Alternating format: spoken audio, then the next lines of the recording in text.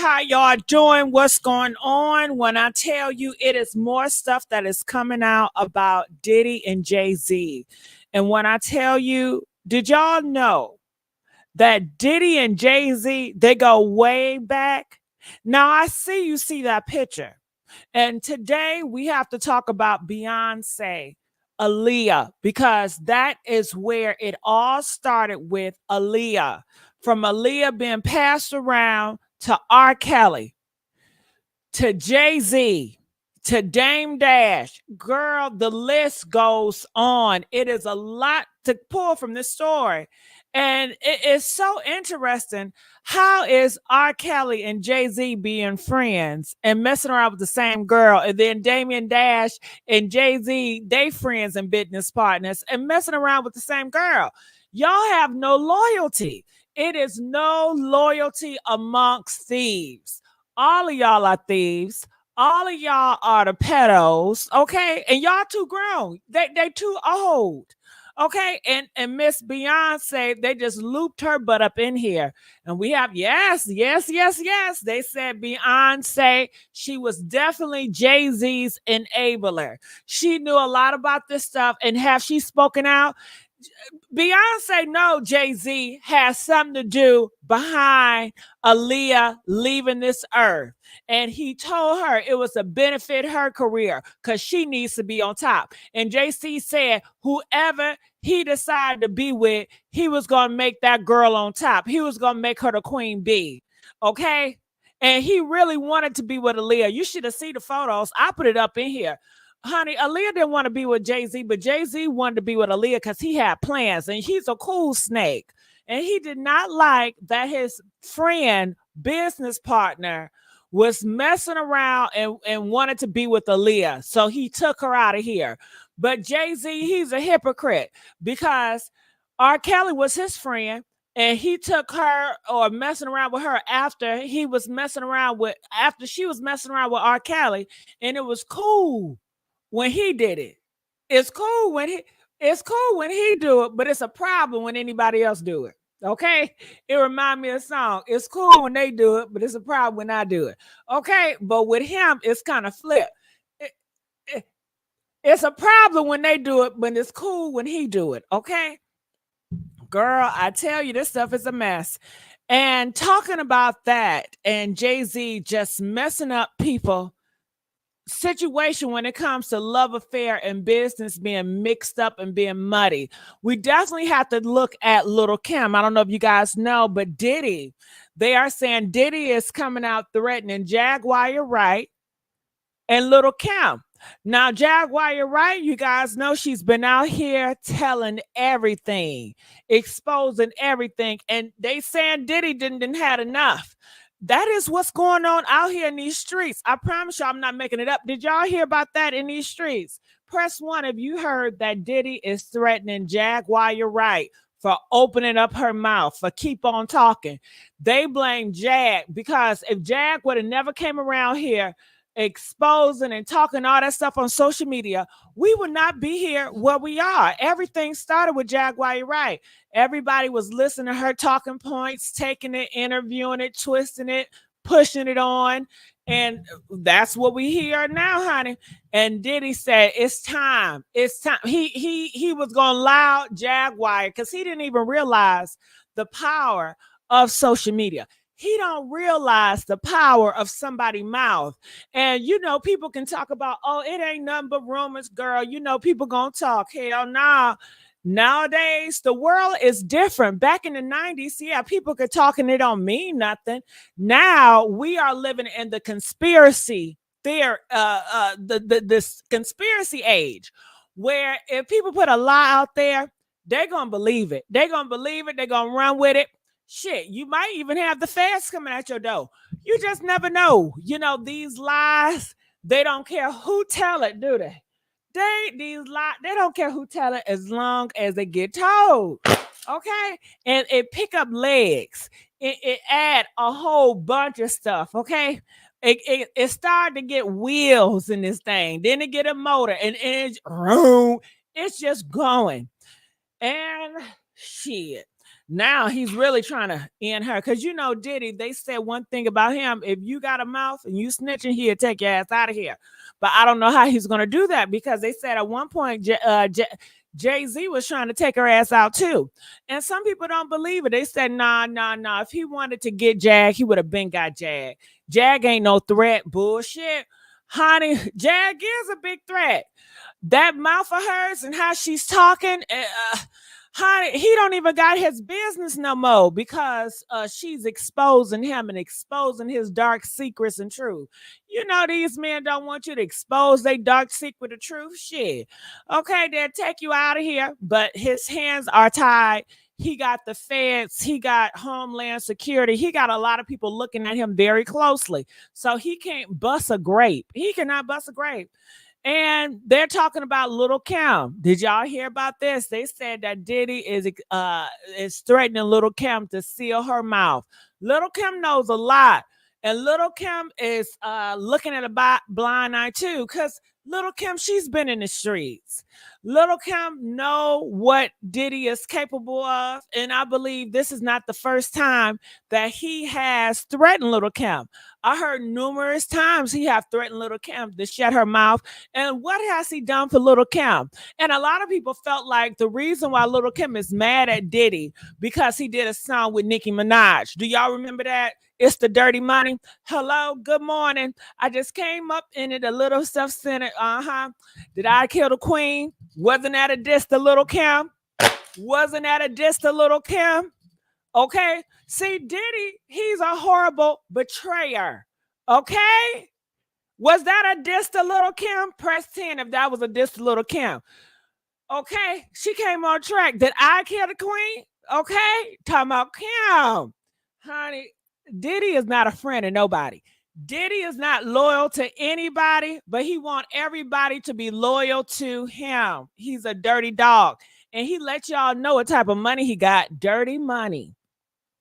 The money is dirty. They say he's trying to wash that money with drugs, sugar boogers. Okay, the dirty money, the bad boy, he's telling you right in your face who he is. Girl, I tell you, it's a mess out here. And Little Kim knows. I believe in my heart, Little Kim knows that Puffy has something to do with Biggie's disappearing. I want to know, do y'all agree or what? Press 1 if you feel that Little Kim knows that Puffy has something to do with Biggie leaving out of here.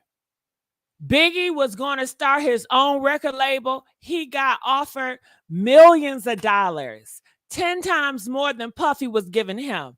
Puffy wasn't even doing Biggie right. Puffy was no friend to nobody but himself. He was so selfish.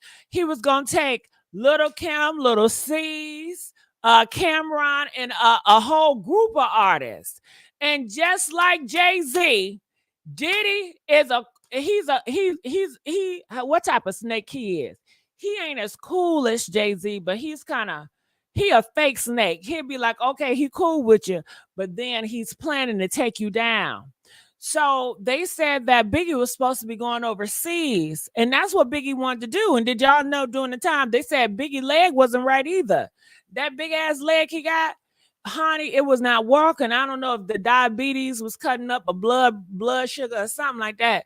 But Biggie didn't want to go to that California, especially after Tupac just got taken out of here. And let's not forget, Tupac and Biggie were friends, girl. At one point, Biggie did not want to beef with Tupac. And after Tupac got taken out of here, Biggie felt like this rap beef shit is just too much. Biggie said, I got kids to look after. I got a family. I got my mama. I want to live. Biggie wanted to live. He didn't want to be rapping and beefing with nobody. Shit. He's like, they already grieving. Okay.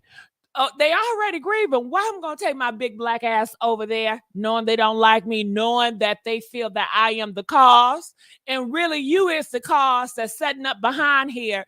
You're trying to incite a rap beef so you can profit off of this, so you can benefit. And this is what they do. That Jay-Z and Diddy, they do and put people in horrible situations so they can benefit. Okay? And honey, Biggie was pressured. Diddy said, "Come on now, I know I'm proud of you. You getting your own business deal. Come on, this gonna be our last run around as boys. Let's just celebrate. Let's just do it big." And I just talking shit. I even think they recorded it on Biggie's album. Isn't Biggie album talking about come on, when the lie hit you, hit so hard. Either I'm with you or against you. The pull my with you. I'm going back to Cali. God damn. Do y'all remember that? When the la hit you so hard. What? I'm going back to Cali. Hashtag I'm going back to Cali. If y'all remember that shit.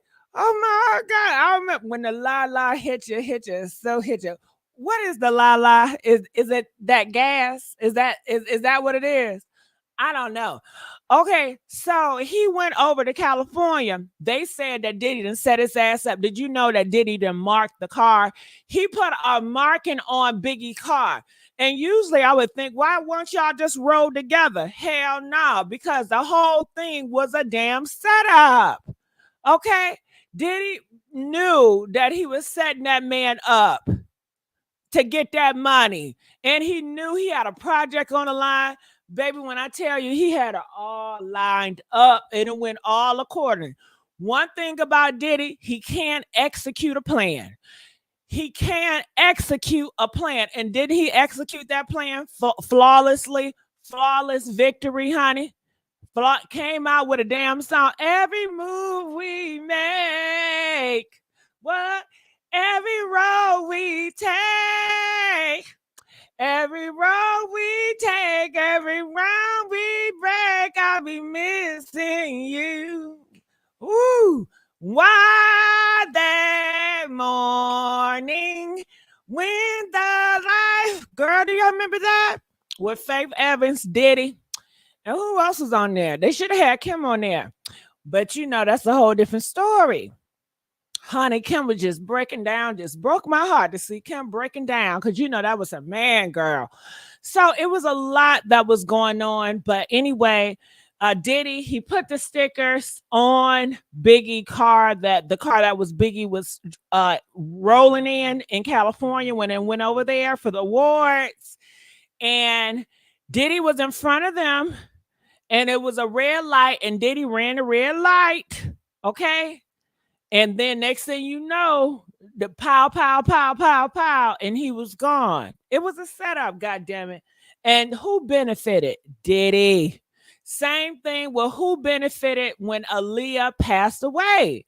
Beyonce and Jay-Z, that's who benefited. Jay-Z, he was not happy. And let me just pull this up. Let me pull this up real quick. Okay, look at this picture. I just want y'all to look at this and tell me what y'all think about this because it's all in the pictures. It's right here in front of y'all eyes. Just look. Look at it. Look at it. Don't this picture show a lot? Press 5 if this picture says a lot. Okay, look in the middle. We got Diddy. We got Jay-Z. Is that Diddy arm wrapped around Jay-Z? Press 4 if that's Diddy arm wrapped around Jay-Z. Look at that shit. Okay, he got them zesty hands on Jay-Z. And Jay-Z, he looked like a thug, don't he? I'm scared of him. And look at Aaliyah, honey. Look, they holding hands. Look at another. Jay-Z got his hands wrapped around Aaliyah. She don't even want that shit. So they go back a long time. Diddy and Jay-Z, honey, they go back way back since they were kids. Do you understand what we're saying?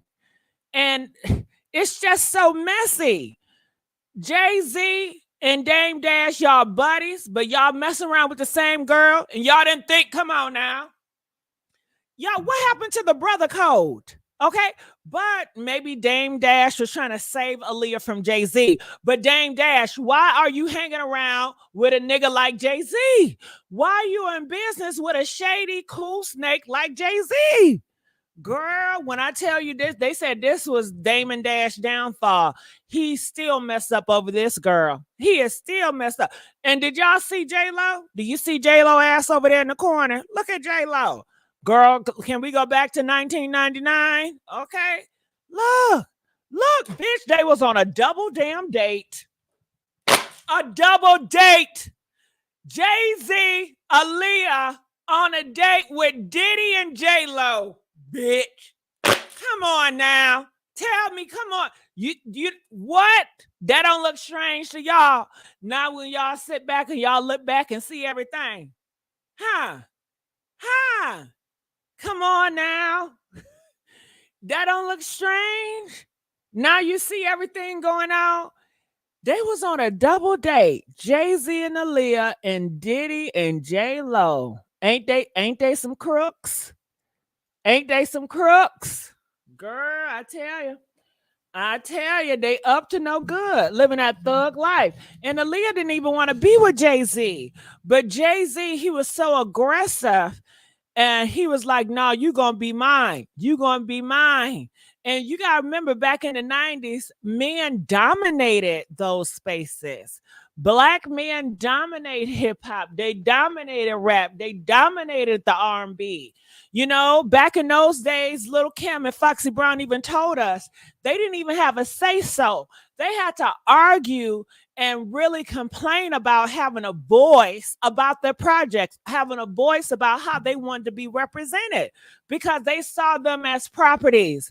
Women back in the days, yeah, they sung, they was in front of the camera, but a lot of that creativity, that's not who they were. The way they dressed, what they talked about, what they rapped about, it was not who they were. You never seen them, because they had puppet masters telling them, this is what you're going to do. This how you going to be. You going to need to be with him. I don't give a damn if you like him or not. It's going to be good for your career. Everybody going to love it. Okay? And that is just what they sold their life for this shit.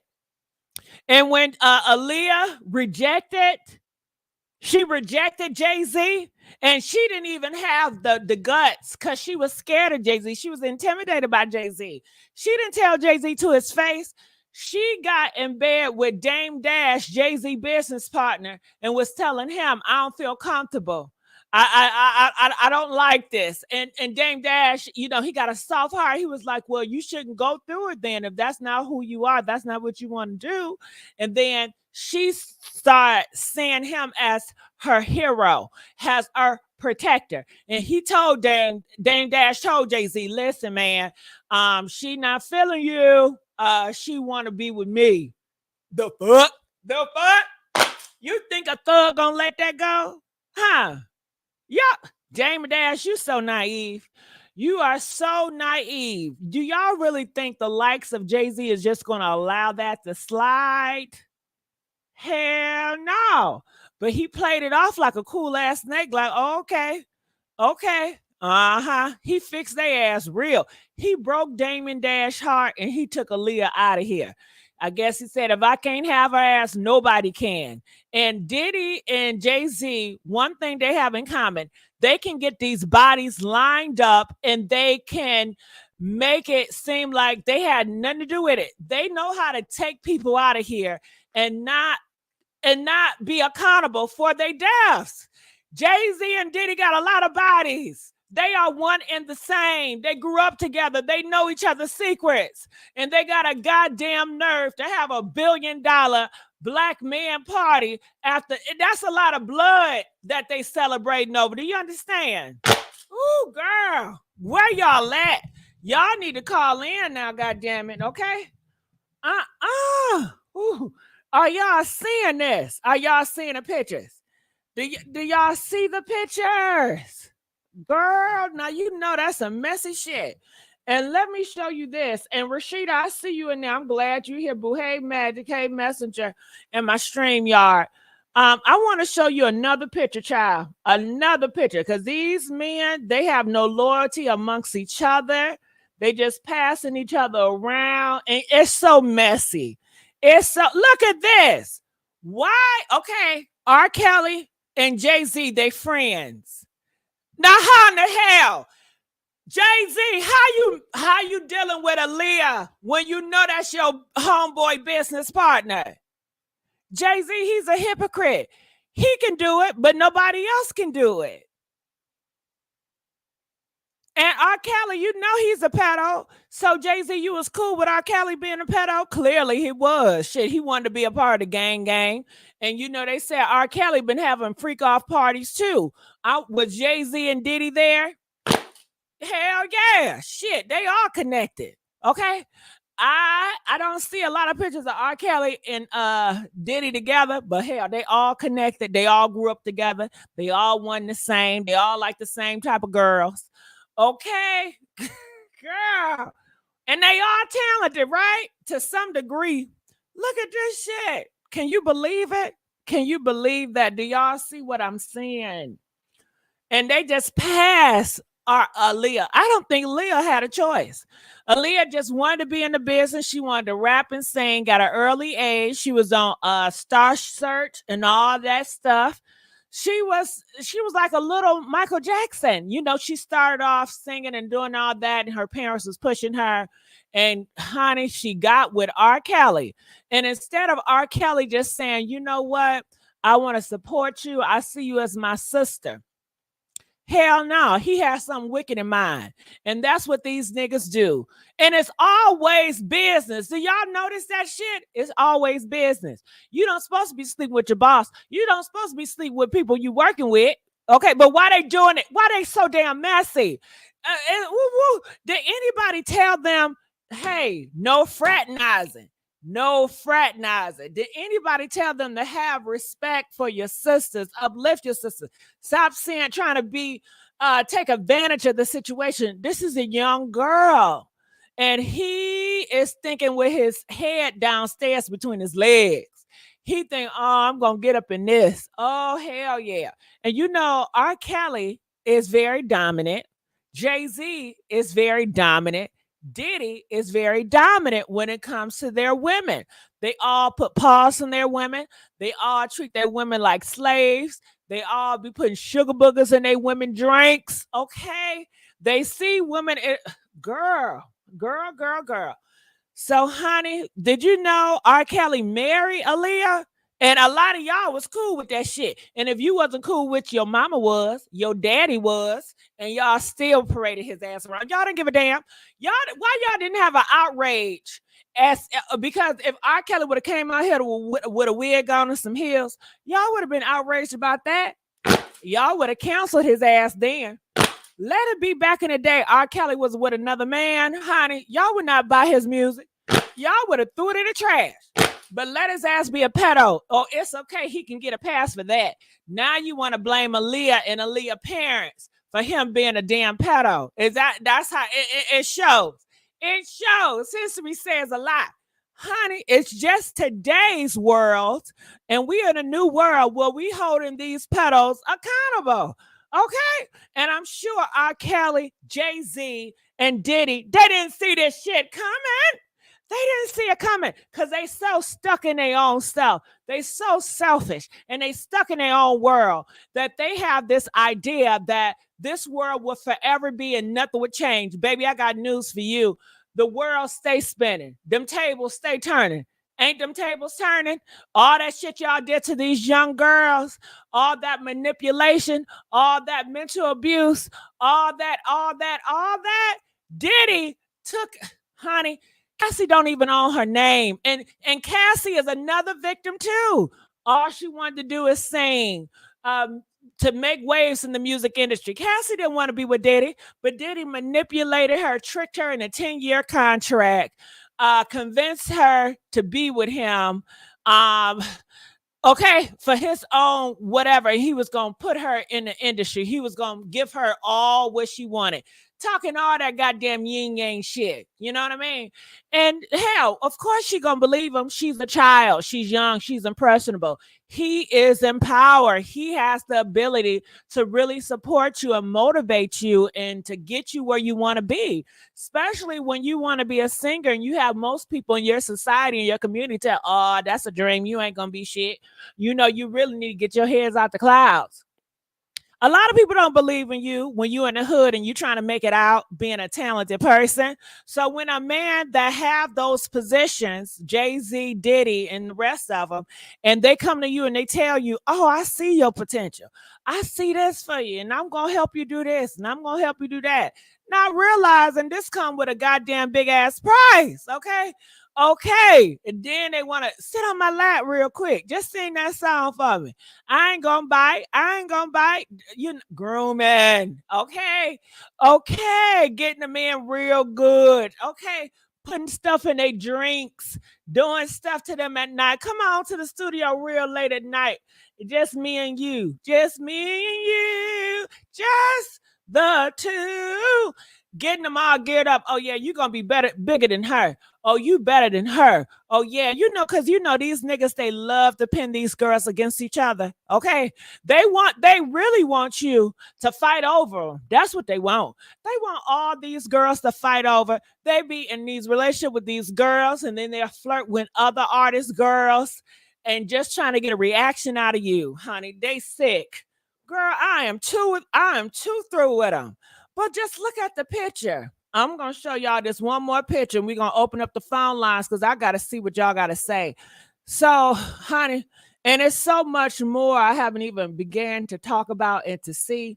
And hopefully you guys know more information that you guys can call up in here and tell us about the story. But damn, look at Jay-Z and Aaliyah and Diddy. That picture in the middle, honey, that sealed it all for me. I said, look, they got so many bodies. They know so much shit on each other. Honey, they all got bodies. Okay.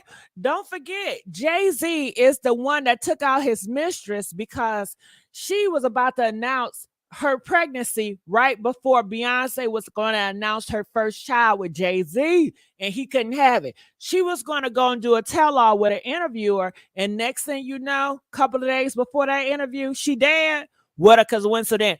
Look at Kim Porter. She gone out of here. What a coincidence. When she told Kimora Lee, hey, I got something to tell you. He got me. He got me. That's what they said. The last words of Kimora. He got me. He got me.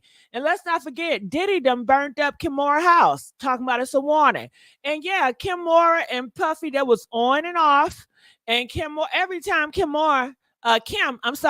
Kim Porter got with a man or try to get to know a man, did you know Diddy would have him unalive? Okay. Okay. And he's still getting away with it. Diddy and Jay-Z, they are the same. Do you understand? Do y'all believe that Jay-Z and Diddy are the same snakes? Okay. Press 1 if you feel like, yes, these are two dangerous men that got bodies. Or press 10 if you feel like, nah, I got it wrong. If I got it wrong, call me and let me know, baby. Call me and let me know. Okay. I see somebody. Let me look in the comment section. Somebody say I'm lying. If I'm lying, then it's your duty. Yolanda, it's your duty. Call in here and tell me why I'm lying. Call up in here and give us proof why Diddy don't got bodies. Give us proof why Jay-Z don't got bodies. Give us proof why Beyonce was not an enabler. You mean to tell me Jay-Z doing all these bodies, doing all this corruption, and Beyonce don't know nothing all these years? Huh? Girl, bye. She got some intelligence. I know you don't never hear her talking, and you probably think she dumb, but she got some intelligence. She know what's up. She know what's up. Okay? Okay. Ooh, y'all need to call. Ooh, wee. I tell you one thing. Look at these pictures. Let's get Rashida. Are you there? Oh yeah, I'm here. Hey Gigi. Girl, what do you think about these pictures, honey? I think you're on point. And it's more than that. That picture up there in the corner on the left hand side, it's more of those pictures. If y'all see all of the pictures, all of them girls was on some type of substance. Every last one of them. They look like it too. And They was on. Jay-Z, he's a drug dealer. That's how he started off. And Diddy, Hmm. she's into that stuff too. They said Diddy on drugs real bad, y'all. He stay off on that cocaine. They both addicts. Go ahead. Did so I mean, if anybody watches Diddy's lives, he go live sometimes. And just like stated in Cassie's lawsuit, she said after days and days of being drugged up and doing all of that stuff, they would have the people come in and do the IVs, the IVs for them. And they would have to rehydrate their body after that, right? So I don't know who saw it, but I seen it with my own eyes. He was live one day. This is after the lawsuit. His mom was sitting next to him, and they had IVs in their arm. She was sitting there. He was, gloating about his mom. Like, look at her outfit. She looks cute. And then he pans his camera down. She had on white fingernail polish. He act like he was trying to show her shoes, but his camera was on her hands. Anybody could go look this video up because it's up there. So then after they kiss in the mouth, he start telling us how his mom can bend over and put her hand, she can touch the floor with the palm of her hand. That's inappropriate. His mama, and I heard That's about Diddy. You talking about Diddy mama? Diddy's mom. It's the video is online. I heard about Diddy mama. They said she's something else. They said Yeah. she was a worker. Did you hear that? They said Yeah. Diddy mama was a worker. His daddy was not around because his daddy got, taken out when he was Mm-hmm. age. So he didn't Mm-hmm. have no daddy around when he was growing up. He was raised by that freaky worker mama of his. And Lord, no, that's why he's so perverted now. Yeah, exactly. Stuff, all those men coming in and out, doing all that freaky kinky shit. Mm-hmm. Man that got the clients, girl, they want you to go. That's where he got that damn golden shower from, girl. All that Mm-hmm. shit and all that the crazy stuff that he's into, watching and hearing his mama doing all types of freak offs. That's how freaky he is. Go ahead. That's what I'm Like, how from. do you know what your mother can do on that level? You should not know. All his life. Come on Right. now. Right. So he's literally telling us these things. And I don't know if anybody peeped when they was talking about the case with his son and what happened on that yacht. Did anybody else peep the fact that she stated that they were playing the Carisha Please game and somebody dared Diddy to whip his stuff out and he did, but his mother was sitting right next to him? Anybody realize that? They said that his mama is a madam, honey. Ooh, Mm-hmm. you already know it. That's where he get his aggression and controlling from, that goddamn madam. Okay, girl, this whole thing is a mess. But to me, he would. I still don't see him as a victim, even though he's a victim as a child. I don't give a damn. I still don't like his ass. He still need to go to prison. And I don't care. I'm not feeling for him. And I just want to Yeah. make that clear. Now y'all can feel for him. My opinion and not your opinion. This is the channel for the peoples. Y'all can call in. We go live every night at 9:15. Okay, just be respectful and no cussing when you call in. But go ahead, Rashida. But it's true. It's like that. So the other night when we was on and I said he came into the game and they didn't have to do too much to get him to do things. He already had that mind state. And Yeah, it started with his mom. that queen that he has for a mama. That's what it was. He had it in him. You right. So when you was talking about these pictures up here and all of this, yes, that's 100% fact because at first Aaliyah was cool with Jay-Z as a friend. But when they started trying to push that narrative on her that they should be together, get married, and do all of this and do all of that, and he had control over who she could see. She did, Hold on, girl. Jesse, talking about I'm gonna get a lawsuit. Let me tell you something. When he sued Jaguar, let me know, okay? When he sued everybody else, let me know. Until then, I don't want to hear that bull crap. that's Okay? right. You at Diddy freak offs, Jesse, call My in. Call in and say what you gotta say with some respect. Don't you be threatening me in my chat. Go ahead. I feel attacked. Not up in here though. That that's nothing. That's light work. But it is what it is. We've seen it play out, and the fact of the matter is, we I'm gonna say we, because us, the people who supported all of the artists that Jay-Z, that Beyond that Puff Daddy put out, we supported them because there was a lot of people. I never per se liked Puff Daddy, but he had so many artists under him that I rocked with. So we still supported them, regardless of the fact that everything they did is not like they hid much. They really didn't hide much. The pictures, they put it in a music. Like, Yeah, but a it's lot of us are slow. We thought it was just yeah. entertainment. We thought Hmm. they were just recreating stuff in the hood and just doing it as entertainment. We are so gullible, and it was so many distractions. And hell, we have our own lives to take care of. Shit, we got a lot Right. that's going on in our own personal life. What we look like trying to, you know, girl, it's a mess. It is a mess. Keep It going. is. And like you said, Cassie ain't want Diddy when they linked up. He No, wanted a career. Aaliyah did not want Jay Z. Cassie did not want Diddy. But do you? These men don't care about. Do you They like? don't care. They don't They care about don't. that. And the thing is, what? Diddy, let me tell you something, Rashida. Diddy saw his madam worker mama, which a whore, mess around with a lot of men, and she didn't want to do it. Do you think that he saw that? Oh, she complaining, oh, I gotta do this goddamn shit, you know what I mean? But she still, Yeah. when she doing it, she's gonna do it to the best of her degree.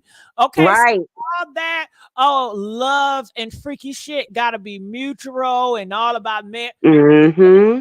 Certain people worlds, that shit don't exist. That's for the goddamn white TV movies. Okay? That's right. And Well, to be clear, Beyonce ain't want Jay-Z when they first got together. Neither, the truth no, be she didn't. told, Who wants allegedly, she wanted Nas. would She you was want in. Rashida? Would you want him? Who want Kim? No, Who no, want 'em? ew. I Then was you gonna hurt. think about having. No, I ain't gonna go there. Did you? I was I gonna say was his with hurt when I found out they was dating. I was so hurt. I said, "Why, Beyonce?" Because I'm gonna tell you, like I said, from where I'm from, this is all we heard. This is the talk. He been with Beyonce. girls in the industry, Rashida. Foxy Brown, Maya, Mhm. uh, Mhm. Trail, Aaliyah. Uh huh. You want a man whore? That's a thug around here. And he already got kids. Let's not forget about that. Did he tell Beyonce all the damn kids he had and he not taking care of? He didn't at first, but Blame she know about him now. Beyonce daddy for that. But go ahead. But So he sold her to Jay-Z. Beyonce daddy Matthew sold her to Jay-Z and he got duped in the damn deal. yeah, he was trying. He didn't think that he was solely giving Beyonce to Jay-Z. He thought Jay-Z was gonna come in, he was gonna make her this mega superstar, and he would get a big cut off of it. At what cost? But Rashida, Jay-Z had it bullcrap. is Jay-Z is a known thug, okay? right. Drugs. Who's gonna trust that? Why would you want to give your daughter off to a thug?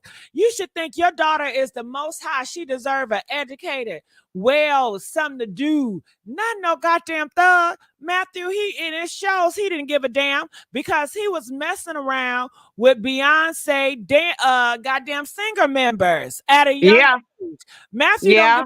a nobody but himself. He's the same goddamn nigga. And let's not He's forget, the he cheated on Beyonce mama during that time too. How could but you? Gigi, You who can't do he sound like? what? Who does he sound like? Who You does Matthew know sound like? just like Jay-Z. I hope he not pushing. Exactly. Well, I don't think Matthew is that horrible though. Is he? He got bodies over here. I don't know, not to that degree, but I'm talking about Cheater. Beyonce saw her dad raised her. He basically showed her what a man looked like, what he's supposed to do, and all. Like, she's seeing things in Jay-Z that reminded her of her dad. What her dad wasn't expecting was that once he gave Jay-Z a certain control over managing her a certain way, he didn't think that Jay-Z was gonna get in Beyonce ear and then Beyonce was gonna give him the boot. Y'all in the comment section, and you got an opinion, that's great, but I got an opinion for your opinion. Talking about somewhere it worked out. Billionaires, billionaires. No, it's not. All money is not good money. And that's the problem with y'all. Y'all glorify money. Y'all praise money. All Hmm. ain't good money. When I tell you Diddy is gone down, gonna be locked up forever, and Jay-Z, your ass is next. Do you hear me? Yep. All money is not good money. You're gonna have to pay for that, okay? And Beyonce not happy. Shit. They say Jay-Z stay putting sugar boogers in her shit, okay? I, You really you think think Beyonce over there happy? Girl, bye. Go ahead, And Rashid. I know that it's a few people in a chat right now that heard the same stories I heard. You know why I know they heard it? Because that's exactly what I heard. She was into Nas. Jay-Z did not like that. Nas didn't want Beyonce though, because he did say she had halitosis. This is Wait, allegedly. wait, Rashida, what? What? Yes. This Hold is what on, Rashida, wait. I gotta ask the people. I gotta ask everybody in the chat. Did y'all hear that? Did Nas, the rapper Nas, the legend Nas, say that Beyonce breath stank? Did he say Beyonce breath was funky? Press one if he said Beyonce breath was funky. Press five if that's a damn lie. Woo, Rashid, I know you ain't gonna lie. yeah. I'm I'm gonna ask telling you, you, Beyonce breath Gigi. funky? Girl, Gigi, I'm from Jersey, and this is I'm telling you, this is what was being said in the streets. wow. Cause I felt sad, and you had the guys going around like, "Well, I don't care if her breath stink. She I'll too just cute. give her a peppermint." She too cute I'm to have that's some what funky ass breath. That's that's why. what everybody was saying. That's why she don't do them interviews. Okay. But Gigi, right after that, there's like different pictures and interviews. You'll see them all in the same like party, and you can see the way Beyonce is looking at Nas. You know what Jay-Z did? He went, turned around, signed Nas, and then shelved them. He signed them on his label and then shelved them. Jay-Z did that. Yes. Oh wow. It was like so. I mean, even if you go back to before But hold Jay-Z on. even, Don't Diddy do that too? Don't he get yeah, and shout? They see. I told you they got some yeah, similarities. Go ahead. yeah, they do. I mean, Jay-Z is the type of man he don't like to be told Wow, no. said Beyonce breath stink too. Ooh, y'all just shameful. How y'all talking about Beyonce up? But that's what was told to you. Heard it all over. And you know everybody know everybody. Like Jersey and New York are big, but stuff get passed around. And it was just crazy because Them bumps get Jay-Z passed always around, don't they? They didn't they passing them bumps around, but we ain't gonna talk about that. But go ahead.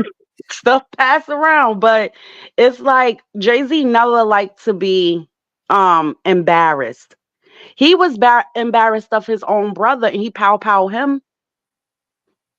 And Now this was like at the he don't want to take accountability. He just like Daddy. Woo, they both evil. he Go was ahead. like 13 when this happened, But you Gigi. know what, Rashida? Didn't they say that the devil loved music? Ain't that some shit? Mm-hmm. Ooh, Mm-hmm. act like the devil. Isn't Jay-Z and Diddy? What are they doing? They are killing, stealing, and destroying. And they say Yeah, that the devil is gonna come on earth to what? To kill, steal, and destroy. And ain't they doing it? But go ahead. sure enough. Sure enough. These are the devil's sons. Go ahead, girl. But a lot of people now are they speculating and they thinking that Jay was the whole reason all of this is like he's the man behind everything. He's the one trying to take Diddy down. I don't know. I don't know how I feel about that because why? Why? Like, Let me tell you why. If that is true, because Jay Z didn't he take Damon Dash down? Didn't he take a lot yeah, of people down? Everybody that he's close to. Look what he did to R. Kelly. He set R. Kelly up. Was he there for R. Kelly? No, he took Aaliyah and then he set him up. Jay yeah, don't care about nobody. Look how he you, doing Beyonce. That's supposed yeah, to be the person you love the most. Why are you cheating on her? Why are you yeah. her up? Why are you making her, forcing her to do stuff? Why are you being in association with Diddy that will cause her to ruin her whole reputation? He don't care. How could you not see that he don't you really think he got loyalty with Diddy? If his ass No, loyal, then Diddy going why he ain't saying nothing? Why he ain't helping Diddy? Why I is don't. he preventing this? He don't care about nobody else. Yeah, Same way as Diddy. I don't think he got loyalty to him, but I want to know like what Okay, happened. well, Rashida, if I don't have loyalty to you, then what's stopping me from throwing you under the bus so I can stay on top? These are dominant people, like two Yeah, lions in the goddamn jungle. One is going to fight each other to take over the pride.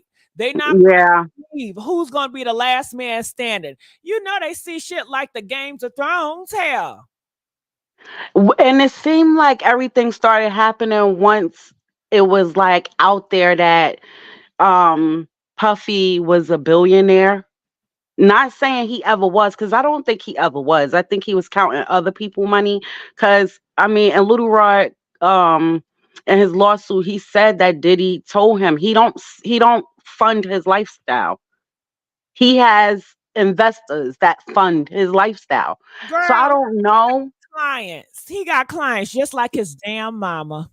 He Yeah, that's how I feel. his mama is a madam, and I'm sure she Yeah, probably got some white clients because his ass a worker too. They all some damn workers. Okay. yeah. Just the same way, um, whatever Carisha is to him, he's to somebody else. Yeah, a worker. That's what I said. A Yeah, worker. yeah. I Uh-huh. feel that way. I feel that way 100%. I mean, all right, but honestly, has he ever? I don't remember. Y'all could let me know if I'm wrong. I don't never remember him ever denying being, well, liking men. He's always been like out there like that. Like he never confirmed or denied. I Well, never heard him I confirm ain't or gonna deny. confirm, but deny that shit. But I do want to say, Little Kim knows a lot. She Oh knows yeah. did to Biggie. Oh He yeah. she is afraid of Diddy. Why you think she messed her face up? Because of Diddy putting all that Yeah. in her head, telling her Yeah. she's not good enough. She got to do this. Mhm. She got to do that. I mean, Mhm. girls, do you know Little Kim was like 14, 15? She was real young. And the lady that was just up here on StreamYard, what happened to you? Because I was just about to click on you, but then you left. Okay, you got to be more And patient. she was so pretty, Gigi. Who, Little Kim? Yeah, she did not need surgery. She was so pretty. Like when she came out, I was like, okay, let them know. She was really, really. I really liked her look. I hate it when I started seeing her do all of that stuff to herself. But you're right. He got in a head and he played mental games with them. But I wanted to ask you if you ever seen that video. It's a video. I want to say Mace called in. Mace called in and he was having a conversation with Big Gene. No, I didn't And see the video. You just gotta gossip about it, child. all Just right, so say what you heard or what you saw. all right, so Big Gene was doing his show, and it seemed like it was an older video, like when he first got on. And Mace called in, and he basically was trying to call himself, trying to check Big Gene, like, "Oh, you need to tell the truth about this, this, that, and the third. I've always known you to be a stand-up guy." And he was like, exactly. So he was like, yeah, but you keep saying that you were in the picture with the person who pow big. Why would you be in a? He was like, that's not what I said. He said, I told you told y'all that the feds showed, well, LAPD showed him a picture and said that one of the guys that was in the picture was the guy who powed him. So then Big Gene said, okay, since we keeping it all the way 100, Mace, tell them why you didn't come to the party. And he started trying to, like, he was jumbling up his words. He was like, tell him why. And then he was like, oh, because I was at the hotel with Brandy. She ain't want to let. He said, no, don't lie. You told me Brandy begged you to come to the party. So why weren't you there? And immediately Mace hung up, as if Mace and whoever else knew what was going to happen that night. They said that that was the first time ever that Puffy did not ride in the same vehicle with Big. That particular night. It was also said that once that happened, when the cops came to them and they had all of these pictures of them throughout the whole day, but all of a sudden, when he got pow, they don't have evidence of nothing. How is that when they was following them from the time they landed? They Because had Mace paid him off. You know that. He right, off, and Mace knew about it too. I believe right, all the inner circles they knew about it. Please, they know. yeah. They know. But hold on, I want to ask some more people to twist it up. Rock. Hi, Gigi. Can you hear me? Yeah, you got me on speaker. I got you on headphones. Oh, them headphones. Can you take me off? This sound like speaker. I know headphones when I Okay, hear let me take it off. Thank you. I know headphones when I hear it. So what you gonna add to this? I want to hear what you gotta say. I was just gonna say, like, it's so funny with Aaliyah, like when a woman is coming into her power, because when you look at Akasha, she was gonna become a goddess on earth. Like Akasha was like a vampire goddess, and like they snuffed her, they took her out during that moment, and that really breaks my heart. And we never talk about that. We always want to connect her as like, oh, she was a part of the Illuminati and she was sacrificed. But like this girl was really coming into her power and she got taken away. And I actually read the book Queen of the Dam, and I read Akasha, and it's low key like what we're seeing in modern day. And like they tried to suppress the Akasha, they tried to suppress the feminine energy, the woman, the mother, the Eve, but she's still coming back, and she gonna always come back. And I'm like, this is powerful that even though this girl is like gone, her legacy still lives on, and it's haunting all of these people, like Akasha, to be honest. Got it. Okay. All right. So I see like you really resonate with that character. Okay. And I think for everybody it's different. Because You know, for because me, it's just a movie and it's a character. But I right. think that Jay-Z took her butt out of here because she rejected him. You don't reject a thug like Jay-Z and think you're going to live to see tomorrow. She didn't even want to get on that plane. They And said that they gave her a sleeping pill and then threw her butt on the plane, and there you go. The person that was driving that plane, he wasn't even qualified. He wasn't even qualified. It was Yeah, from the start. She already did he so wasn't licensed. hold on. They already did so many scenes. They didn't need to do no more. But Jay-Z and them people in the record company talking about some, nah, we gonna do this, trying to over budget. You know what I mean? That was nothing but another ploy set up. I tell you one thing, these thugs, they're very creative how they want to take your ass out of here and not be held accountable. They good at that. They good. I guess they was raised by some real thugs. Okay. Them thugs Mm-hmm. back in the 80s and 90s that know how to take care of people and get away with it. And can we just for real, because I think some people don't realize this. It's a lot of people that take people out of here and they get away with murder every day. And it's just sad now because now you'll tell the police and you got evidence, girl, they'll be out on bond tomorrow. Okay. So do it matter nowadays? It don't matter.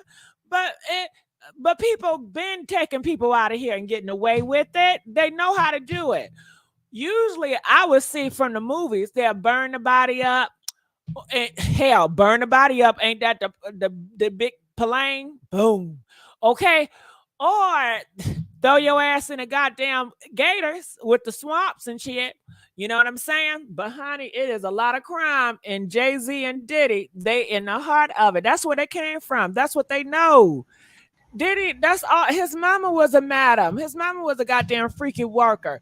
And you know, freaky workers, you know they deal with a lot of thugs. You know that, right?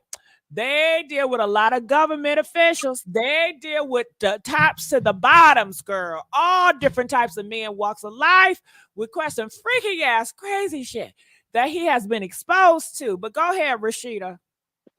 You right.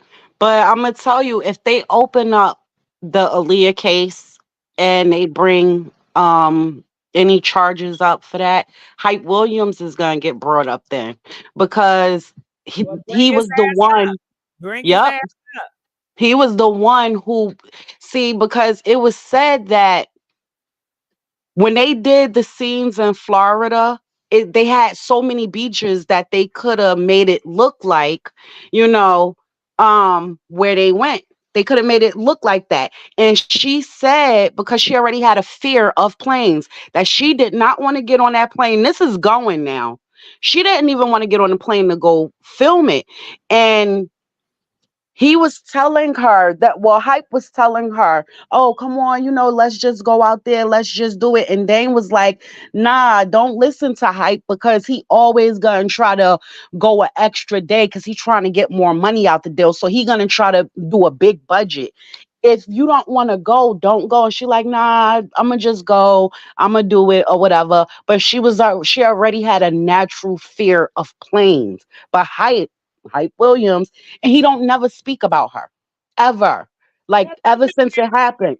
Jay Z and him in cahoots. He knew what it was going. Yeah. Jay Z probably paid him off. But let me tell you something. Somebody said, well, let's talk about Beyonce more.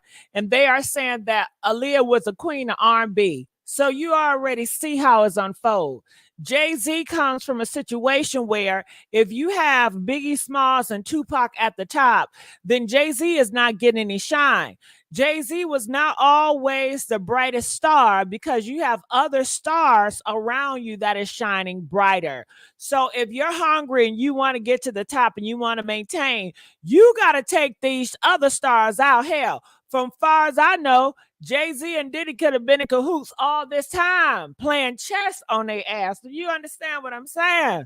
Okay. Mm-hmm. So with that mindset, taking out your biggest competitor, because black people, well, our people, we are crab in a bucket mother suckers, okay? And we are still Mm-hmm. like that. Back in the day, I think we were worse than we are today. So, jealousy is just natural.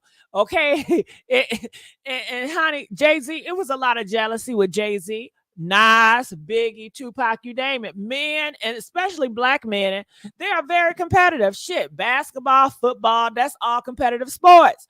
You know how many men get pow from losing on a basketball court? Huh? Oh Huh? yeah. Huh? Do Less you than that, Gigi. get pow from losing Less. on a dice game, from Mm-hmm. losing from bet? Come on now. It, Less than it that.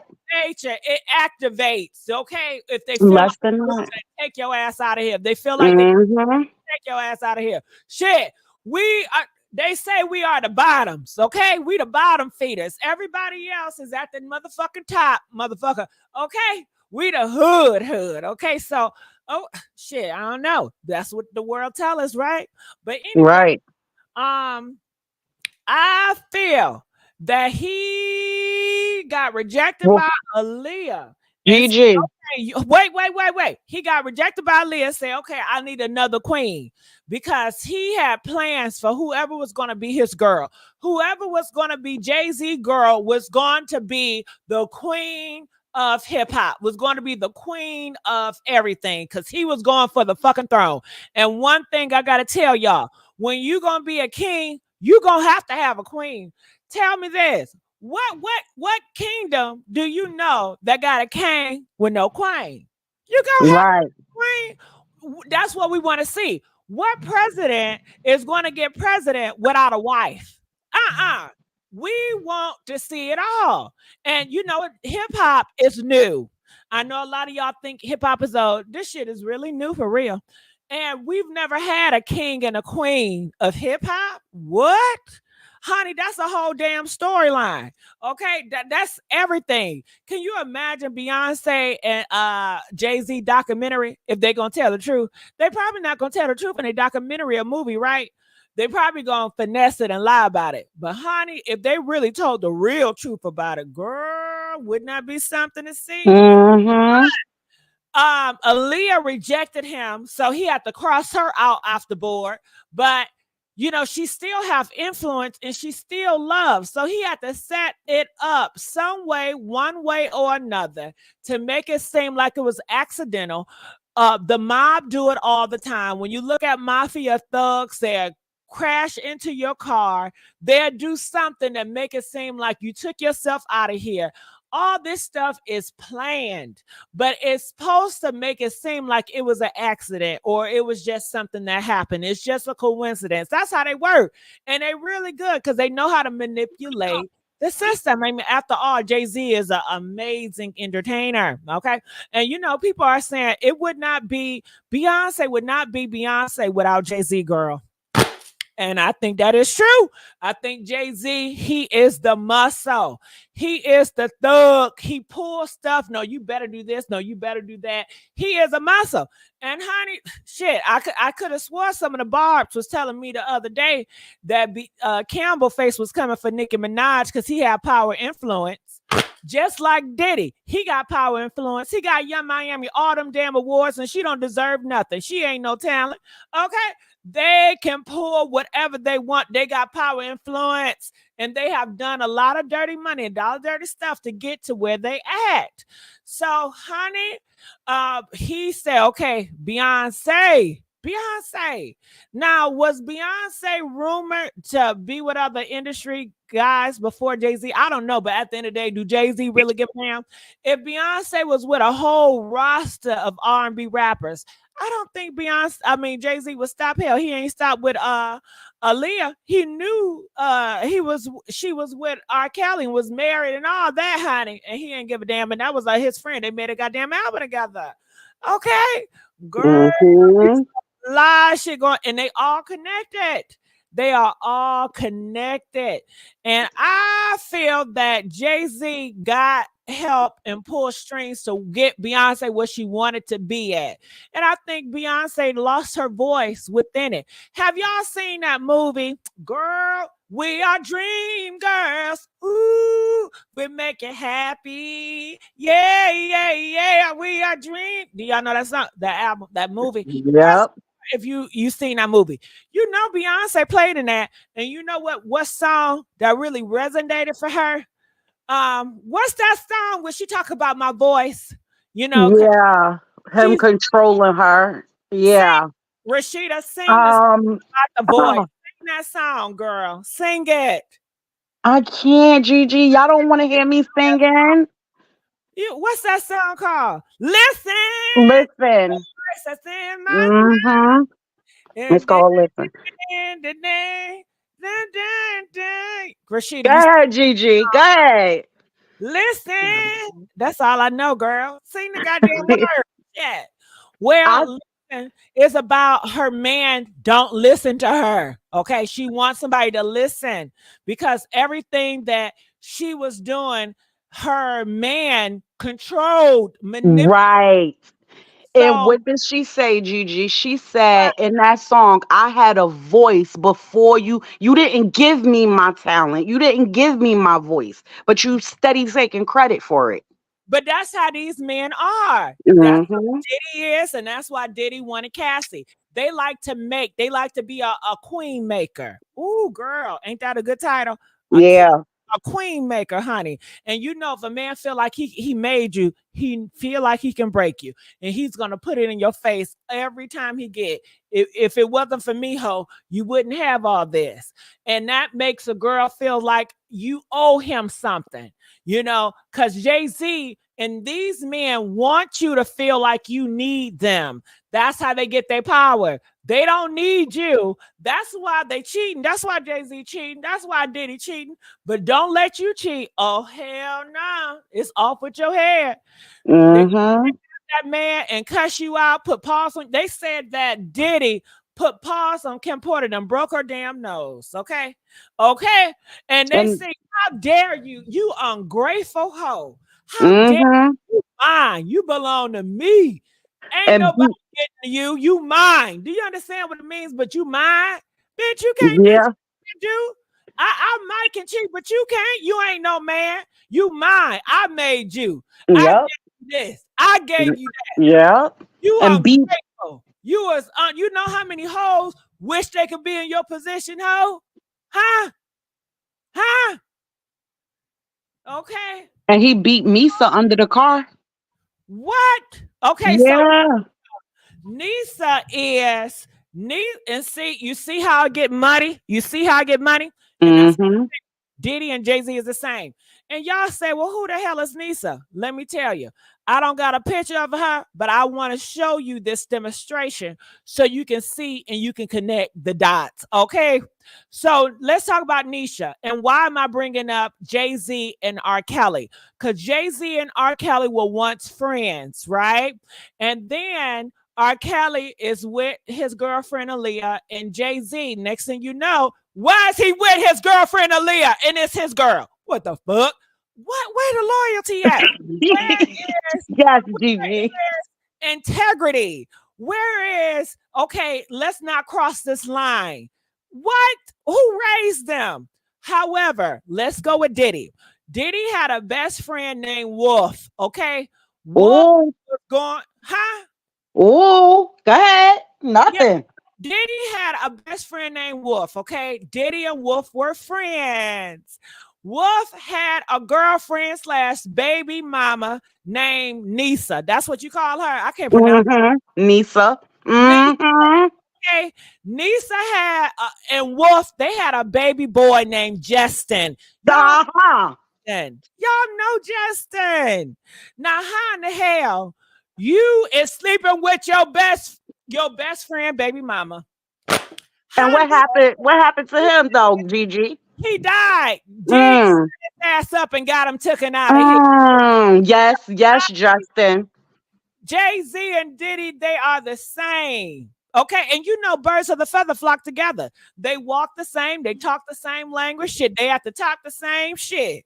Come on now. But Gigi, did you see that video when Kevin Hart was recording Diddy, and he said, when he was like, he called Justin over and he put his arm around him and he said, yeah, they go Diddy's son that's light skin that don't look nothing like him, but we'll talk about that later. Yeah, that's Wolf's son. Just Mm-hmm. girl, that is Wolf's Sure is. biological son. That is Diddy's best friend, a son that Diddy took out of here and Yep. start messing with his best friend, baby mama, girlfriend. And like you said, he even put pause on her. And do you see the pattern? Diddy does pattern because Diddy also was trying to take out Kim Porter, baby daddy, which is Al B. Shore. He And pointed to him and tried to take him out of here, and he took Al B. Shore's son as well. but didn't he? But it also her boyfriend, Yeah, he the took out. guy she was messing with at the time, took him out. Tell him that. Tell him that. Tell Yep, him the other took guy. him out. Other guy. Yep, sure did. If you look at Justin, Justin look exactly like Wolf. The older and older he get, put a picture of I'm gonna put it together and send it to you. A picture of Wolf, Misa, and Justin. That is their child. Girl, we know that we ain't dumb shit. I know a nigga child when I see her. I know that ain't his child. Shit, I know a man child when I see her. Now the Christian, that's Diddy's son. Oh, We got eyes. We ain't dumb. yeah, We ain't. 100%. He got that mouth. Yeah, we know Christy and Justin wasn't his biological. Mm-mm-mm.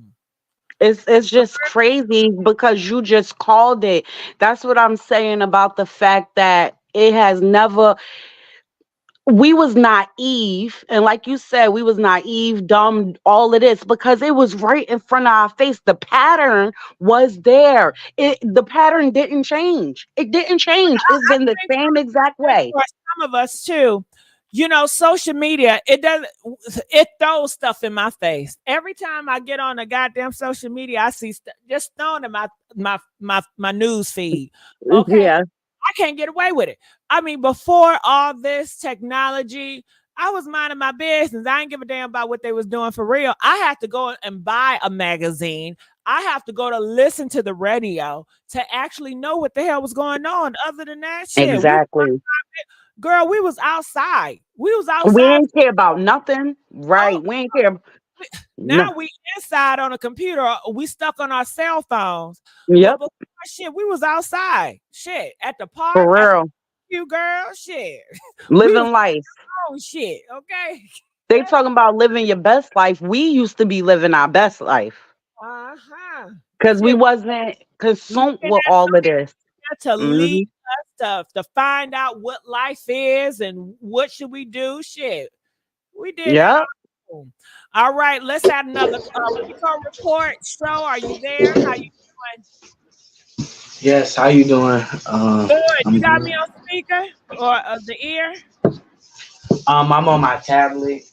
Can you take me off? I know tablet when I hear it. Yeah, I'm on my tablet. So Oh, you can't take me off your tablet.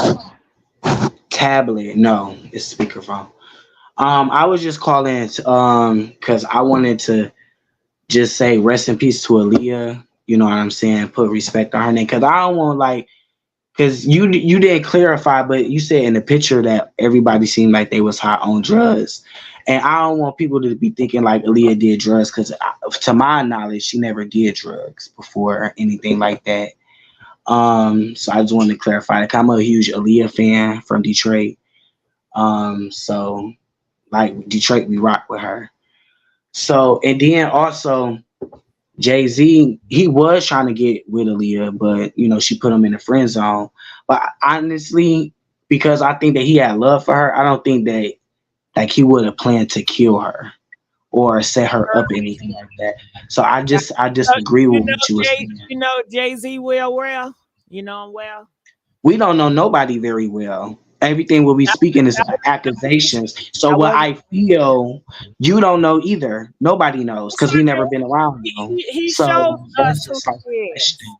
I'm just Yeah. saying, in my opinion, I'm not gonna put that out there because I feel that Jay Z will have more love and respect for Aaliyah.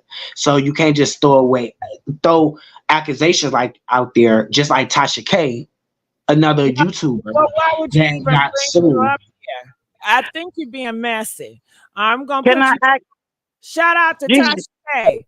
Gigi, can I ask him a question? Because Hey, where my who wine? did You got any winos up in here? Where my winos at? Go ahead, who Rashid. Jay Z? Who did Jay Z ever show love to?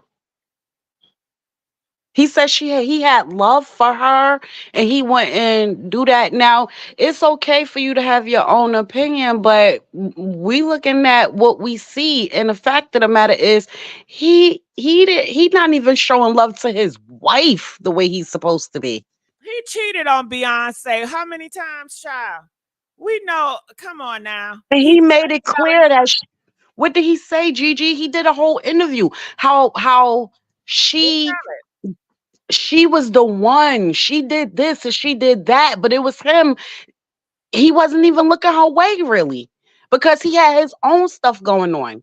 So I mean, who did he ever show love to make anybody feel like he would love somebody that much? honey, I'm not about to even entertain that bullshit. Okay, He because literally Jay-Z and Diddy, they both show you who they are. They put their business out of here. It's all in my face. Okay, it's all in our face. Shit, you're not gonna tell me a man pow his own brother. Cheetah, we know all this information because they put it out here. All this stuff about Diddy, he put it out here. All this shit about Jay-Z, he put it out here. Now, Diddy talk way more than Jay-Z, but honey, a Hmm. lot of people from Jay-Z security to being around Jay-Z, work with Jay-Z, Dame Dash and all, they all have witnesses and talk about how horrible of a monster Jay-Z is.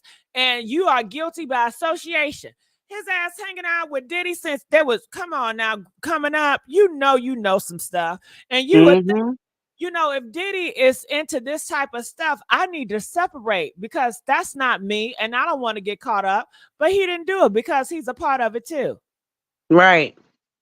And I don't know if anybody else out there think that, but we wasn't saying that Aaliyah was Uh, using substances. I think that you let people have their opinion. I'm not even gonna combat that. Okay. yeah, They say what they say, shit. And you heard what we said.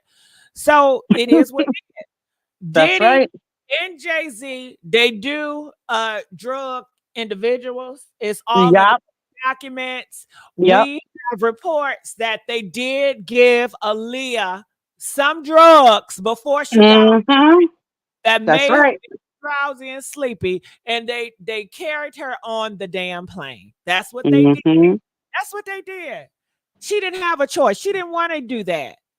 That it was a setup. It's given setup. It's given setup. And Yep. you know how these Hollywood people are. You know how it is. Lord have mercy. We got Radical Sabbath. Are you there? GG. Can you hear me? Yes. So listen, I'm from the hood. Now, just because I'm from the hood doesn't mean I only know hood things. And what I want people to understand all around the world, particularly in the hood, is that when you get into, see, a lot of people get into your emotions and your feelings. You got to get out your feelings. See, everybody want to say, "Oh, Jay-Z wouldn't do this person wouldn't do that, this, that, and the third." But when you go into the business world and the larger realm, what's going on? The business world looks at it like this: either you're an asset, meaning that I can use you and profit off you and make benefit off you, or you a liability, meaning that okay, you a detriment. You gonna give me loss. So if you're gonna give me loss, I'm going to manipulate. Well, everybody gets. Here's what everybody needs to understand from the beginning. Everybody gets manipulated.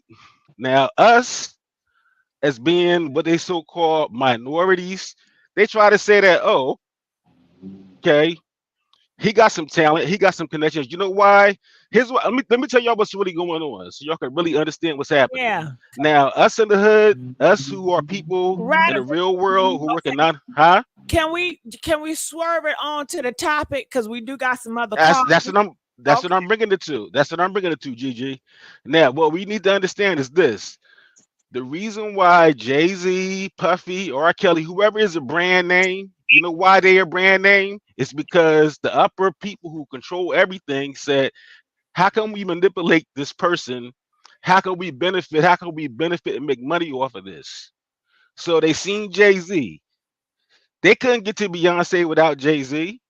So you know what they did? They put the battery in the back of Jay-Z and said, hey, go get Aaliyah. He couldn't get Aaliyah. Hey, go get Beyonce. See, none of these people who are over control. See, what we got to really understand is that there's people over the top of all of this.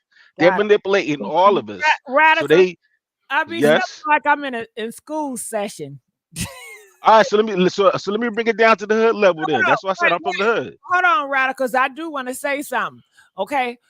Look at Jay-Z and Aaliyah holding. Did you see Jay-Z holding Aaliyah hands?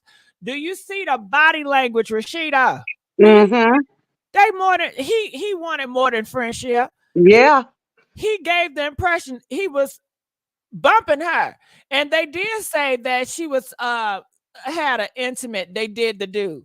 Look at all this huggy out here GG. social media taking pictures, not social media, but taking pictures like this. Come on now. And G- people was talking about Jay-Z, how you gonna be the king? And Dame Dash took your girl. You know he gonna have to hear that shit too. And Jay-Z right. big ego. You know he got a Right. big ego. Look, he's at the top. He's hungry. And he's gonna take it no matter what. Okay. What did He Dame say, take Gigi? that, take that, take that, take that. Just tell me, Rashida. Don't ask me. Just tell me. Gigi, Tell me. Dame said it. All of the guys wanted and they lusted for Aaliyah. Everybody wanted her, but Jay-Z was thirsty. He went hard. So Aggressive when she over. rejected him, it was a big rejection. That was You a know niggas' feelings. You know they hungry. right. You know, in real life, they'll take you out of here if you reject them. You know that. And look what happened. It was one of them situations like, okay, you want to reject me, so I'm gonna find somebody, put them on your level, and start from. So what he did was he couldn't control it because she already had a household. She was already a household name. She Yeah. already had a team behind her and everything. And I still think He this is couldn't my. take all the credit. He could He not take couldn't. all the credit for Aaliyah. He He couldn't. couldn't. You know why? Her uncle was taking all the damn credit, and he grimy too. I don't trust him either. They always just passing women around, huh? Because he gave Aaliyah to R.Kelly. So now he want to be on the side because if her case come up, watch how many people is attached to that. But Jay-Z didn't like, yo, we talking about Aaliyah. And you gonna tell me no? Me? Jay-Z? Me? So they went, they seen, it was said that Jay-Z, they was at some award show and Beyonce performed or whatever, and he was looking around the crowd and he seen how they was on. We already know she had the looks. And he just was shaking his head like, and they said that later on that day it was a meeting, like, we getting her. But what her pops don't know is I'm taking all of it. He ain't getting nothing. I'm taking all of it. Hmm. From the beginning. Hold on. Somebody say I'm surprised that Jay-Z did not take out Dame Dash. Honey, he He took him out. couldn't. Hold on. He took him out in different ways. You see how Yeah. Dame Dash is now? Girl. See, you don't understand. You don't, people in the chat, you don't understand. Do you realize Jay-Z knew that Dame Dash was in love with Aaliyah? He knew by taking it. Have you ever heard the phrase, you get one rock and you kill two birds with one stone? Yep. Yep. That's exactly what it was. Let me take Say Aaliyah it, and take that Gigi. ass out. And by taking her out, it will destroy Damon. Not They're still not over that. Did you know right. Damon, he got a girlfriend that look just like Aaliyah or act like Aaliyah or some shit? He say the only reason why he with that girl because of Aaliyah, and Aaliyah come in his dreams and give him talks and shit. And I don't know, it's some crazy stuff. It's that's what they believe. Right. Because Believe. it was the business part and then his love. So he hit his pockets and his heart. Yeah, black How love else business. that Yeah, that is people could take you out of here more ways than one. right. They Say got that, you Gigi. out. And for any man, well, for most men, the two things you don't mess with is they pockets and they family. And Right. those are the two things he hit. Aaliyah was his family. That was his heart. Mm. Ooh, all right. We got some callers. Calling from 678. You're live on the air. Hello, Gigi. This is Trey. Trey, yeah. Hey, Trey. All right, Ah, Trey. I'm gonna be hello, quiet. everybody. Good. Go ahead. Let me mute. Yeah. Go ahead, Trey. We listening. Gigi, you got a good top. Gigi, you got a good topic tonight. But okay, before I jump into the Aaliyah Jay-Z Dame situation, because I got a lot to say. But before I jump into that, I want to clear up. I know they were talking about Beyonce's alleged bad breath. I'm gonna tell you where that came from. Nas's first baby mama, the daughter of his oldest child, Destiny, with whom slept with Jay-Z and Nas, because that was what started the whole ether diss track beef between Jay-Z and Nas. It was Jay-Z slept with Nas's first baby mama. Her name is Carmen Bryant. Okay? Carmen Bryan said in an interview, and she wrote a book years ago, but Carmen Bryan said in an interview on the set of Genuine's and Nas's song "You Owe Me." Do any of y'all remember that? "You Owe Me." Yep. Remember that video? Yep. Destiny's Child, they make a cameo in that video with Nas and Genuine. Okay, so allegedly Carmen Bryan found Beyonce's number in Nas's clothes, dirty clothes, I guess his jeans, and she asked him, and he said, "Oh yeah, Shorty gave me her number on the set of Genuine's video, me and Genuine's video." And but he told Nas, according to Carmen Bryan, Nas's baby mama, who also slept with Jay-Z, she, according to her, Nas told her, but I ain't call her back. Her breath smelled like a sewer. So that's where that came from, that Beyonce has bad breath from Nas's baby mama. Okay? You ain't never lied. We clear on that. And that rumor So, never Trey, left. can you make it a little plain for me and some of the people in the back? So who said her breath stank? Nas's baby mother said that Nas told her that's why he didn't call her back and had no plans to call her back. Okay, so Nas' When baby he met her, her mama breath was was into it with Beyonce and say her breath stank. So no, he told her that was the reason why he didn't call her back. Oh, so Nas told wait. Nas told his baby mama Beyonce breath stinking, and that's why I ain't gonna F with this hoe. That breath stinking. I can't stand it. Right.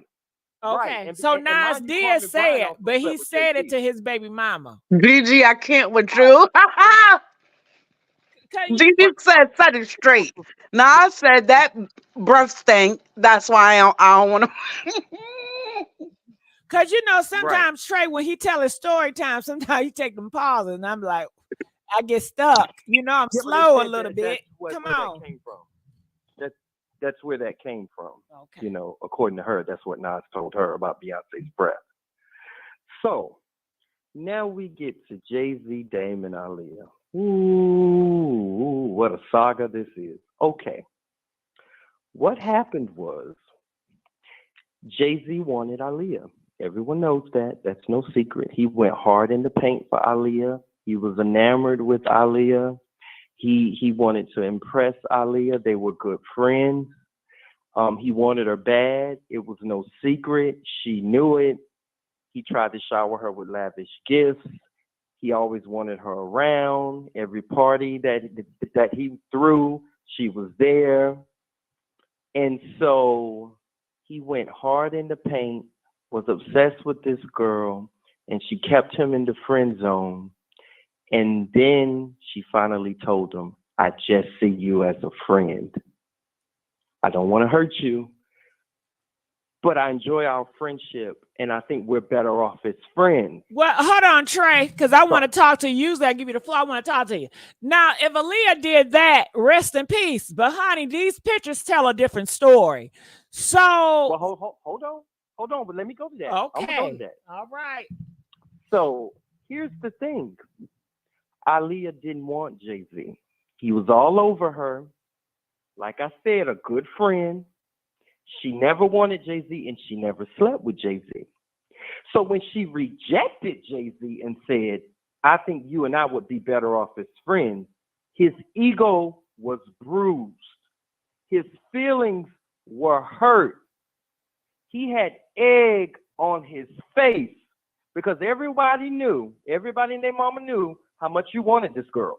It was no secret. You didn't hide it. You showered her with lavish gifts. You always wanted to be around her. You made it no secret that you wanted this woman. And so when she finally said, I'm going to have to tell him and complain with him,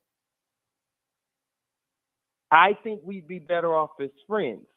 His ego was bruised. His feelings were hurt. He had egg on his face, and he did not take it well. And I think he resented her after that. And what made it worse, now this is what really Trey, you know how well he resented her. Shit. Trey, really, I'll be afraid to tell a nigga I'll be afraid to tell a nigga I want to break up because I know it's a possibility he might take my head off. Okay, but go ahead. Not only that, no, but that ain't what made it. That was I know then she started messing with the friend, the business partner. And what made it worse is the girl that I've been crushing over and obsessed with, and I pulled out all the stops and bells and whistles to get, and she told me, I just want to be friends with you and nothing more. And then she falls for his best friend, Dame Dash. Now imagine this man's ego is already bruised and he's already embarrassed and he's already hurt and he has egg all over his face. And the woman that he wanted more than anything falls in love with his very best friend. So now you didn't want me, but you want my best friend, and now you're with him. So everyone that knows how much I wanted you, they now see you with my best friend. Yeah, I gotta say something too, Trey. I want to add too. My ego can't take that. So now Jay-Z hates Aaliyah and he hates Dame Dash. So what does Jay-Z do? And this is how you know how strong the hatred was for the both of them. You go and you record a double album with R.Kelly, the man that sexually abused her because she was a child. S.A. The man that abused this woman when she was a 14-year-old girl. The man that caused her so much pain, and she wanted to put that all behind her. And she had done a great job of putting that all behind her. And you, someone who claimed to have cared about her, but because now you resent her and Dame so much, and you hate them so much, you say to yourself, I'm going to go work with the man that's hurt her the most. I'm going to do a double album with him, and I'm going to call it The Best of Both Worlds. And not only that, we're going to go on a tour together and do videos together. So Dame has talked about this. Dame said when he decided to do that album with Kels and that tour, I didn't accept any of the money from that project. What was the single that was made by Jay-Z and Kels? Because this is a man that abused my fiance when she was a child and was the source of the pain in her life that she held deep inside. And he said, I couldn't understand how Jay, someone who claimed to have cared about Aaliyah, would do that. Well, Dame, you can't be that dumb. You know exactly why Jay-Z was doing that. He wanted to hurt you and Aaliyah as much as he felt like you and Aaliyah hurt him. That was get back. The R.Kelly thing was get back, plain and simple. Because if Aaliyah had gotten with Jay and R.Kelly asked to do a double album with him, he wouldn't have done it. He wouldn't have done it. That was get back. And so now we get to, and that's why he parted ways with Dame. That's why he made it so Dame can't even rub 3 nickels together without getting credit to do it first. This has all been get back. Jay-Z has no plans of ever speaking to Dame again. This is still get back. And so I don't quite know how he could have done it. But the rumors about Jay-Z having something to do with Aaliyah's plane crash are not that far-fetched. But I don't think it had anything contrary to what you guys may believe. I personally don't believe it had anything to do with Beyonce. This was a man who was hurt. His ego was bruised. But He had hatred in his heart for his best friend. Beyonce benefited from it. No, she may have benefited from it, but it's just my personal opinion, y'all. Everybody's entitled to theirs.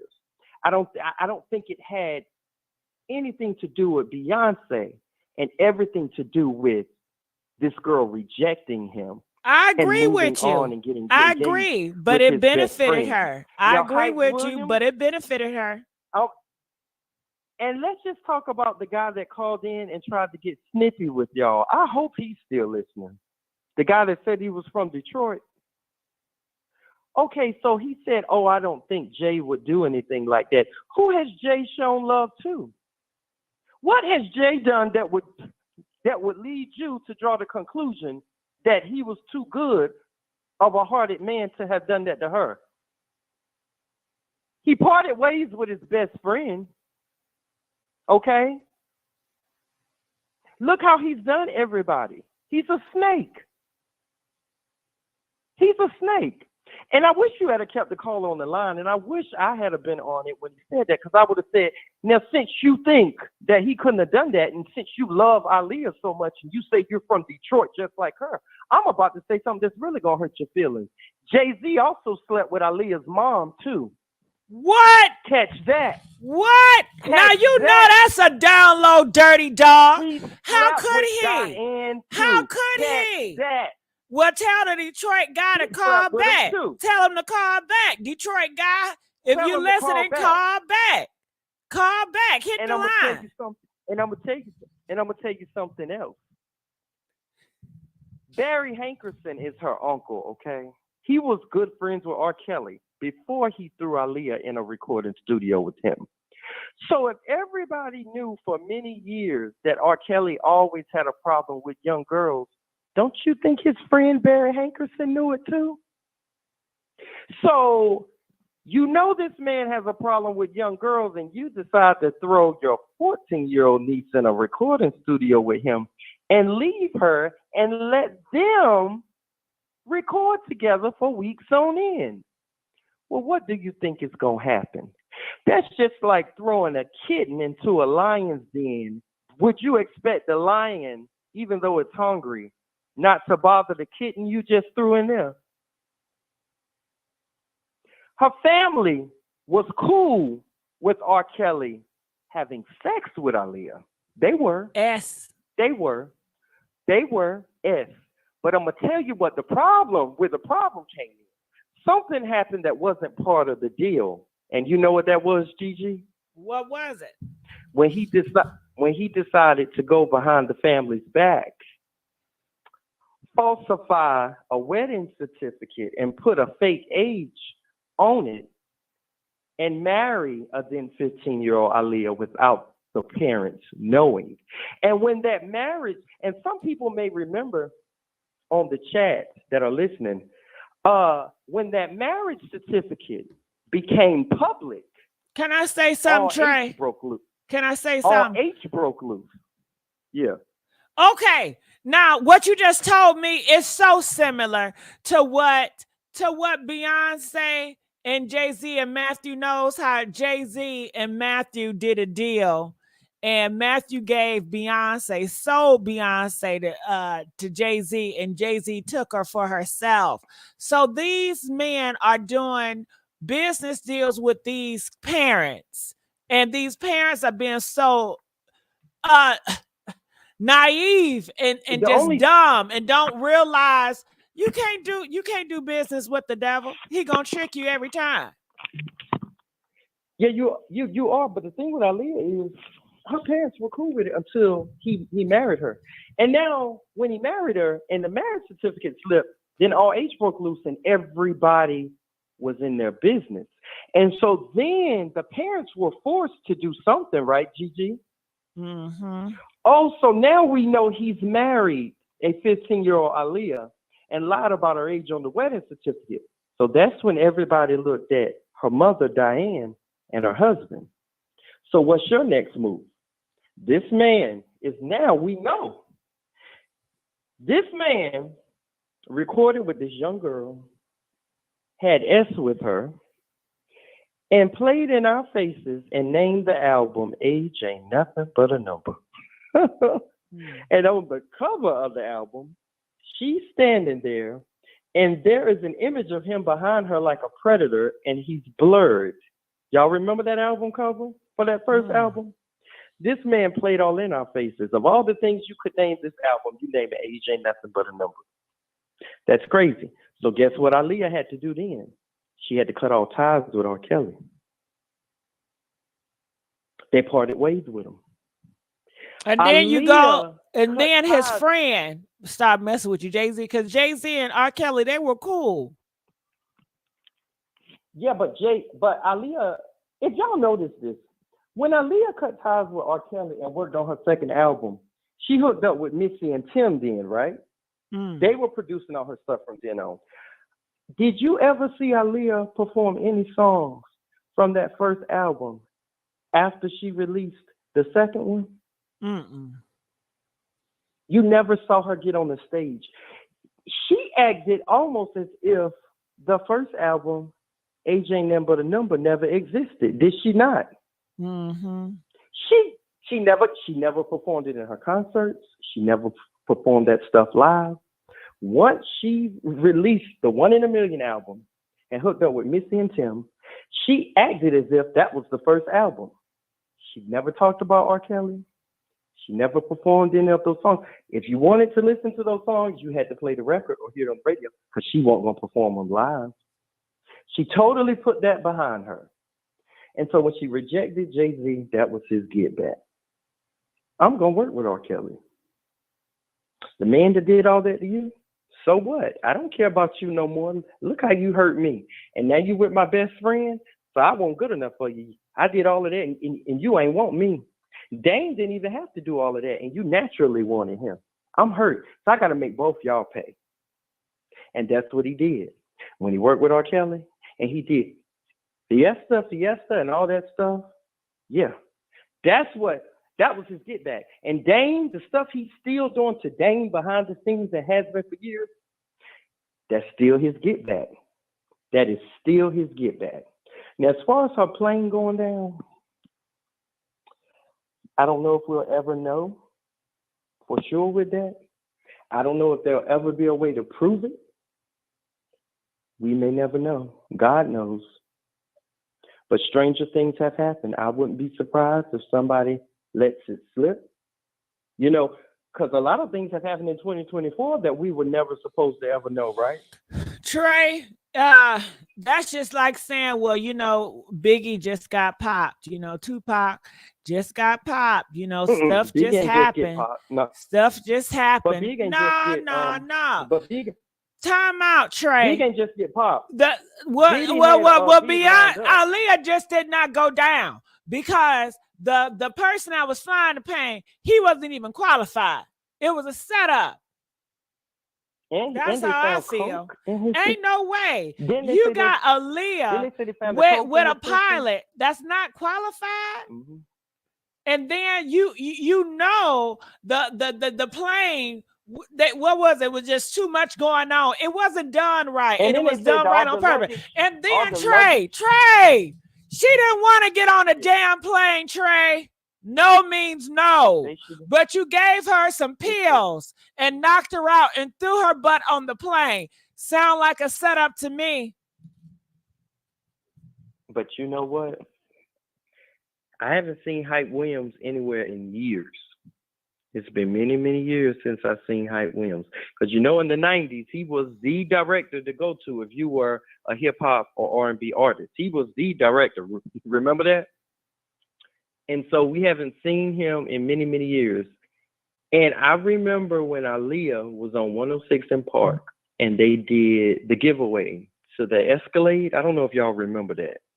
That was the last public interview I think she did do. And they gave the guy the Escalade the keys to it, and they had been promoting the contest. And she came on and they said, so what's the next single? She said, well, I think it's going to be Rock. No, she didn't say I think. She said it's going to be Rock the Boat. And we're going there this weekend to start filming it. Well, by the time they came back around to Monday, Free and AJ said, I know you guys have heard the news. Aaliyah was killed over the weekend. And the crazy thing about it, and she was Trey, on that can I couch, say and they said that- something? And Jay-Z is so Right. messy. Trey, did you know that Jay-Z got free, that same girl you're talking about, pregnant, and made her they take said out that, the baby? he was messing with Free too. And made her take. Jay-Z is messy. You don't see that, They said he Trey. was messing You with don't Free see too. that he's I heard evil. that. He dominate and he takes people out and that don't get his way. You don't see that. Him and Diddy are the same. Been that way for years, and no one dare will say something against How them. about this, Gigi? Gigi, how about this? Now we know Jay-Z was with Blue Cantrell, right? Yes. Right? Everybody. Okay, well, how about this? How about this? How are you gonna name your daughter after your ex-girlfriend and your wife is what? with it? I didn't even think Cantrell, about Blue. You named your daughter Blue. Blue, girl. Trey. You named your Trey. daughter after your ex-girlfriend. Did y'all? I didn't even think about that. Damn. You named your daughter after your ex-girlfriend. Hit and the your wife like went button. along with it. Blue. And Beyonce Blue allowed that Cantrell. shit to Well, happen. what is the name of their daughter? Blue. Blue. Ain't that some shit? I could never.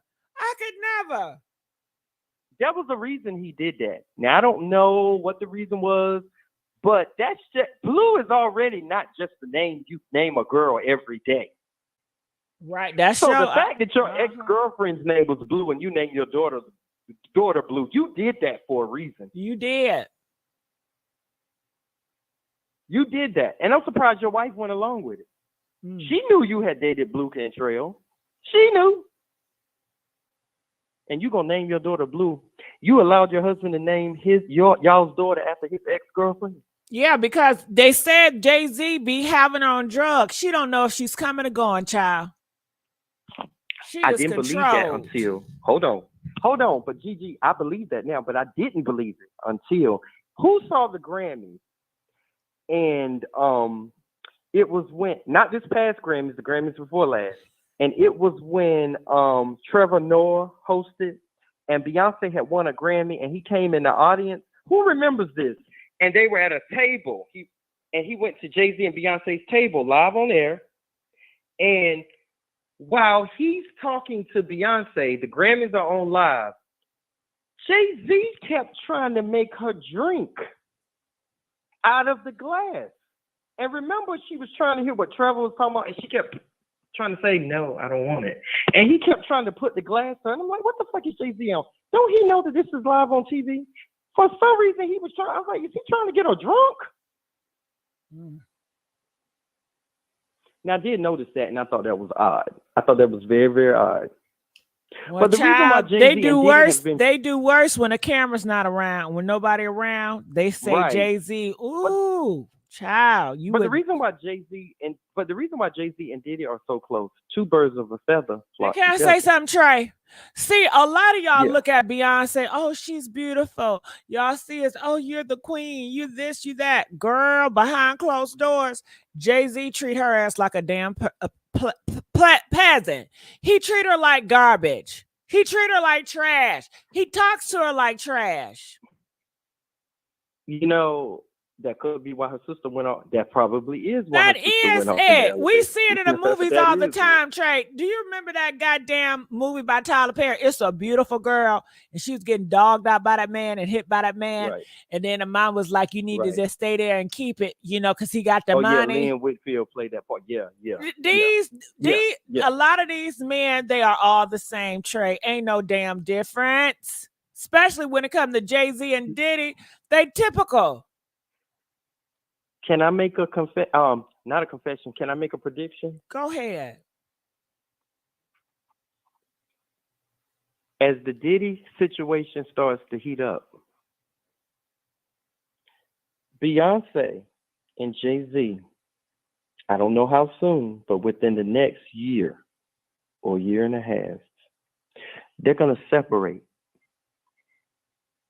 or divorce or go ahead and do the divorce. When everybody know that. You didn't know Jay-Z and Beyonce, they've been separated. Did y'all know that? I'm going to tell but it's no. But go ahead. But it's going to be official. Okay. No, it's going to be official, and I'm going to tell you why.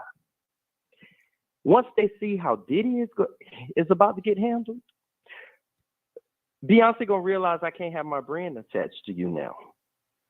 Not only that, we're a married couple, and legally, my fortune is at stake if you go down. Now, I'm going to have to part with you. This marriage can't be any longer because I don't know what's going to happen to you. And I'm your wife. I'm attached to you. And I don't think Jay-Z's going to fight her on it. Hold on. Jay said they was just in Japan. Child, you believe that?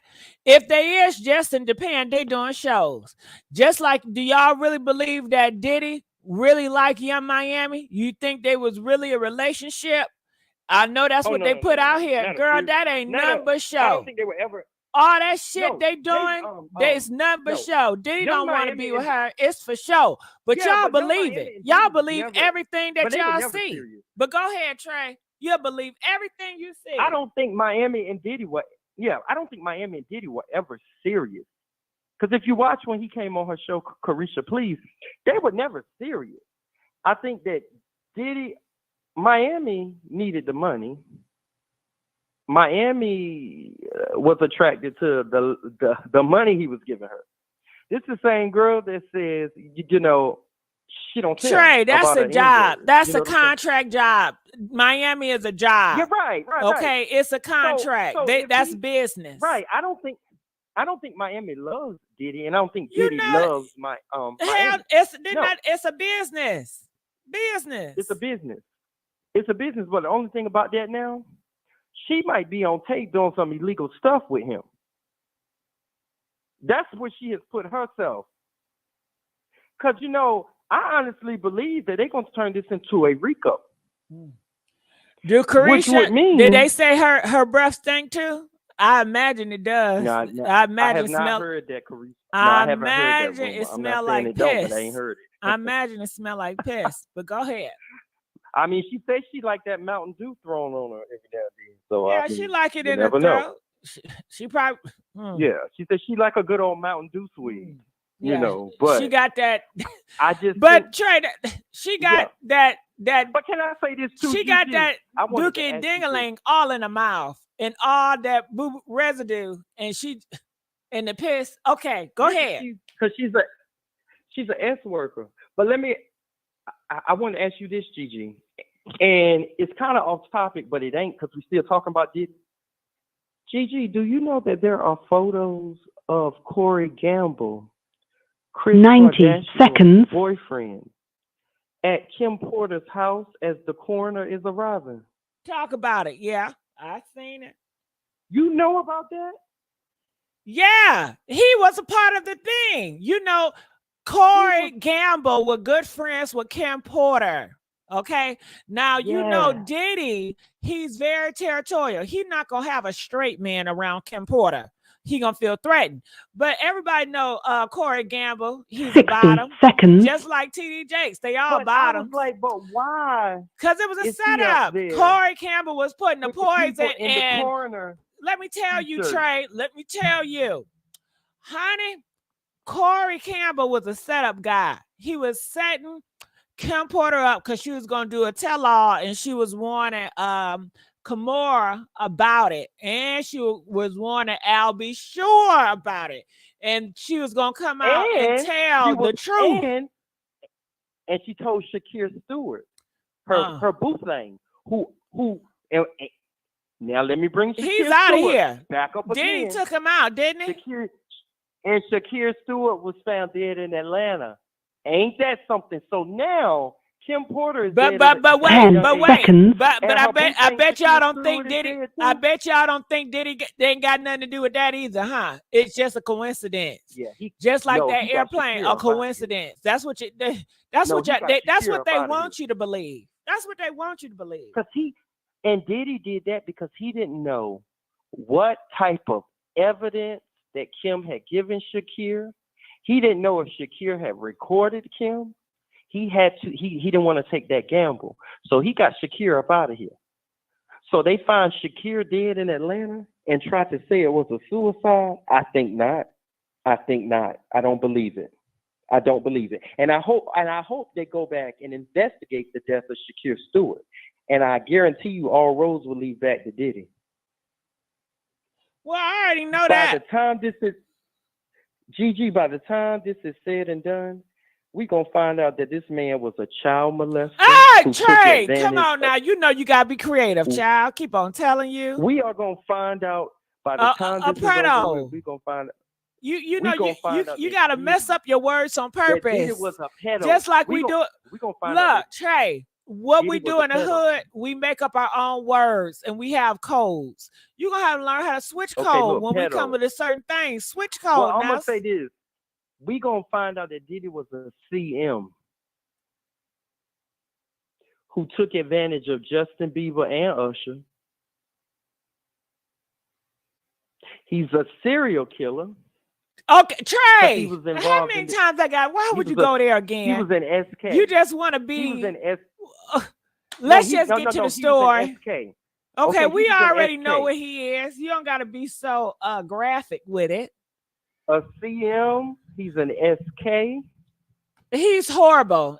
Let me say he's it. Horrible. Trey, let me say it. He's a pedo. You guys know. Here's some. But Trey, because you ain't saying it right. He didn't I tell y'all he got bodies? You know what I mean when I say he got bodies. Oh, he got bodies on bodies. Yeah. You don't say the K word, damn it. Shit. But here's something y'all ain't. But you know what? Here's something y'all ain't talking about enough. Yo, Diddy, on the day Diddy gets arrested, you know his sons are gonna be arrested too that day, right? Y'all ain't talking about that enough. On the day Diddy gets arrested, because according to Lil Rod, all the evidence he has, the sons are doing the same thing their dad is doing. So on the day that Diddy gets arrested, the sons are going in too, and they're going to be arrested. Got it.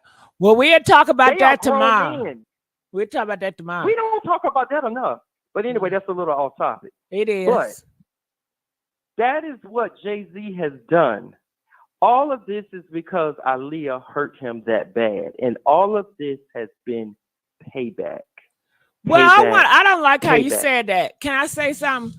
Jay-Z is like this way because he is a sorry person and he don't know how to take rejection.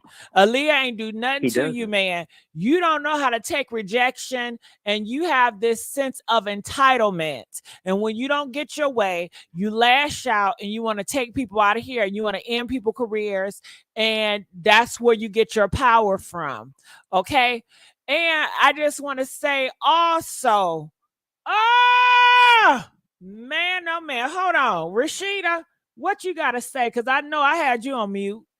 Oh, nah, I was agreeing with everything that was being said. It's facts.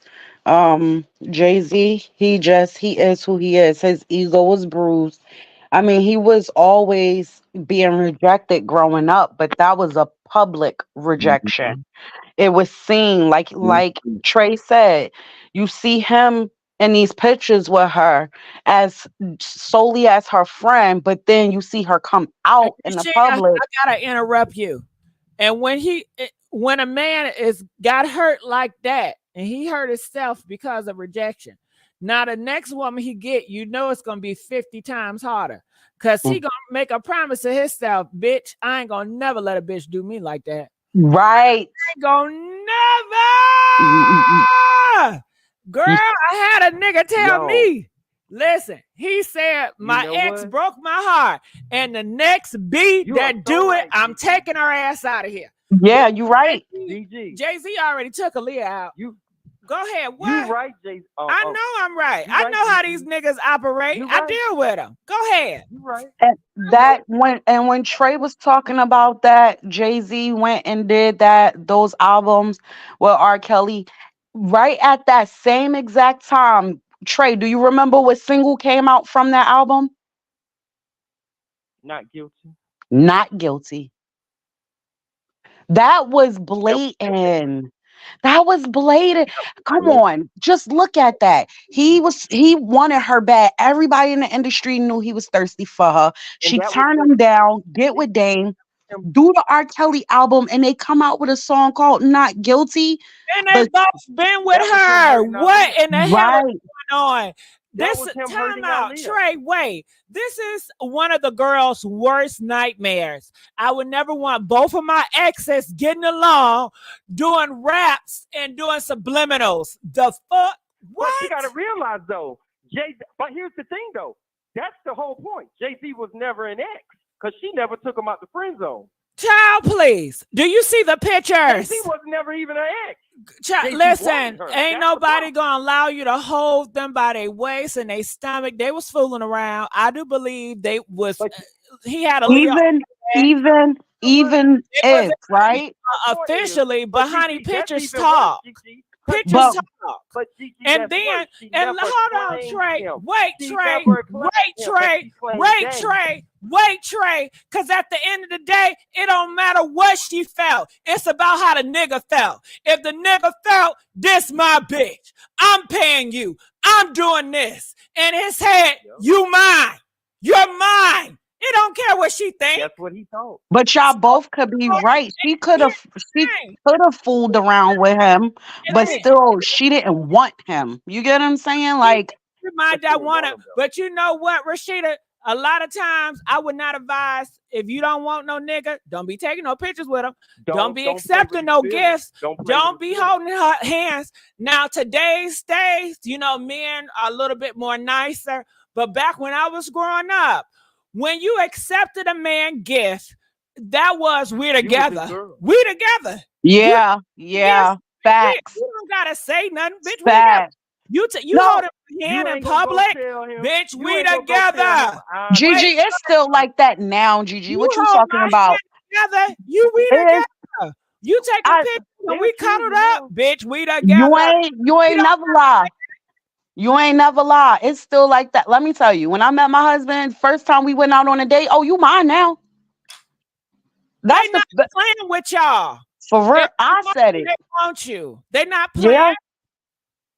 But it was the fact that they was trying to get her to marry him and be with him. Rashida, those serious men, once you talking about, oh, you don't want to be with me, they see it, you playing with their time. They see it, okay, bitch, you play with me. You toy with me, you wasted my time, and now you make me look like a fool. So I'm going to have to do the same to you. He okay? hated her after that. Don't waste my time. You played me. You played me now. Yeah. I don't think. Then you start, and then you get engaged to my best friend. Boy, that topped it off right there. Yeah, it did. It really did. It was so public. It was the nail in the coffin. But Trey, I think that he probably would have been just as hurt if it wasn't public. But the fact that it was public amplified it times 1,000. Yeah, he's a big celebrity. People talking, you know it. Right. And then we see it because even if we don't know what's going on behind the scenes, we know that she with him. A little bit better if it was somebody else. But it was Dane, his best friend. Right. Hold on. Beefy farts. You couldn't get past that. Beefy farts. I will block your ass. Talking about some don't get chopped up. You ain't from New York. I love New York. And shout out to everybody up in New York. If you from New York, press 2. I love New York. Okay? You ain't getting chopped up, Gigi. Don't be. I can't. Know. Y'all better handle Beefy farts with his Diddy ass. No Diddy ass. Diddy, whatever. Ain't no lot of women want to know Jay-Z before he signed a deal. No, they did not. Jay-Z was ugly. Nobody liked him. What started why they started liking him, because his money was speaking for him. And it wasn't nobody of no stature. Like, come on now, nah. Before he became still that insecure little boy that right. Still that exactly on the inside that kept getting rejected. But he said that, Trey. Did he not say that on that interview he did when he was talking about why he cheated on Beyonce? He said he still had trauma from then. He had his own skeletons in his. He said that then. Jay-Z is something else. But you know what, Jay-Z? The way you have done Dame Dash, it's gonna come back to you. And if you had anything to do with Aaliyah's death, you definitely gonna have to answer for that. Mm. You definitely But gonna get yeah, that back. Jay-Z and Aaliyah, Jay-Z definitely had feelings for Aaliyah. It was something there. And Hmm. the picture shows the way that Jay-Z handled it with R.Kelly. It shows it was tough feelings there. It was something real there. Despite if they never made it official, it was a relationship. Something was there. Hell, But can I say something though, Gigi? wait, But Gigi, because you interrupted me. Okay, just okay. like Krishan Rock and Blueface, they never made it official that they were together. But honey, we know it's there. But go ahead. She made it official. He didn't. But here's the thing. But here's the thing. No matter what she may have done with Jay Z, she never claimed him. But she claimed No. best friend though. That's the, Mm-hmm. she never claimed Jay, but she claimed Dame. Mm-hmm. And he used R. Kelly. That was a used move because soon as we heard about that tape and that tape dropped about R. Kelly, what he do? He shelved that album real quick, didn't he? That tour and that album went out that window quick. Because he had already heard Aaliyah. But I think that hurt Aaliyah because at the very least, Aaliyah still saw Jay as a friend. She did. She Dame said that. friend. She So came to him hurt. that hurt her. It hurt her. Yup. Sure. Like I thought Jay was I didn't think Jay would do that. I'm sure that hurt her. I'm sure she told Dame that. That hurt me. Because I was friends. Because even if she didn't want to be in a relationship with him, she still cared about him as a friend though. She did. She did. Dame said that though, Trey. He said that. Can She I came say to him. these niggas don't want to be friends, okay? Right. All or They nothing. don't. So That's true. Aaliyah, she was Aaliyah, very naive. No nigga want to be Aaliyah is to friends with blame you for when they that. got Like feelings for Jay you. though. What you think they're gonna be cool with Yeah. you being with another man in front of them? That shit ain't gonna fly. Especially with a nigga like Jay-Z. He's a king in his mind. You right. Ain't You that right. that is You not right, gonna Gigi. fly. They You don't want to right. be That your is true. And she was the most sought after woman in the maybe game. maybe a soft-hearted man would do that, a soft-hearted man or a man that's, that have compassion and he's not trying to go for a king and he's not a dominant man. Maybe he'll be friends with you while you have your freak offs and mess around with other men right in front, but not no Jay-Z. Hell no. Mm-mm. Mm-mm. Yeah. So that's what that is. Jay Z Nah. is hurt. And then when Jay Z got Beyonce, that was him rubbing that in Dame's face. Cause you know that line when he said, "I got the hottest chick in the game wearing my Wearing chain." my chain. Mm-hmm. That was him saying, But but "Yeah, but you." little do anybody know she wanted nah. She ain't even want him. She might just And want. nah, He's her husband. yeah. He's her husband, so he can say, "I got the hottest chick in the game wearing my chain." He married her. Yeah, But he sure did. That was still. And Beyonce, I think his he relationship with Beyonce, he's always used that to get back at Dame too. but he stalked her too in the beginning because she broke up with him. You remember that, Trey? Jay Z. You said what? You remember when they first started dating and he was doing all that craziness and she broke up with him and went to pursue her career and he followed her to Paris and begged her to come back to him and they got married not too long after that. She had dumped him and he did Song Cry. to name names, Rashida. Who? Because we talking about a lot of people. We name Oh, Beyonce had Beyonce when Beyonce and Jay-Z first started dating, he was on that BS. She dumped him and she was going on tour. She went on her tour. He followed her to Paris. That's when he did Song Cry. He begged her to come back. And not too long after that, they got married. He wrote a whole song about it. He's saying it in a song. If he was telling her, I Please get back understand. at me like that. That was a song, wasn't it, Rashida? Yeah, he was like, I Rashida, I'm so mad understand. you cannot That's sing that song. You should be I'm able to rap that song, Rashida. That's New I'm York. What's up? I'm What's trying up? to tell you. That's He New was York. telling, he said at the age of 21, I was about my career too. I understand that. And he was trying to make it seem like I'll be here when I you ready. But want no, he chased Rashida. her. He Rashida, stalked can you her. sing the song? Mm, huh? If No. cry. The dove No, cry. I'm not about to embarrass myself up here. It's a I, rap. Rashida's a rap. It's a dove cry song. Is that what you're talking about? The dove cry song? Yeah, like that. I was gonna get right. Song cry. Well, what's the difference, Rashida? The song. Rashida, Doves is beautiful and Jay-Z not. That's the difference. Wow. Trey, do you know it? Sound like Trey knew the lyrics. Go ahead, Trey. I know a little bit of the lyrics to Song Cry.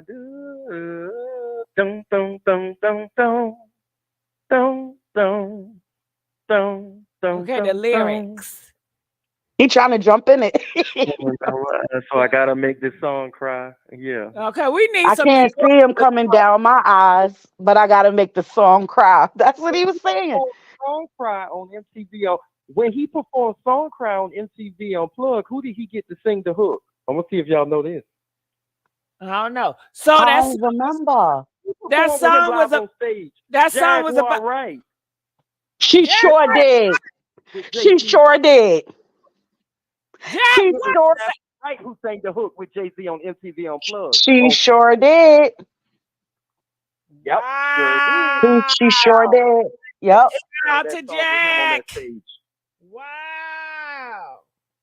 She sang the H out of that song on stage with him. And that was all about Beyonce, getting Beyonce back. That's a beautiful song. He sure did. Good song. I like it. And he stalked her until she said, I do. But Jay is very talented. Jay is a snake, but Jay is. Mm-hmm. He got wordplay. His wordplay is crazy. Mm-hmm. I'm not taking that away from him. Yeah, and if he's that talented, you know, because Satan was talented too. Of all time.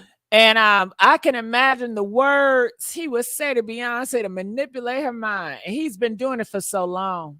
Mm-hmm. His wordplay. You're right about you're that. Right, Gigi. You know, that's a dangerous you're right, Gigi. I think he's been doing that for a long time. Oh, yeah. Yep. Oh, yeah. So Jay-Z. So that's why he's such good friends with Diddy, and he's always following behind Diddy up until now. Two birds of a feather flock together. Mm-hmm. You see him on a picture laughing and Two geeking. birds of a feather flock together. Mm-hmm. Yeah. Now, Trey, what do you know about Biggie and Little Kim and Diddy threatening Little Kim? Now, what is Diddy threatening Kim over? Because I remember when Kim did an interview and said that when she went to prison, Diddy wrote her no letters and didn't visit her one time, and that hurt her. I do remember her saying that. Yeah, he do it to everybody. And she said she saw him as a brother. He's one of her best friends. She thought. And she said he didn't visit her once, put any money on her books, or wrote her any letters. She was talking a lot of stuff about how Biggie put his hands on her a few times too, but she said it in a jokingly way, like she still don't think to this day it was anything wrong with it. Look, Kim is a damaged woman. Just look at her. She is very much so. And then she run a 23-year-old boy. Oh God, look. Well, you know, Trey, that's the thing. Keisha Cole doing it, Drea doing it. Older women are getting with young girls. You know, that's the thing. Where my Krugers at? Where my Krugers at? Press 5 if you're a Kruger. Where my Krugers at? But you know that Jay and Biggie had a mutual woman in common too. Tell it. Don't hide it. Charlie Baltimore. Oh, see, I don't know much about Charlie. Tell us about that Charlie. Oh, I didn't know Charlie dated Jay. Okay. Oh yeah. Okay. You remember when we heard about Jay shanking somebody up and going to jail? That was Un. He stabbed Un, allegedly. And do you know who he was dating at that time? Charlie Baltimore. It was over her. That happened over her. Yes. Wait, hold on. So Un was with Charlie after Biggie or before Biggie? It wasn't Jay. It was R.Kelly. Charlie was big. That's what I Hey, thought. y'all, we got Shelly in the building. You know, Hey, Shelly. hey, Shelly, talk to me, Shelly. What are your thoughts about all this? What we've been talking from Beyonce, Jay-Z? Tell it. Oh, hey y'all, what's good? Aaliyah ain't stand a chance. You know, her mom was the one really dirty. It wasn't Jay-Z she slept with. It was R.Kelly. Who? Aaliyah's mom had slept with R.Kelly. Aaliyah's mom? Oh, yeah. Yeah, she Yeah. was messing with him. Yes. Aaliyah didn't stand a chance, and her mom pushed her. So Shelly is saying that Jay-Z did not sleep with Aaliyah's mom. Is that what you're saying? Yeah, it was R.Kelly that slept with Aaliyah's mother. Yeah. No, I think earlier, I think you probably misspoke. Trey, you misspoke earlier because you were saying that. No, I said R.Kelly. Ask them. I said R.Kelly. No, you said Jay-Z was sleeping with Aaliyah's mom. Yeah, it was R.Kelly because the dad, that's why the dad and the mom split up for a while because apparently. R.Kelly, not Jay-Z. Yeah, apparently Aaliyah walked in on it.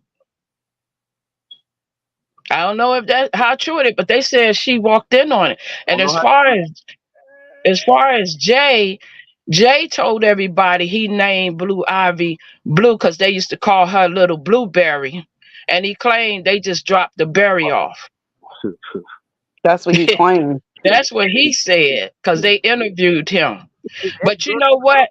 Jay learned everything from Big Daddy Kane. Big Daddy Kane used to take Jay on tour with him.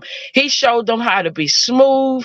He showed them how to work the ladies because Big Daddy Kane used to have 20 women a night up in his bedroom. Oh, Shelly, that was a fine man. You hear me? Yeah, he taught Jay all of this. He taught Jay how to be clever, how to get in behind people's back, and Jay learned it. Jay is like one of the worst snakes there are. He's worse than Diddy, they say.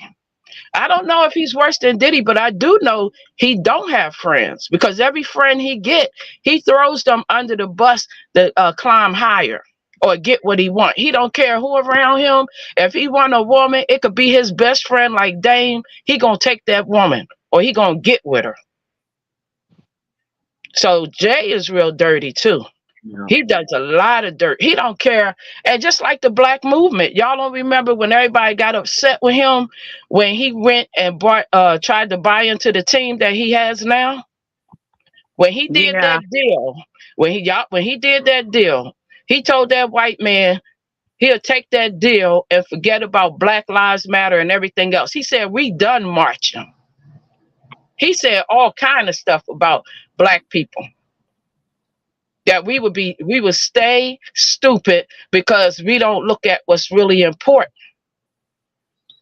So he better be glad he had children because Jay gonna die a lonely man because he don't have no friends.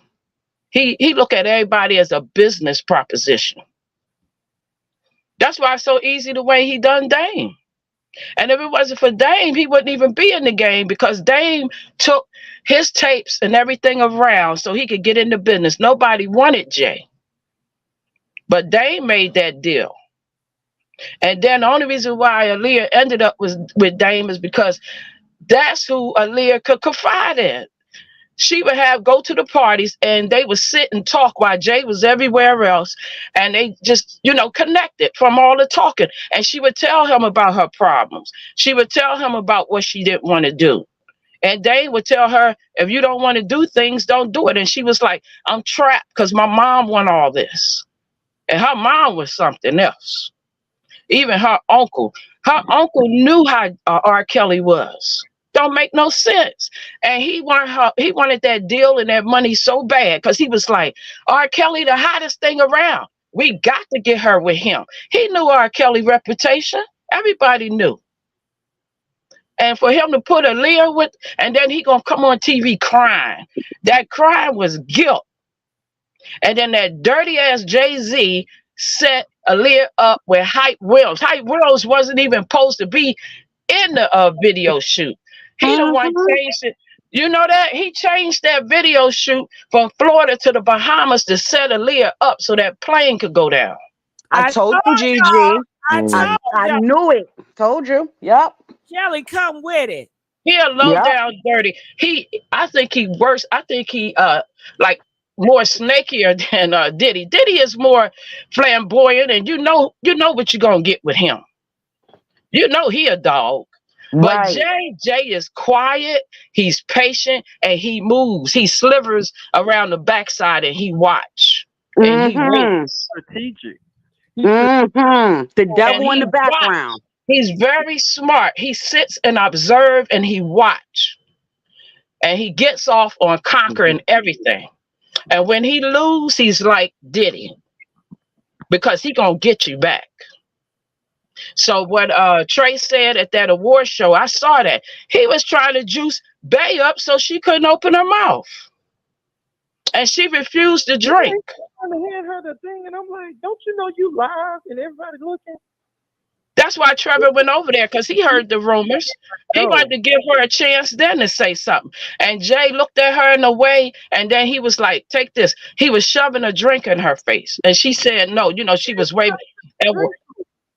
Yeah, and when she waved her hand a little bit, if you had a saw the look he gave her. Mm-hmm. But Trevor didn't push it. I know. He didn't push it. I don't want the drink. That's why he set her up. And they got to have a sacrifice. Tell us, Shelly. Hold on, y'all. Let Shelly talk for a minute. Go ahead, Shelly. Yeah, they got to have one.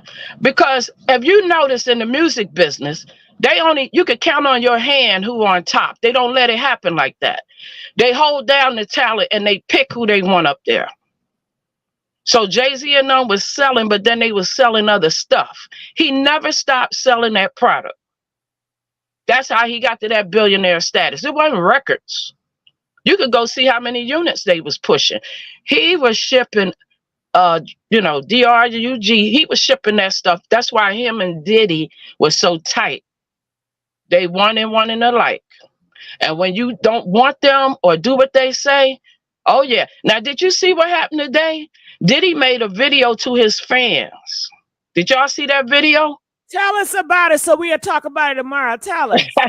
Well, he just came on and he was like, oh my God. Oh, I'm thinking of something new to do, y'all. We get ready to do something new. He said, he was rubbing his head like this. This what we gonna do. Drugs real bad. Yeah, he was like, I'm going to give y'all my phone number. This is what I'm going to do. I'm going to give my fans, this is what we get ready to do, y'all. And he was just rubbing all over his head and acting crazy. And he said, I'm doing this new thing. We're going to move forward. I mean, he losing his mind because he know they get ready to, lock his butt up. But he was rubbing his head, talking about my fans, I'm going to give y'all my phone number. We get ready to do something real big. And when you look under the comments, a lot of people was like, this was on IG, matter of fact.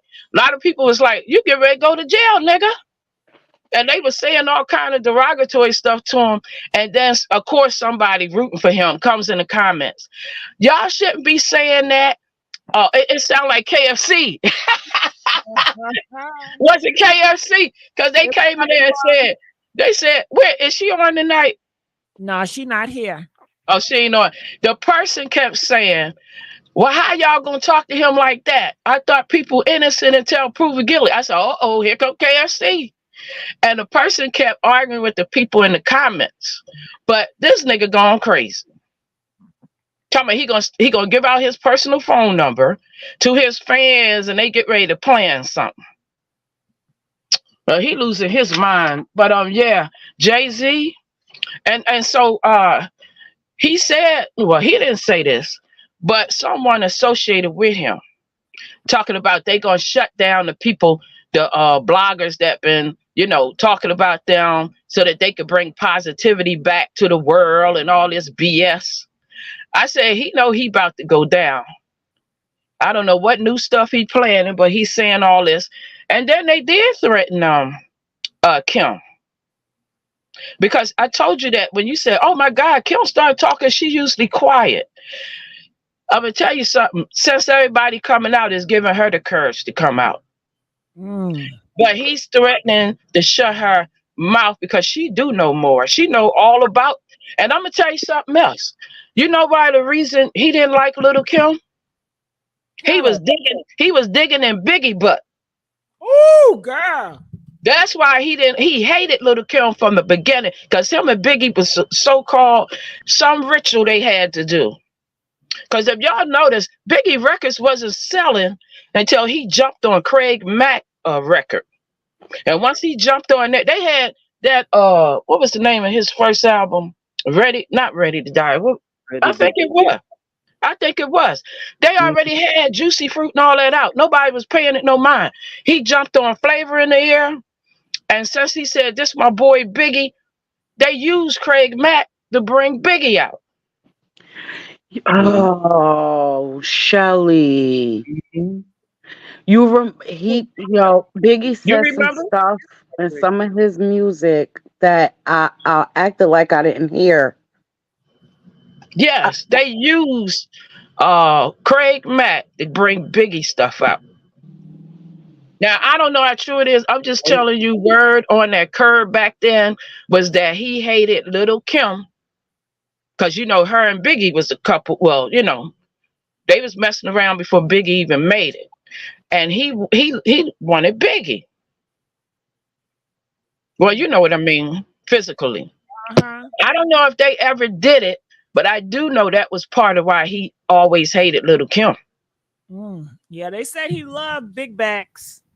Yeah, and so even Rick Ross was running his big mouth today, and all of them running a pack. Oh, Rick Ross, he got at him too.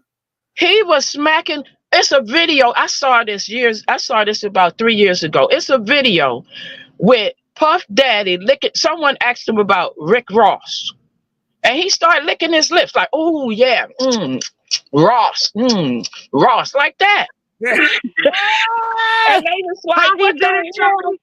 How he did it, Shelly? He was like, Rick Ross, like it's juicy. Well, big black niggas usually are juicy, right? It's a video. I'm serious. I need to go find it. But he was smacking his lip. Yeah. Ross, yeah. Like, he done been all in that man's sauce. And he probably have. Because, Rick Ross is questionable. That nigga always been questionable to me. Well, yeah.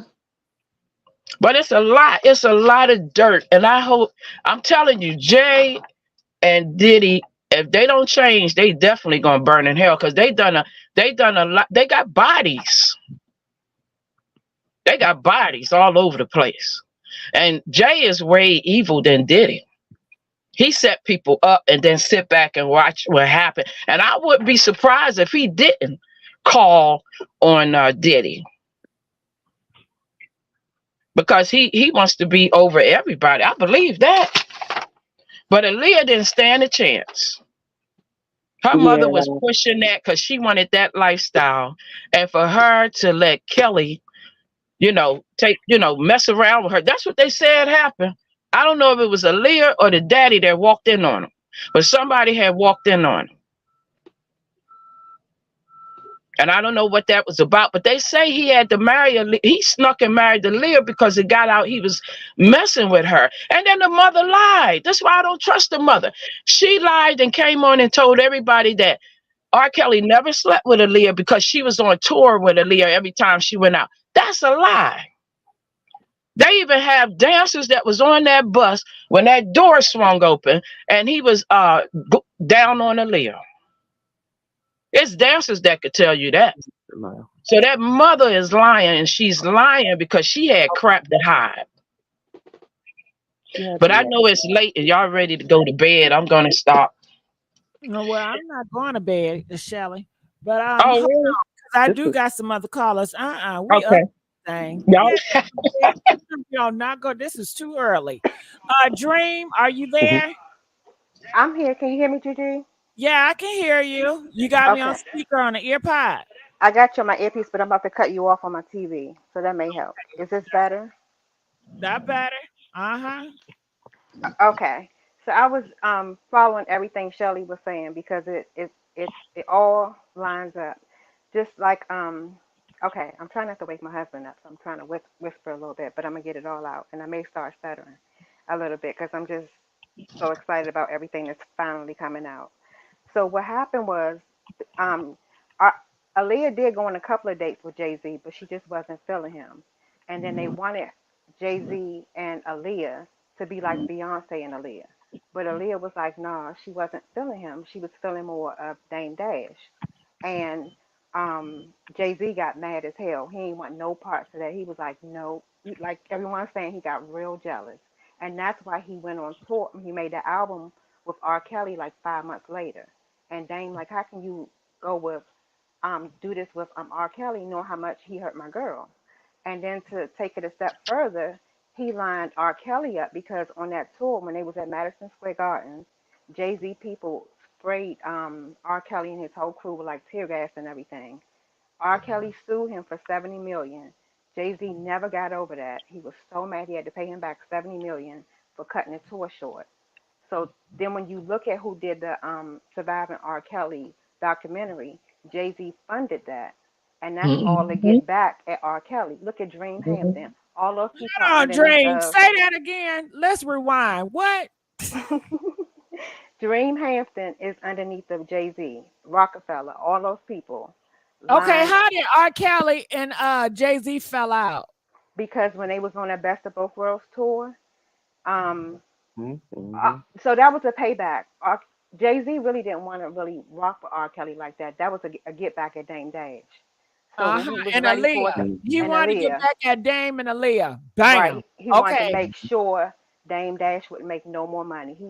He drained him financially, and then even his name, he Mm-hmm. tarnished all of that. So then to take it a step further, he do an album, a double album with R. Kelly. After that, then they announced the Best of Both Worlds tour. They go on the Best of Both Worlds tour. Now Jay Z mission's over accomplished because he already demolished Dame Dash. Aaliyah's gone, and how Aaliyah get a gold casket? Everybody asks that. How she get a gold casket if that wasn't already lined up? Okay, so then because You you know know those. that these niggas before they take out people, they get the caskets. That's what they said Diddy do. But go That's ahead. what that I just want to throw that 2 out weeks there. So before if Kim she, Porter. yeah, Go so if she wasn't lined up, how she get a gold casket? They had Jay Z lined her up. Okay, so now they They go on both do the tour. same thing, Diddy and Jay-Z. They get them caskets. Mhm. So then they go on tour. Now he done with R. Kelly because he got what he wanted. Mission accomplished. Now they start this little beef or whatever. Then R. Kelly was like he was, just doing cruddy stuff on the tour. So R. Kelly, they weren't getting along. Long story Mm-hmm. short, Madison Square Gardens, it all jump off. They sprayed tear gas or whatever. So they had to end the show early. They was Mm-hmm. trying to find R. Kelly. R. Kelly was like, nah, it ain't my fault. His people sprayed me back here. He sued Jay Z for 70 million. Won. He Hold on. won the So 70 million. Jay-Z really sprayed R. Kelly. Yep, his whole crew His in the boy back. did. And he Ooh. got on the stage after His that and boy was did. like, we don't need nobody to we can be a one man show. We don't need nobody else. That's what Oh Jay Z came wow. back He on ain't stage and never said. like R. Kelly in the first place. R. Kelly, you dumb as hell. Why He would you want used to them. go to tour with a nigga that got a vendetta? This don't got shit to do with you. He just used you. He You ain't got see it you. coming. He did not see it coming And until they went on tour. when Then you he say started R. putting two Kelly and two. got used. I believe, yep. And then he started putting two and two together when they was on tour. He was like, this shit ain't adding up. Or this mess ain't adding up. How we supposed to be making albums on tour and y'all, you put me in this small dressing room. You know all these people I have, to come with me. But you coming in and you bogart me, you disrespecting me. We supposed to be on the same level. And then that's when R. Kelly started waking up to stuff. But when they went to New York, Madison Square Gardens, that's when everything hit the fan. And you notice after that, they didn't do no more shows. They had to cancel everything. And then Jay Z kept saying it was R. Kelly's fault. R. Kelly was like, nah, it ain't my fault why I ended the tour. Then he started trying to put dirt on R. Kelly's name. And R. Kelly was like, nah, nah, nah. Anyway, he sued him, won the 70 million. Jay Z, he don't want his money to be messed with. What did somebody say? Was it Rashida? Say how you get with somebody is you mess with their money, you mess with their Yeah. family. So that's what R. Kelly did. He dug in them pockets. Jay Z ain't never get over that.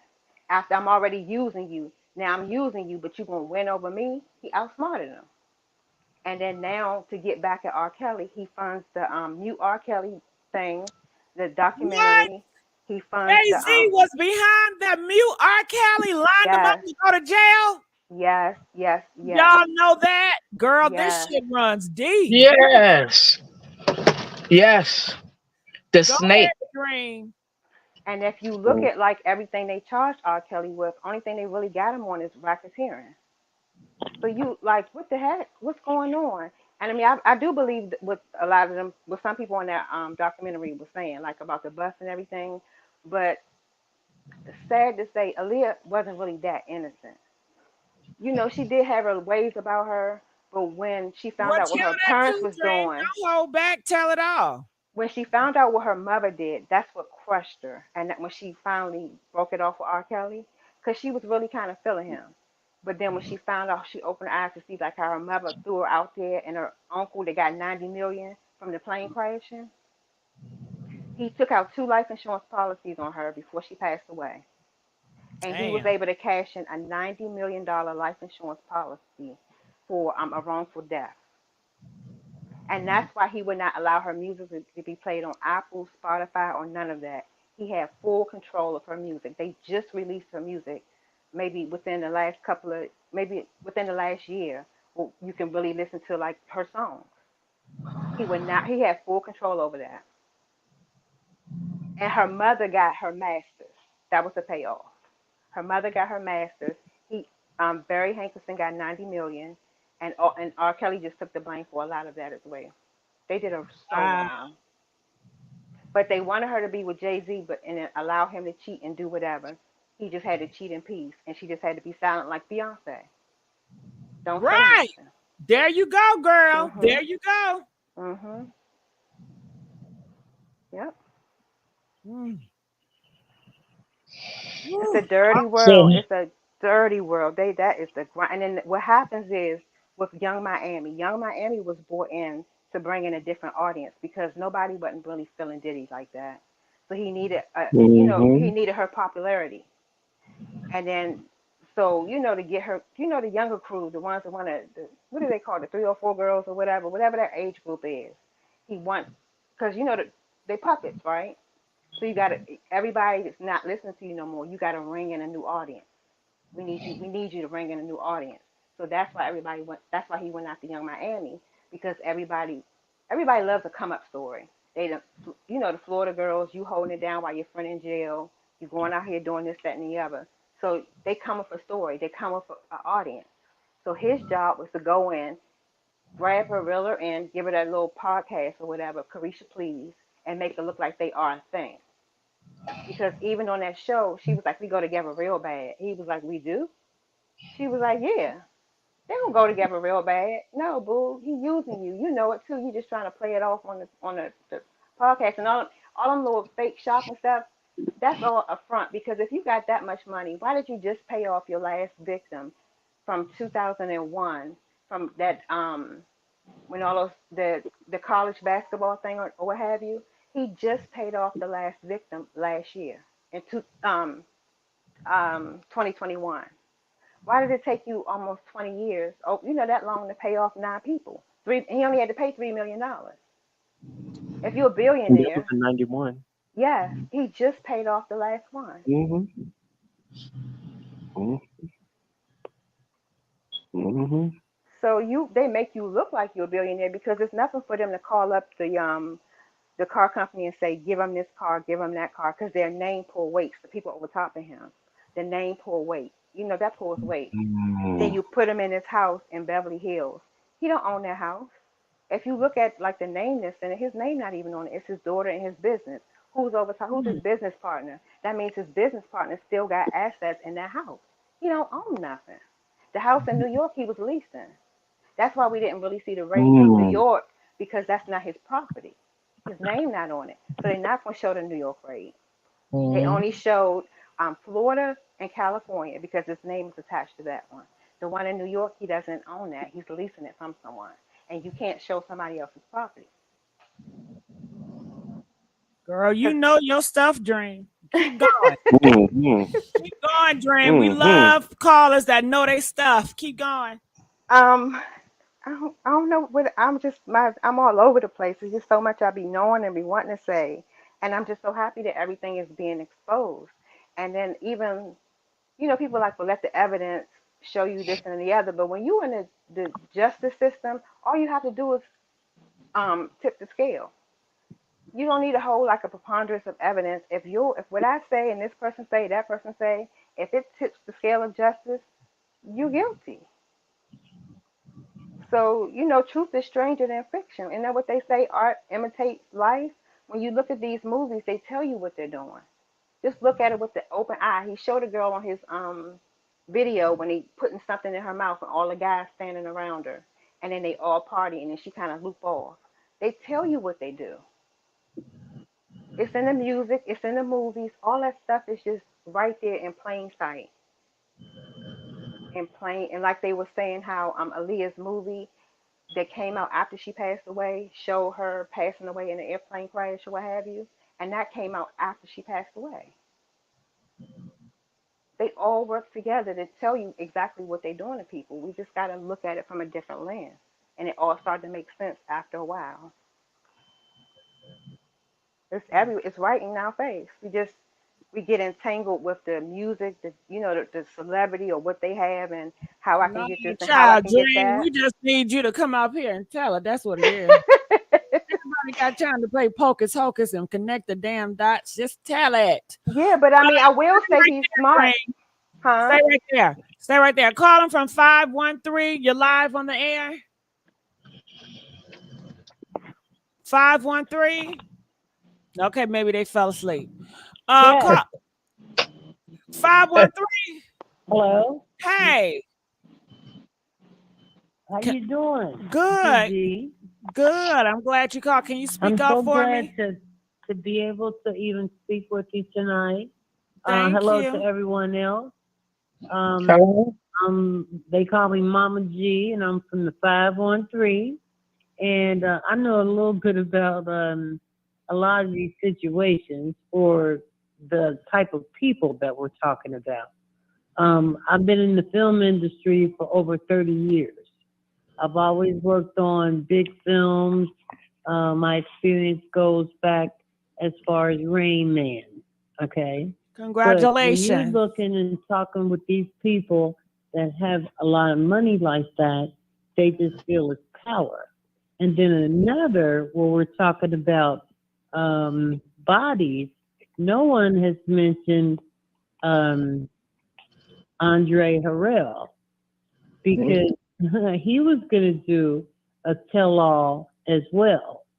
And he was supposed to come to the film festival one year in June. We always have it, well, lately we've been having it in South Beach in June, and it's the American Black Film Festival. Well, Andre Harrell was supposed to come. Well, didn't he die 2 months before the film festival? Wow.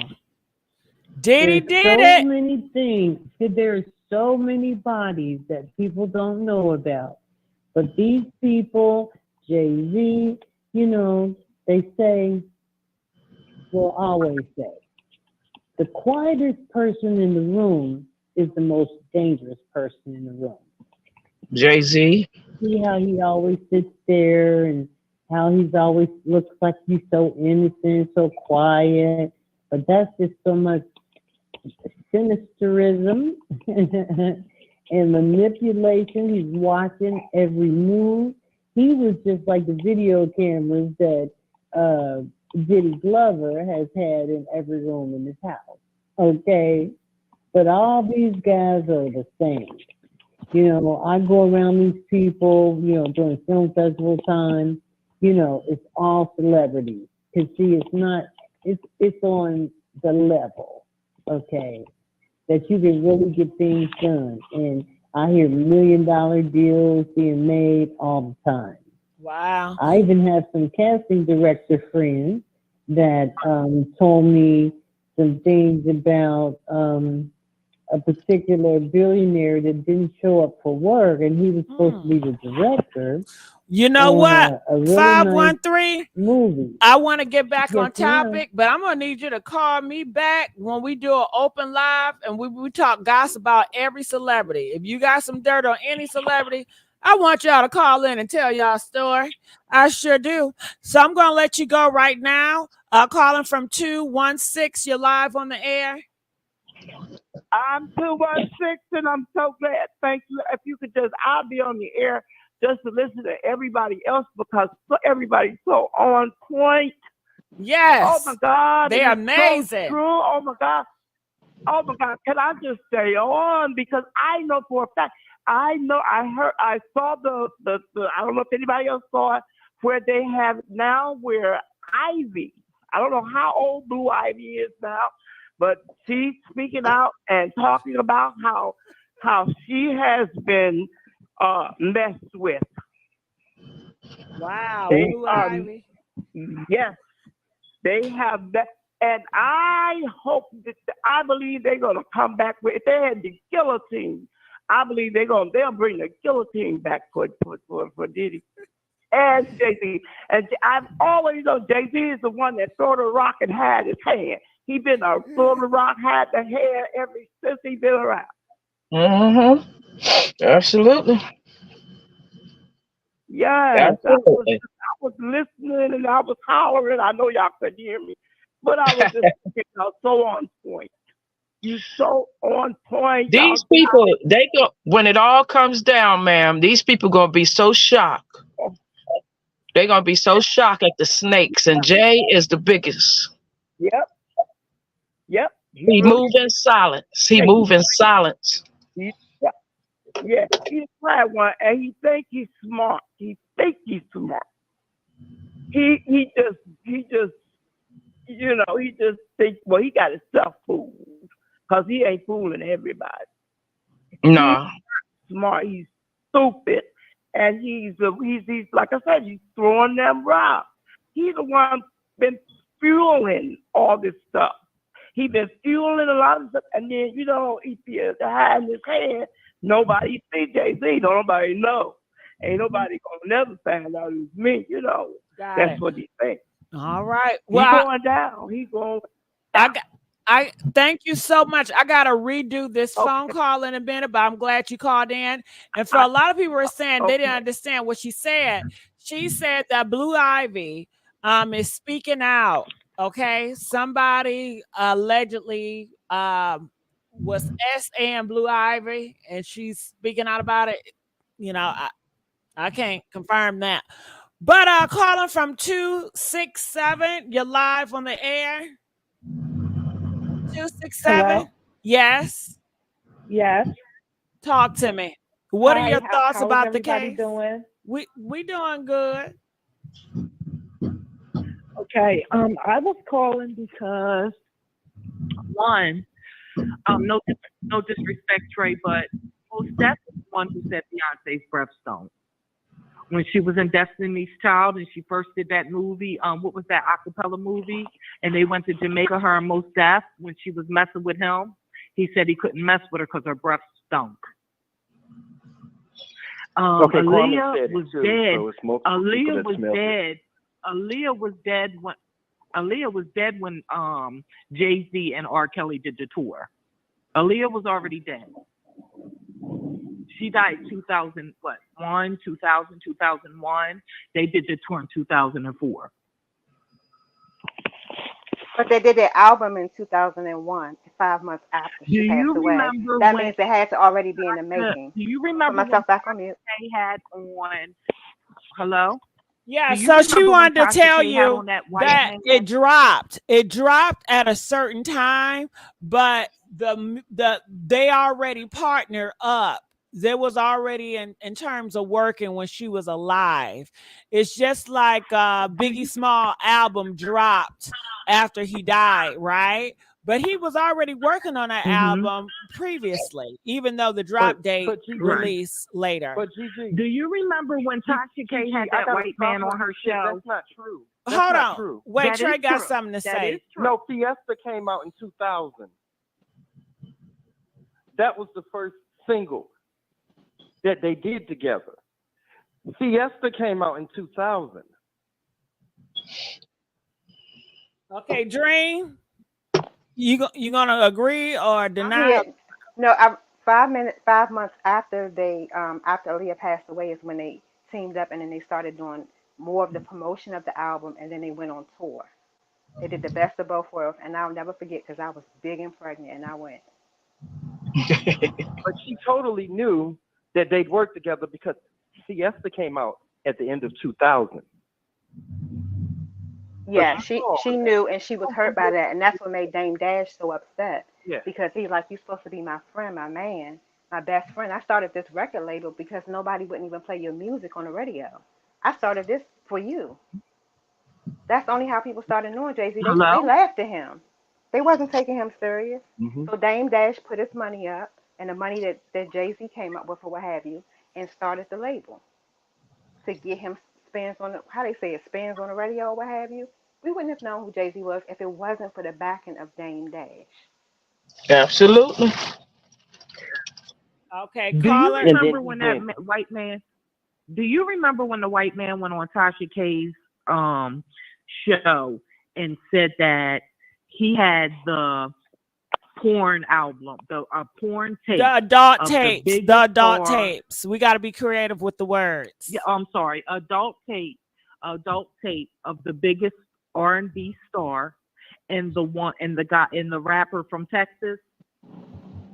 Yeah. Yeah. Well, she should still have that up on her. She should still have that up on her thing. This happened a couple years ago. You know, they said that was Beyonce and what was the rapper from Texas? Pimp Not C. Bell. It was Jay Prince. It was Jay Prince. Pimp C. Pimp C? No, he Oh, got you talking? he winded up unalive, and he was Yeah, Pimp C. Oh, that's Pimp C. Yeah, that's Pimp C. Pimp C. Yeah, that's Pimp C. Yeah. Them. Pimp C told Too Short that when when Beyonce went to make music in the studio, that Matthew Knowles told him, "Don't touch my daughter." When Too Short said when he went to the funeral of Pimp C was face was so big and like a battered, and they winded up saying that Pimp C died of I don't know how to explain it here, but okay. OD? You said Okay. overdose? But he said, yeah. Mm-hmm. But he said when he got there, Pimp C's face was so big that you could tell he was unalive. Yeah, beaten. The man said that. Yeah. I don't know what word that I can use. So, the man said that the white man said that the husband of the R&B star bought the tape. Yeah. So that's why we'll probably never see the tape unless she leaves him. That's probably what he's holding over her head. Well, they got Jay Prince got her on tape too. I was just Jay about to Prince say that run Houston. Yeah. He run Houston. He got her on tape. So maybe it's the same tape because Jay Prince he runs Houston. So maybe it's the same. Maybe, it was like a dub, to whatever. But yeah. Yeah, they done so much dirt. It's gonna come. Time out. Let me just get this clear. So y'all saying Beyonce is on tape doing the do with a Pimp C? Yeah. Back shots? What was it? Yeah. Back shots? Did he have her on her back? Every which way but loose. Any way he wanted it. And from what I understand, she was flipping him over. Was she on her knees? Was she on her knees? Nah, she had some skills too. You seen it, Shelly Boo? Did you see tape to shame? What he did say was it put Kim K's tape to shame.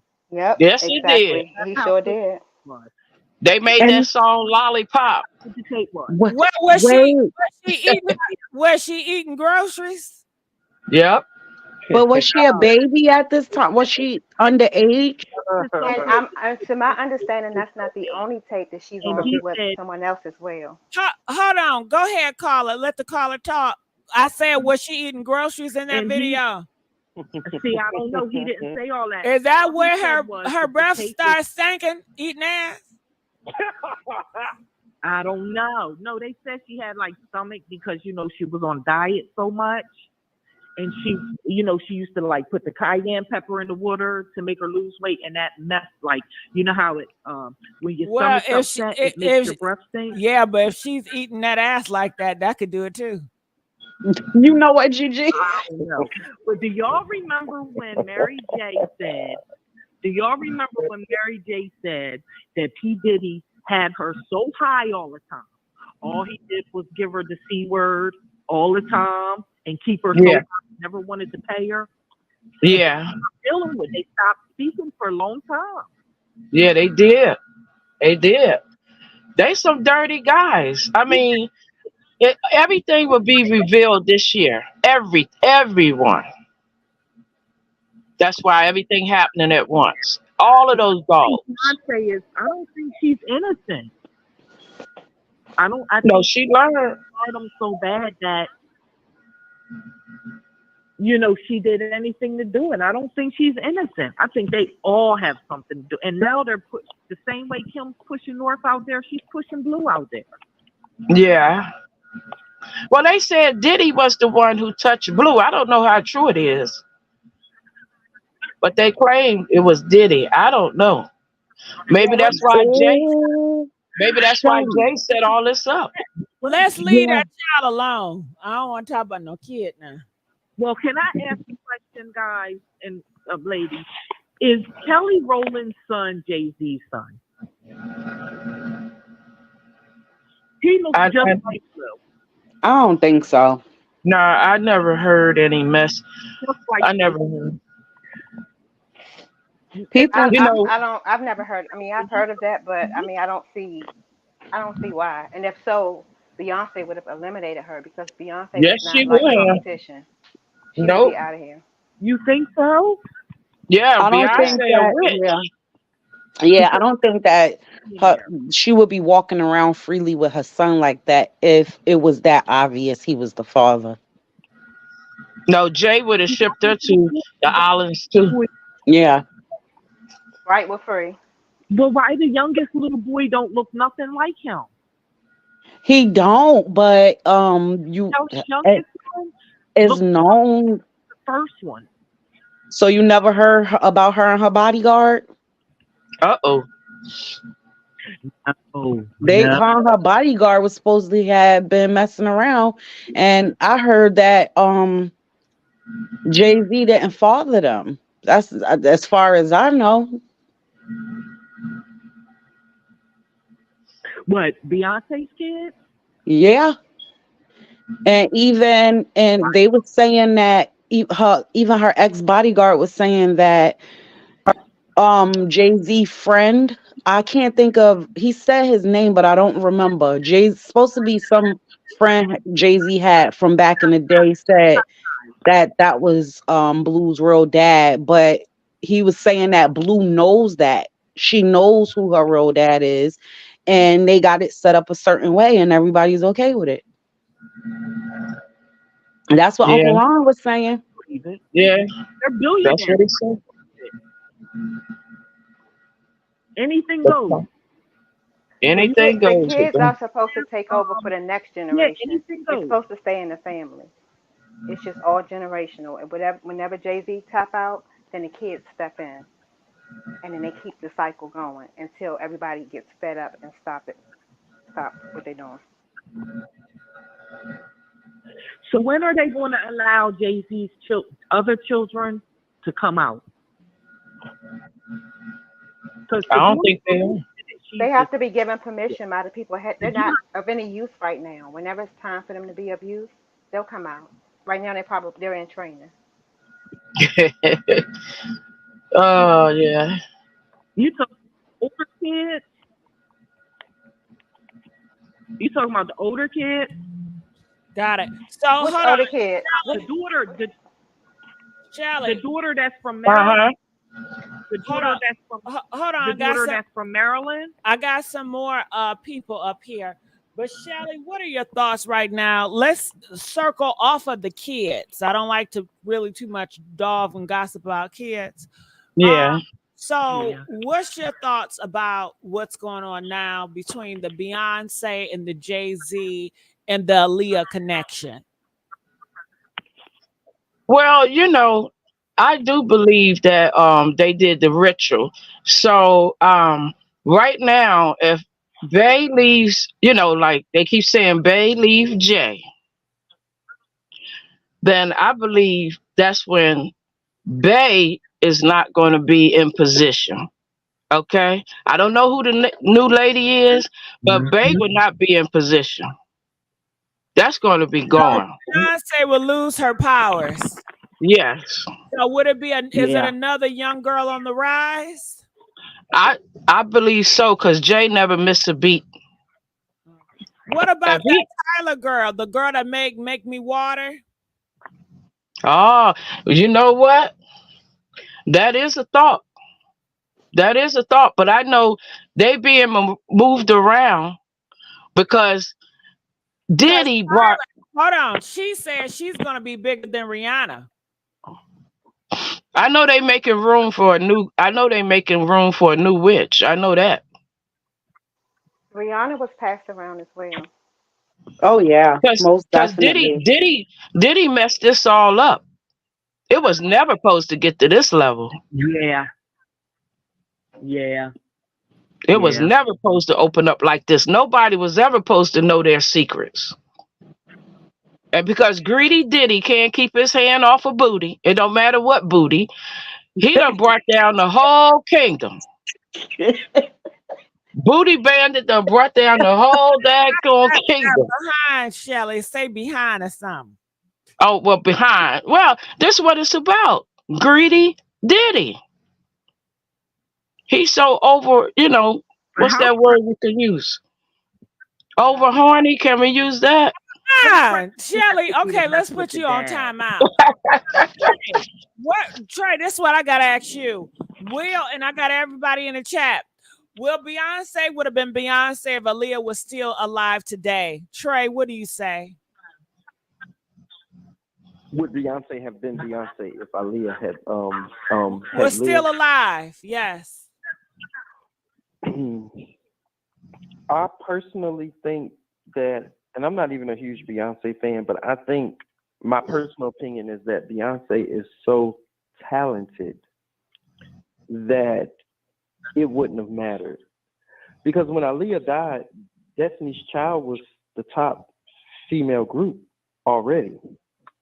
And so it was a natural progression for Beyonce to branch off into a mega successful solo career. And Aaliyah was on her third album at the time of her death. And if you go back to the 90s, Aaliyah wasn't even the top selling artist of the teen girls. That was Brandy. It wasn't Aaliyah. Aaliyah didn't sell more albums than Brandy in the 90s. It was when the 2000s rolled around and she put out that last album of her life, and that was early 2000s. And even that didn't sell major units after she passed. Still, her biggest selling album is One in a Million, an album she did when she was alive. So I don't think that she would have affected what Beyonce had going on. Beyonce still was going to become Beyonce regardless. It's just my personal opinion. Another question for you, Trey. What if Beyonce did not have Jay-Z in her life, would she still be Beyonce? Could she have done it on her own? She would have been, but I think having Jay-Z as her husband and having people see them as a power couple, she benefited from that. Definitely benefited from that. Definitely. I agree. Definitely did. So you saying if her dad was still her manager and Jay-Z never stepped in? I think she had to let her dad go. I think Beyonce had to grow on her own. It's sort of like when Janet Jackson, I don't know if y'all know this, years ago, she had to fire her father. I think when you have a father who has done everything in your career, at some point it's time for you to spread your wings and fly on your own and replace your dad as your manager. So I think she had to do that. And all these dad seemed to be taking advantage of their daughters. From Whitney Houston, as her dad was a manager, he was taking advantage, doing sneaky deals without Whitney. Aretha Franklin, daddy was doing horrible stuff to her, got her pregnant. So a lot these daddies don't do right. They don't. But I one of think Beyonce's Beyonce would have been. Go ahead, Rashida. I think Beyonce would have still made a name for herself regardless, but I'm gonna say when Beyonce fired her dad and she and Jay-Z had a bigger influence, you can clearly see and hear the influence of Jay-Z. So I don't think she would have made it to where she to the to the level like she still would have been Beyonce, but he just put a certain it was a darkness that came upon her being with him. So I don't think it would have been to the same magnitude now. Well, I don't think I don't either. Beyonce will be Beyonce without Jay-Z. I think what depends. I need to know if Jay-Z is he a real husband to her, or is it just like for the looks, you know? But either way it goes, I do feel like Jay-Z has used his powers to help and push Beyonce to greatness. She is a great performer. She's talented. She's beautiful. She all that. And I think he probably kept her away from the refrigerator. Put that goddamn cheeseburger down. You know what I mean? He got her together. Because a lot of these men, they use these girls or they see these women as, you know, a product of them and you are a representation of them. So you got to always come on point because you make them look good. If Beyonce got a big bag, then that's not going to be a good look for Jay-Z. People going to be like, Jay-Z, what the fuck? You know what I mean? Look at Her your mom did that. So I think Jay-Z, think him that being if he controlling, wasn't- and he's such a dominant figure. I think he did have his hand in it, and he has a major influence. Now, Major. dude, Hmm. that you know he was kind of weak, and he allowed whatever to happen, whatever happened. He don't give me that. He gives me he's very controlling, and he's going to be on top of things. And usually, those type of guys have a lot of influence of their women. But even in her music, the words she used, it just changed when he started taking over. You can tell he gave her this cockiness about herself that she didn't have before him. Yeah, they will give you cockiness because I think Biggie gave Little Kim cockiness. Right. I think gave her confidence.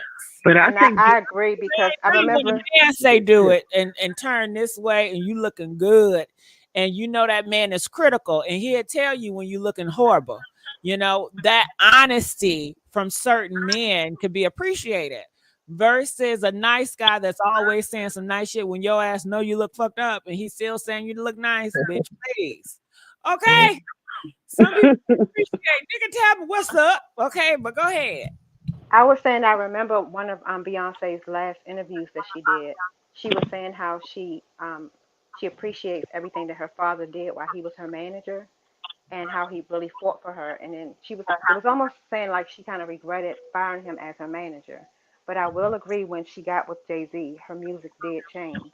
And then she will always say, ask Jay, what does he think about this? Or what does he think about that? So she does go to him for approval on a lot of these different things that she's doing. And I do think she's a better performer since she's gotten with Jay-Z. But when she got with him, that's when she exited out Destiny's Child. She became solo. I think that was kind of wrong as started well. being able to dance.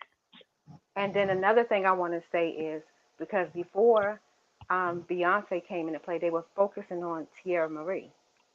And remember, Tierra was in high school when they shelved her. She was on her way to her prom, and they shelved her. And then Beyonce told I forget his name, told them to go after Rihanna.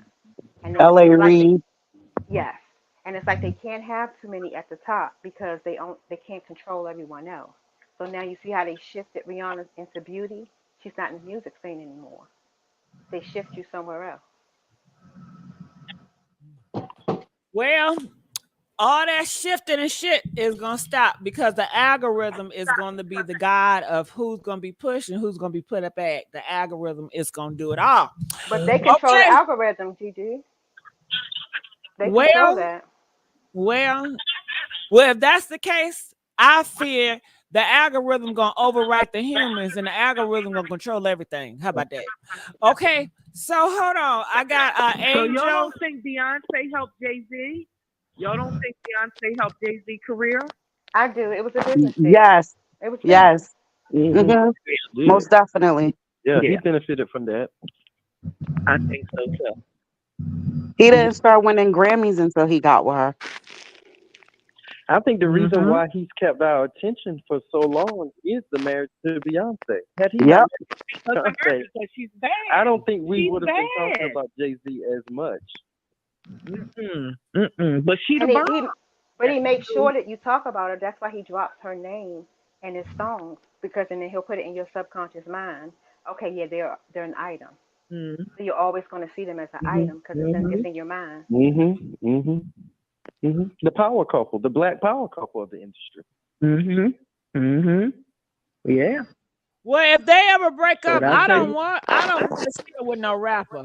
But you know, she gonna do what she wanna do. But Angel, are you there? Angel, I'm calling you up, Angel. Oh, hey, I'm here. How you doing? Talk to me. What's on your mind? I'm good. I've been listening in. So, the whole thing with Dame Dash being outraged, I don't buy it because he was in a Fiesta video, and that was before Aaliyah died. So, Okay. Anything else you want to say, or did you Yeah. want a response from that? I'll wait for a response for that. Okay. Dream, what are your thoughts? I think Dame Dash kind of knew the play that was going down, and the reason why he's going off is because he foresaw that everything was going to happen. Because around that time, if you look at his story, just kept flip flopping. One moment she was rushing to get back to him because his assistant called and said he was in some type of, something was going on with him. She couldn't get in contact with him, and then he says that he got a text from her saying he didn't feel comfortable with the plane. I think Dame knows what goes on once you get to the top. He knew what Aaliyah was presented with. Yes, he didn't want her to go to the Bahamas, but he couldn't tell her why not to go to the Bahamas. Okay, and Angel, I'm gonna strike at it if you don't mind. You know, Angel, we're dealing with cool snakes, and I know we got them. We got them in our family. We got them in our neighborhood. We got them all over. I've been to parties of a person I don't like, but I still went to their damn birthday party, took a picture with them. Don't mean that I like the bitch, but I did it. Okay. I mean, you got a So point. That's true. just because you see them and taking pictures together, it doesn't mean that it's what meets the eye. You know, everything that you see, sometimes it is not that simple. Like hell, at one point in time, you know, they were cool, but things happen and now they're enemies. So that's how I would say with that. If you're a cool snake, of course you're gonna be around people that you might not like because you it's a business and they do have a business relationship, right? So some of us work with people that we don't like. Shit. If I was a big influencer, I would probably collaborate with an influencer I may not like, but shit, if it's good for the numbers, why not? Okay, so that's my thoughts on that. No, you're right. But at the same time, he's sitting there and saying, "Oh well, I don't like that Jay-Z worked with him." If that's the case, then he should explain why he was in the music video. He don't like that Jay-Z He worked didn't with like that Jay-Z R.Kelly. and R.Kelly were working together, but he participated in the video. So there's nothing wrong with So him saying that when, he thought when that did he say it though? I mean, did you talking about when he interviewed about Dame this? said that he didn't I agree know, with Jay-Z and but R. Kelly working together. okay, Angel, did he say this years later, or was he saying it during that time? He said it years later. Okay, so Angel, when you say stuff sometimes years later, sometimes we reflect. And maybe he wasn't talking about himself, but he was just looking at the situation from Jay-Z, and he just didn't like it. If you asked him about, well, you saw it in there, maybe he would like, you know what? That's messed up too. Maybe he would hold account to himself being there, and maybe he would not. Maybe he's a damn hypocrite. You know, we do have hypocrites. Okay. So that's my thing on that, because he said it years later. I know looking back, sometimes we can say, you know what, that person was wrong, but shit, we did some wrong shit too. But sometimes we don't look at our own wrong shit because right now we're focused on the other people. I mean, I hear you. Yeah, so that's how I'm gonna swing that back. So anything else you wanted to say? Is I'm getting a feedback from your audio? No, I don't think so. Oh, okay. Well, okay, so I'm gonna put you back on hold, Angel. Tracy, how you doing, Tracy? Tracy? Can you hear me? Yeah, I can hear you now. Talk to me, Tracy. Okay, I want to start with asking a question, and I want you to follow me. I'm leading up to something. Being that Diddy and Jay-Z was so close, it makes sense that Jay-Z would know that video that Diddy had video on people, right? I don't know about that, because why is Diddy telling his secrets to Jay-Z? That doesn't make sense to me. We cool, but bitch, we ain't that cool. But we talking about cutthroat. My left hand know what my right hand. And when you have snakes, I can be in a room full of snakes, but I'm not going to tell my best snake all my moves. But think about this. So many other people knew that weren't even as close as he was to Jay-Z. You know what I'm saying? And what I'm getting at is, if I remember correctly, and correct me if I'm wrong, last year sometime him and Jay-Z had some little strife or something. There was some tension there that people was reporting on. Do you remember that? I don't. What was it about, Tracy? I'm not sure, because all they would show was like pictures that they would take, and Jay-Z would look like he didn't want to be there, and they were, bloggers was talking about that. They knew something was going on, but they couldn't put their finger on it. So earlier, I was listening to Eddie Griffith, and something he said made a whole lot of sense. If the agents didn't even know whose mansions they were raiding, then who alerted the press? Because if you notice, the press was set up and recording. Did you notice that? No, I didn't. You got me realizing it now, Tracy. Right. And then so what I did, I was like, I thought back to when Ciroc dropped Diddy. They dumped him in June of around 2023.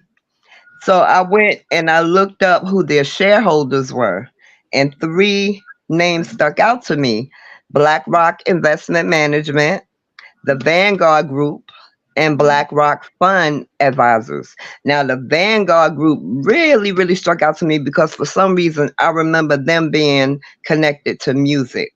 And so I looked them up, and they owned $10.42 million of Warner Music Group. And the BlackRock Fund Advisors, they provide $5 to $20 million in structured investments for artists through newly alignment and capital. This is for new artists. So I'm like, okay, these two groups are connected to music. Then I went back and I thought about when people were saying that some people said they didn't think it was Clive Davis that did the setup. They think it was somebody above him. Lucian Grange is above him. Billboard dubbed Lucian Grange the most influential man, the most powerful man in music. And then I went back and I looked at Jay-Z. last year around the time him and Diddy was supposed to have this little strife between them, Jay-Z left EMI Music and went to Warner Music Group. So I can see Jay-Z telling the upper people that Diddy had tapes on them because, like Eddie said, somebody had to say, look, y'all go in there and raid this and get that security footage. And probably it could be a plot twist, but in my mind, I'm thinking when it comes down to it, yeah, Diddy's going to go down because of his own arrogance and own criminal activities. But at the same time, I think a lot of that evidence on those upper class people are going to disappear, just like in the Epstein case. It's Okay, just Trey. Okay, go ahead, Stacey. I thought you was done. Go ahead. no. I was just. Go I ahead, mean, Tracy. that's just something to think about. You know, just something to think about. I'm not gonna stay up here because I still got my grams. I like you. Stay right here. You getting But you that's like what gave us happened with Okay. Seagrams. Remember information what that happened I've with never heard before. So I like that. yeah, Okay. remember what happened with Seagrams? We never found out those victims either. And they're in the alcohol Mhm. business. Got it. Yep. Trey, your Mm. thoughts on what Tracy said? Oh yeah, as far as Diddy and Jay, I just want to reiterate that two birds of a feather they flock together. Um, Mhm. as far as far as Aaliyah though, I Hold honestly on, Trey. Did you believe hear what she that. said about the lookup and all that money she just found out? Oh yeah, Vanguard. I knew about that Black Rock and all of that. But see, those same companies run the music industry. So that is interesting that Black Rock would be involved with the liquor company. Mhm. Because the two go hand in hand. And I want to say this because somebody brought this up too about Diddy. I think it was the caller before. I forgot her name. I think she's still on the line now. Which brought up the fact, yeah, Diddy is not a billionaire, you guys. He's not. He never was. You know, that title was given to him and he ran with it. Just like you have people who still to this day thought that Diddy owned Ciroc. Diddy was a spokesperson, a high paid spokesperson. That's it. Not an owner of Ciroc at all. So what's happening with Diddy now is Diddy is running out of his funds now though. That's Mhm. Diddy is losing money by the day. And he has to suit up and go into federal court and pay what's left to these lawyers to defend him in federal court when it happens. Diddy is going to be washed. He's going to lose all his money. So he's going to be dead broke by the time all of this is over. So, you know, it's just a case of the chickens coming home to roost. And Jay-Z's day is coming. Jay-Z's day is definitely coming. Because Jay-Z is just as big of a snake as P. Diddy is. So, caller, I don't know your name. Start with a 2. What are your thoughts on the matter? What Tracy said? What, the 267? Yeah, 267. I can't see it. I'm sorry. I agree with Trey. I don't think none of them have the money that they say they have. I don't, because if you have so much money, why do you have to keep going on tour or selling this or investing with other people and using your name? If you have so much money, even like the Kardashians, like I don't think none of them have the money they say they have. Got it. Okay. They have money like yeah, like they said before, you know, they could probably go to get a car or live in a mansion, but do they own anything? Got it. Okay. Well, hold on. Let's go to Taylor. Taylor, I'm adding you up here. How you doing, Taylor? Hi, darling. How are you? Good. Love your energy. So you got to tell me, what are your thoughts about this, especially for me, when it comes to the connection of Beyonce, Aaliyah, and Jay? And if you have something to say about Little Kim, feel free. Okay. So where do I even begin? Like I was just listening and dissecting everything that everyone said. I just wanted to point out about the whole Aaliyah thing. I the relationship between I could talk about Jay-Z, right? We could talk about the whole Jay-Z Yeah, situation. yeah, yes, yes. Okay. Okay. So I really think Aaliyah really wasn't interested in Jay-Z. I feel like she liked his swag, but I feel like she just wasn't interested in him. Like Dame had more of an appeal um to Well, her, and I that's want to what it, say something, Taylor, too, because all right, and let's talk about it a little bit. Aaliyah okay. is not interested in Jay Z. If Mm-hmm. that's the case, then why take pictures with him? If Because that's the case, have you ever like took a like let's just be for real. A picture just because I take a picture with you or I pose a certain way, that doesn't mean I'm like dealing with you. Taylor, you cannot do that when it comes to thugs. They get the wrong idea. They're gonna say you're I playing. don't even. I think it was playful. I think Aaliyah was very flirtatious, but Just I saying. don't think she. Me, right? You asked I. me. I don't. She was. You got to think. I'm saying Mm-hmm. this: you don't play with these niggas, especially men in power. You know, everything means something, and her parents should know. And they said her parents pushed this. They wanted her to be with Jay Z as well, but they said that Jay Z, he just wanted, I don't know if he wanted to really be with her either, because at parties, they said that Jay Z would not pay Aaliyah no attention. He'll be going off doing what he wants. But that's not what I've heard from interview. I've heard that Aaliyah was the it girl back then. I'm not done talking. Okay, go He ahead. Go ahead. Go ahead, Gigi.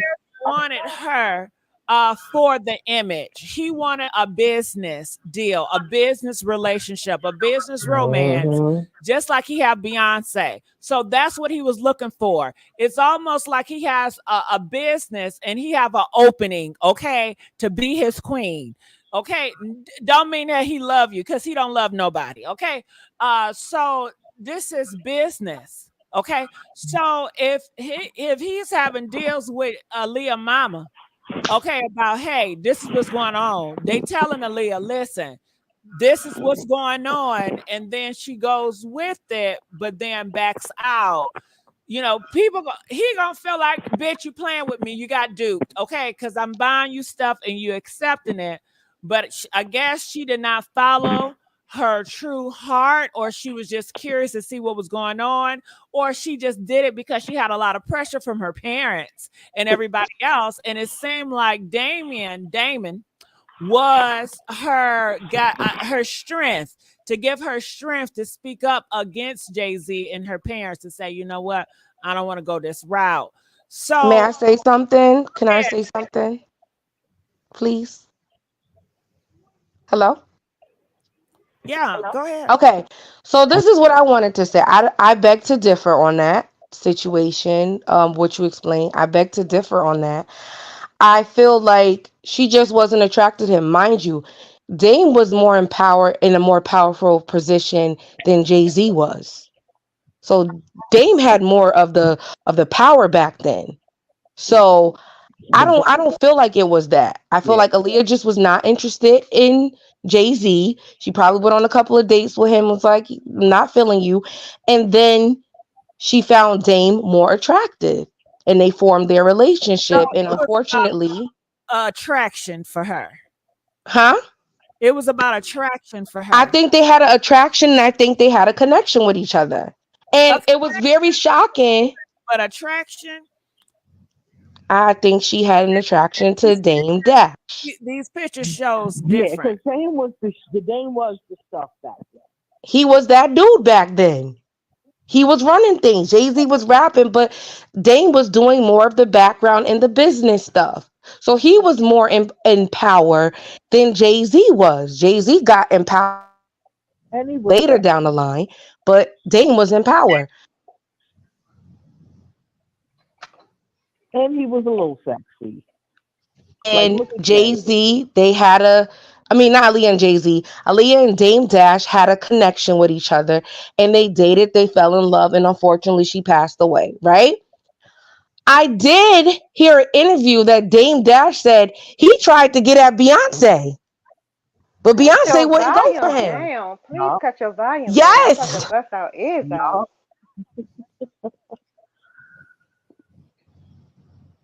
Hello? Yeah. I think she dropped. Yeah. Okay. So yeah. I just feel that these pictures of Aaliyah and Jay-Z, it speaks differently. I I guess do you guys see the pictures? Do you see her leaned up against Jay-Z like bad I girl mean, and not to bad sound like a boy? slur, Huh? not to sound like a slur, but have you ever like liked somebody and then when you get in their in crowd, you start liking a friend? It might have been like that. Like, okay, she liked Jay, you know, and then I guess maybe when she started getting around Dame, she might have liked his Yeah, style, that could you possibly know. happen, but I'm talking about the Hmm. moment now, the moment in these pictures, Yeah, she the probably hit story, Jay. She probably hit Jay off. it tells, because it has to be a question: why accept gifts? Why go Mm. to the lengths of pictures? That's a choice. That's a decision. Yeah, with your So hand, you had me. She got why her cuffed up. why because if you keep Hmm. saying the argument where she never liked Jay, then she comes off as a user and an opportunist, and you were just using him for the perks to come up. I Yeah, I mean, think that that could have might been have it been too, it. I though. think she That gave could him have been mixed it signals too. when she did that. I think she gave him mixed signals, You you gonna know. give Yeah, somebody mixed because she signals? was Shit, we are in the beautiful, real you know. world. Come on now. Hmm. I think I she gave mean, whatever. but I I think don't she think she used Jay Z at that time because Jay Z was still kind of dusty, and she was the princess of R&B. She had more power at that time these pictures was taken than Jay Z did. But that give it even more power, Eddie Rashida. seemed If like the I innocent. have power and I have choices, but I'm laid up with Jay-Z, that means that's my decision. If I'm accepting stuff and I'm powerful, like you say, Rashida, then I have to like him to some degree to accept it. Because I'm sure she get gifts from everybody and she not hugging up on everybody now. And I think she this is tried to just make my herself like him, but she just couldn't. She just couldn't go along with what they wanted her to go along with. And Dame Dash can get into yeah, her she mind. He followed had more Yeah, intellect. that He might was have been and more. it. then my She just in followed. my opinion, knowing what we know now about Diddy, and these was his parties, and every picture of them two together, um, it just seems like to me because they puffy parties, everybody is touching everybody. It might have been something in some drinks, is all I'm saying. Because if you look at everybody, even Puffy got his arms all up on Jay Z, and one picture Jay Z in the background, and the other picture at the top, all of the females look like they offer something. And I don't know. It just seemed like I don't know. Knowing what I know, But I would just She might not these have are liked the different set. pictures at different times. So if that's the case, are you saying that Aaliyah was doing drugs all this time? That's the same I'm not outfit though. saying Those that look like the not. same outfit. It's two. It looked But like the most same of these picture but different pictures is the outfits. Is what I'm same, saying. yeah. And That some of them, and I'm not saying she probably did them. I'm saying that knowing what I know about Diddy, and anytime he had females around, it even the people that was coming out speaking about what he was doing at these parties, they said he had black bottles and he had gold bottles. Certain bottles was just for the females, and I'm starting to think we already know what he did to no, they all said of the females no. around him. They said no, she does not do drugs. So May I therefore, say something, Gigi? she knew exactly what was going on. So I'm not going to try to place her like No, she I was don't think it was young drugs. No, and I don't But think she what did I do anything remember willingly. was she was I do allowing rem- men to do this. Because back in these times in the 90s, you don't allow a man to just be touching and groping on you in front of no, everybody, and that was okay. I agree. But what I That will was say going to is, be sense law. Jay Z used Diddy to get Aaliyah to come to the party because remember those parties were invite Right, only. right, So he used his connection with Diddy to get Aaliyah to come to those parties. right. Leah was going to Diddy parties. Yeah, I don't know about the after hour stuff, but you know, that's how she came to the party from the invite from Diddy to come to the party. Got it. All right. Well, we can also look at the thing of if Biggie and Tupac didn't die, would Jay-Z be who he is? No. No. I agree. Well, Shelly, you want to go into that? Go ahead, Shelly. Go into what now? Hey, you let me out the cage. The question was, will Jay-Z be who he was if Biggie and Tupac was still alive? No, Okay. no. Tupac was way better. Okay, that's better, but why wouldn't Jay-Z still be in power, or why wouldn't he have garnished this much influence if Well, because Tupac was more original and done all his own stuff. The only thing made Jay-Z big, he used to jump on everybody's hit record. He used to jump on everybody's collab. So if you go back on his music, you'll see. And even Dame said that he built his career off of other people. Like I said, Big Daddy Kane was a big influence because he took Jay around and taught him how to be smooth and how to get on people's records. And that's how he really blew up. They wasn't even listening to Jay music when he came out. So the hook was for him to jump on the hit records and do remix. Sort of how they built Biggie's career, jumping on people's records, remix, and then you bring the artists out. So Exactly. Jay, yeah, I don't think Jay will be where he is today if at least Tupac was alive. I think Tupac would be the king today.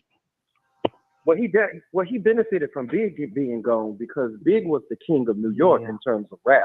Yeah. Big was a god in New York. Yeah, New York. Yeah. Yeah, New York. Yeah, so when, that whole code. yeah, but when Big died, Jay kind of went in and slid and took that spot. Yeah. It was Yeah, wide he was. open. It was Pac had died, Biggie had died, Fat Pun had died. Big Pun. It was a big open spot. It was nobody there. well, you had And he Nas. was. Big. Yeah, but Yeah.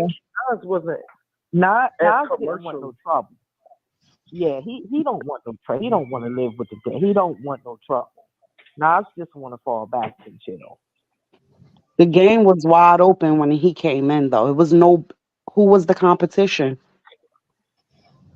Everybody had passed away. Big was gone. And look who caused them passing away though. Yeah. And that's They were sacrificing people. how all And that symbol he used. That opened up the game for a lot, and that was male. And then Aaliyah was gone. She was the princess of R&B. It just opened up everything. So that was the shift then to move things around, and so I guess now we seeing the next shift. Yeah. Yeah. It's going to be a shift because Diddy messed it up for everybody. Mm-hmm. They would not be investigated and all this going on if he wasn't greedy. Yeah. Anytime All right. you mess with that man, the dad. What's the dad, Winslow? Why would you mess with Winslow and T.G. Jakes? What is it that you He like big backs. Well, they said allegedly, but now that Rick Ross, he was smacking his lip on Rick Ross, so that's accurate. I mean, Rick Ross a little sexy though. He a little sexy. No, he not. I know. Where? Where? In his wallet? Rick Ross, he ugly as hell. I'm going to bed. Y'all crazy. Come here. Oh my God. I was Big looking ass for calves. Did you see them calves look like baseball bats? But you know what? We Trey, can you call me right back? Cause I have to open up the phone lines back up, and you know how it is. I gotta close and open it up. Trey, please call me back. Okay, Gigi. All right. So I know some people are saying, hey, I'm trying to call in, but I can't call in. Well, don't you worry. I'm gonna open the phone lines back up. So you're gonna hear some buzzing noise. So when I open a phone line back up, then you'll be able to call back in. I'm going to blogtalkradio.com. Okay, Rashida, anything you want to say right now while I'm doing this? No, y'all pretty much pinpointed. We're about to see. I just can't wait for the trial to start. I All just can't wait for that. But I'm about to get off here. It's been great. I'm gonna still be listening. I'm gonna be in the chats. But right. good Oh, night, everybody, and thank you. all anytime. right. So, Good Taylor, night. I'm gonna put you back up here. How you doing, Taylor? You back? Taylor, are you there? Yes, I'm here, Gigi. I'm here. Talk to me. All right. So I know the phone had cut off like when we was in the middle of the discussion. I was talking about Dame Dash getting with Beyonce. I think that's the last thing, and then I hung up. I don't know if you want to continue to talk about that, but We can take a about that. You're gonna hear a noise really quick because I'm calling back in. But yeah, okay. talk about it. Go ahead. Okay, so Dame Dash was doing an interview. This is when he was going on his like I guess like being open about the whole Aaliyah situation. So he basically said that like after Aaliyah died, he had a hard time, but he wanted to go to the next it girl, and the next it girl was Beyonce. Hear important instructions. Your show is And scheduled so, okay, I heard the thing, seconds. but he talked about how he tried to get at Beyonce, but Beyonce was Your talking show will to go live in Jay-Z, 5 and seconds. so Three, she didn't want to get two, with him. 1. So that stood out to me. That was very interesting how Beyonce didn't want to talk to Dame. But I also think at that time too, Jay-Z was rising up to power. So Dame was losing his credibility. So I think that like played a big factor.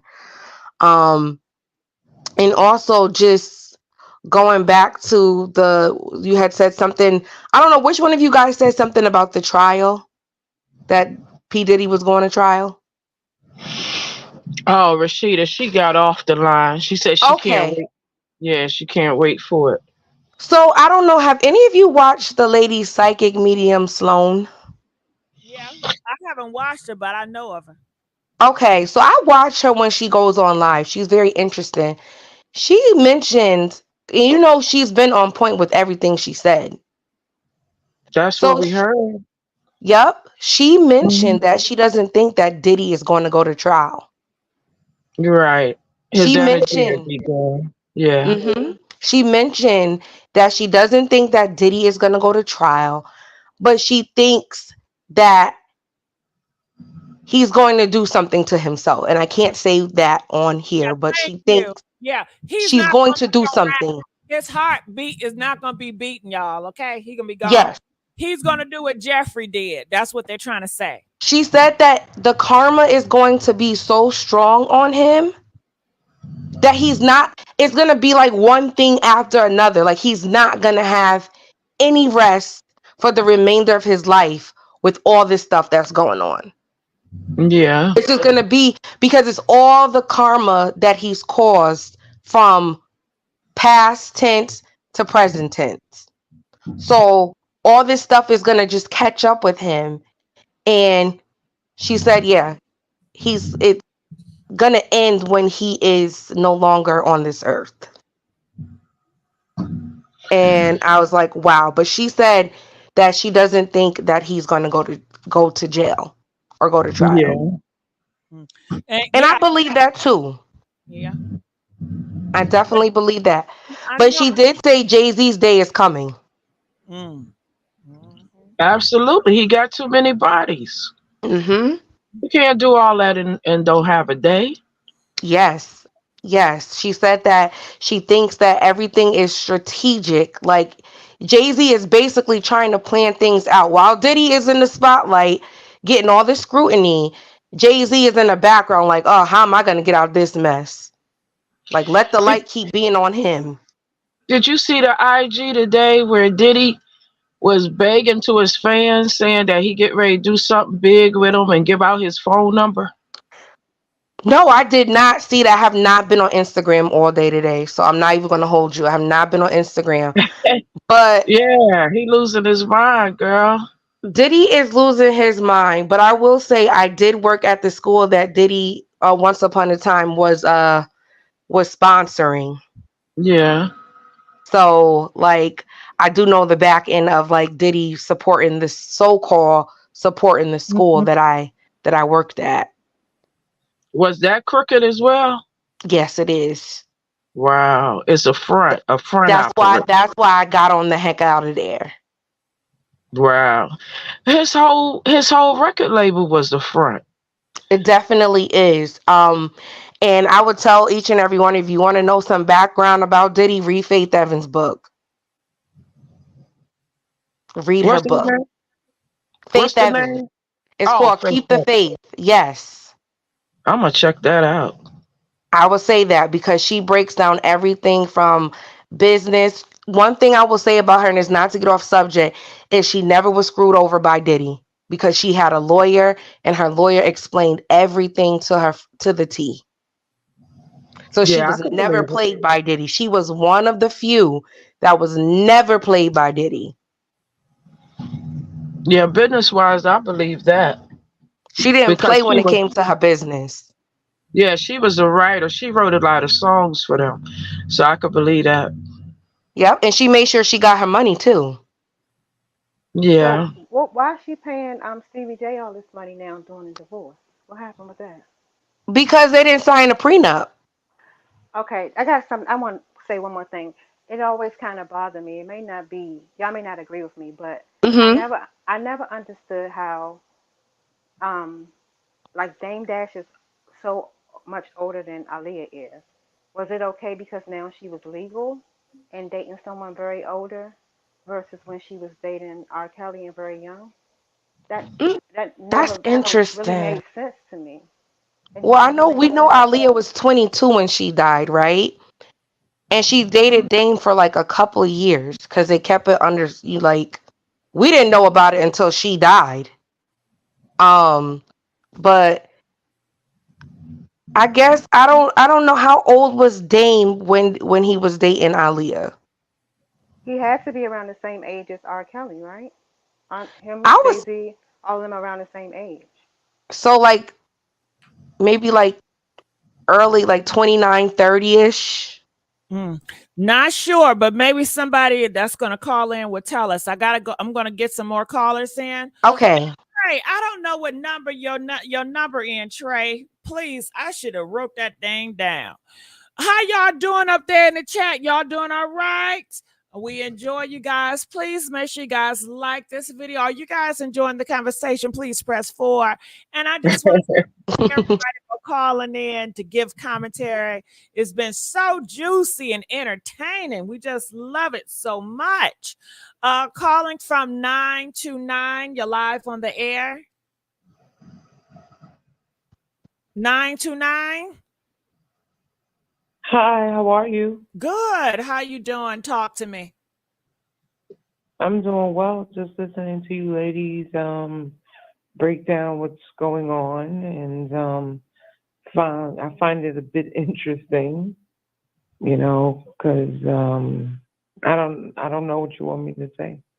Oh, okay. Don't worry. Let's go on to our next caller. Caller from 314. You're live on the air. Talk to me. Hello 314. there. How are you? Good. How you doing? Hello. Oh, I'm doing all righty. My name is Betty, and I'm calling from Missouri. I am 66 years of age, and I want to touch on Tupac, a question that was asked earlier. Go ahead. Tell it. Tupac is still being talked about after all these years after his death. We will not be talking about Jay-Z like we talk about Tupac. Jay-Z could never touch Tupac, even in death. All right. And yeah, I'm a Tupac fanatic. All right. All right. Thank you. Calling from 470. You're live on the air. 470. Hey, Gigi. Hey, how's it going? Talk to me. What are your thoughts about this Beyonce, Aaliyah, Jay-Z? You know the names. Well, it's hard to say because I love both of them. But even like 10, 15 years ago, I remember people having similar conversations saying that Beyonce wouldn't be where she is if Aaliyah was alive. Okay. And your thoughts, your opinion. Yeah, I think Aaliyah would be like where Rihanna kind of used to be. Got it. Okay. Like a superstar. But Gigi? Yes. Oh, I wanted to read these lines to you from Biggie's song. It was on his Life After Death, and I just wanted to hear your thoughts about it. It's just a few lines. Okay, go ahead. Okay, so he says, gee whiz, mother effers still in my biz, don't know that my ninja gutter effing, kidnap kids, F them in they behind, throw them over the bridge. That's how it is. My ish is laid out. That's some thug Isn't stuff. that crazy? No, that's some thug stuff. Love song? Well, it sounds like what you said got a reaction from some of the panel. Anybody want to say something? I hear some moaning. Well, it sounds like he was telling on what did he do with boys. That's what my take. I was surprised. Like, I agree. I just can't believe nobody was talking about this because it came out right after he died. What song was this? It's called What's Beef. Oh my God. You want to know something? The older I've become, I am like, I listen to certain Biggie songs. I'm like, what did you just say? Yeah, that was new to me too. But I'm going to look that up. When Biggie talk about like, you know, about dealing with RuPaul, he rather deal with somebody, RuPaul, than somebody else. And I was like, what? I don't know what song that was. But it made me look at him a little side eye. Yeah. That was deep right there. I mean, he said it with the RuPaul. He rather rock RuPaul versus with dating some ugly women. Yes. But he said it to incite attention. So, you know, everybody saw it and knew about it and they laughed about it. But he would call some women men that look like men, you know. So back in those days, they were more men. I mean, mean. They were unfiltered. They were unapologetic. They were more harsh in their words. Today, you have to be accountable for what you say in your raps. It will come back to get you. But back in those days, they didn't care what came out. They were very ruthless and mean. And they talked about crime. I mean, these are thugs. They rapped about criminal activity. They were criminals. So, all right. Thank you, 470. All right. I just see it as the criminals doing what criminals do.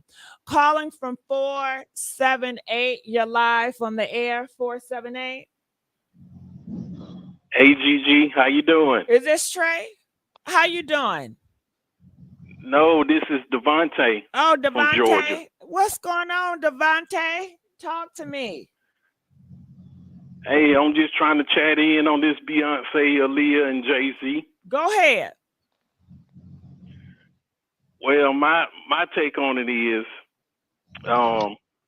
I'm also a DJ. I've been DJing for over 30 years.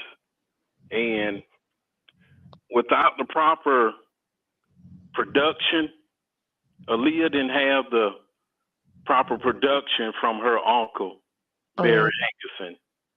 And without that, and without being promoted out there, she wouldn't have had a shot of being where Beyonce at. And without Beyonce, axing off her competition, A. Marie, Carrie Hilson, Tamia, all of them, saturated the early 2000s. There was a void that was left when Aaliyah passed away. And soon, the other young ladies start stepping in, Beyonce and Jay-Z start axing off the competition. So it cleared the way for Beyonce. Plus, she had her dad and her mom, her dad was like Joe Jackson. So he made sure, the production was solid. Aaliyah didn't have that production, that kind of team behind her. She was starting to break free. And don't you notice, it seems like her and Pop and Biggie, when they was about to get ready to leave their original production, they get whacked. Aaliyah was on her third album. She was going to get ready to leave Black Ground Records.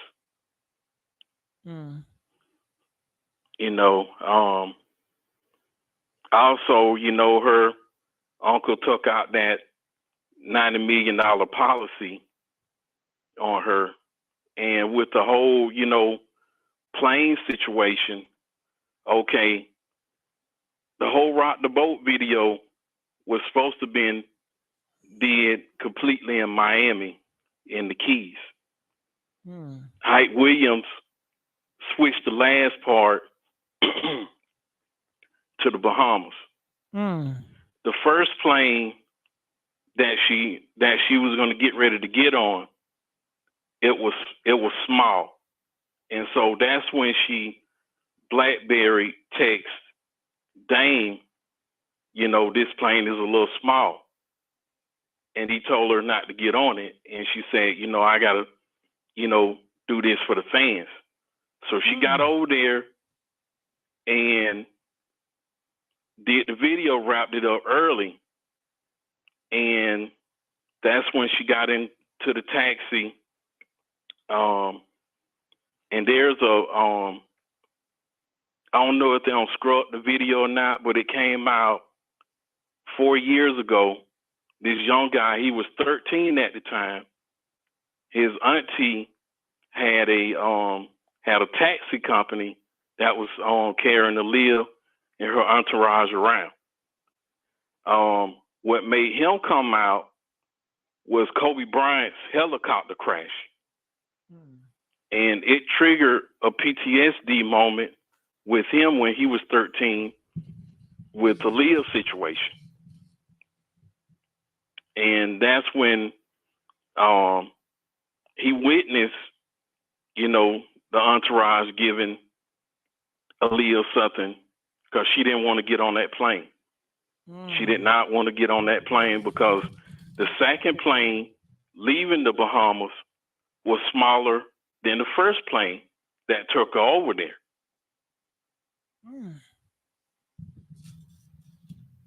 And,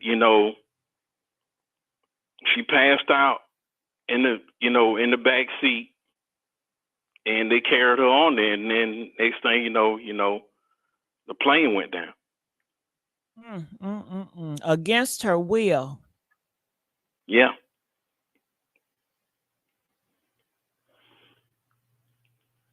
That's sad. Especially my last wish was I don't want to get on that plane. and you gonna force me on that plane? Well, I guess Oh yeah. whoever did the forcing on the plane dead too, huh? Or did the person get put on the plane, then take it, and then get out? Oh no, all of them passed away.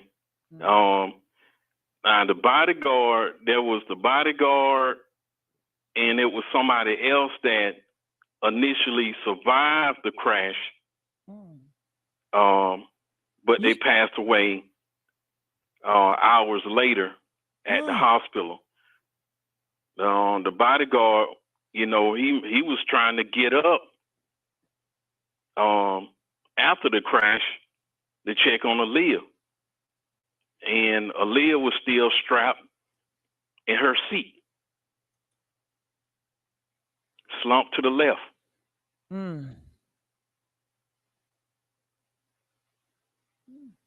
So the conspiracy theorist is that this was done on purpose. Do you think this was a accident, or do you think this was purposely sabotaged? I definitely feel it was sabotage. Me too. Aaliyah was about to break free. She had several movies that was signed contracts that was in the pipeline. I don't know if y'all remember the movie Honey. Yeah, the dancing movie. That With came out Jessica? in 2002. It had. I love that curly hair Jada Jessica Kiss. be having on. That curly hair Jessica had. Yep. Honey. Yes. Yeah, she took Aaliyah's spot. That was Aaliyah's role. Oh wow. Also, the movie You Got Served. With Marcus Houston. Yeah. Aaliyah was assigned to that movie too. I didn't know that. Thanks for telling me. Keep going. Also, remember the movie Sparkle? The singing with movie? Whitney Houston. Yeah. Whitney Houston first initially went to Aaliyah with that movie. She had to shelf that movie because of Aaliyah's plane crash. Wow. Yeah, so it's several more movies that was in the pipeline. So she was getting ready to blossom, on a major level. Yes, she was. With a lot of different, and then also she had a clothing line with Kadada Jones, Quincy Jones' daughter.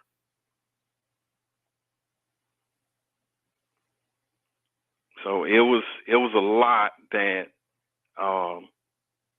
that was going to transition, and there was a void in the music industry and the movies that, all of a sudden,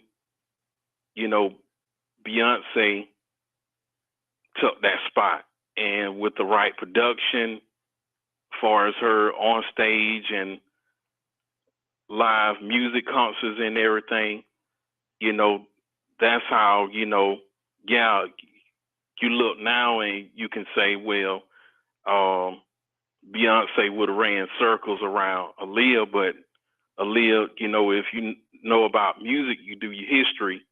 Without the production, without the right endorsements and advertisements, it's hard. You can definitely ask the R&B artist Tamia and A. Marie and several others that got their project shelved, and they was on the same.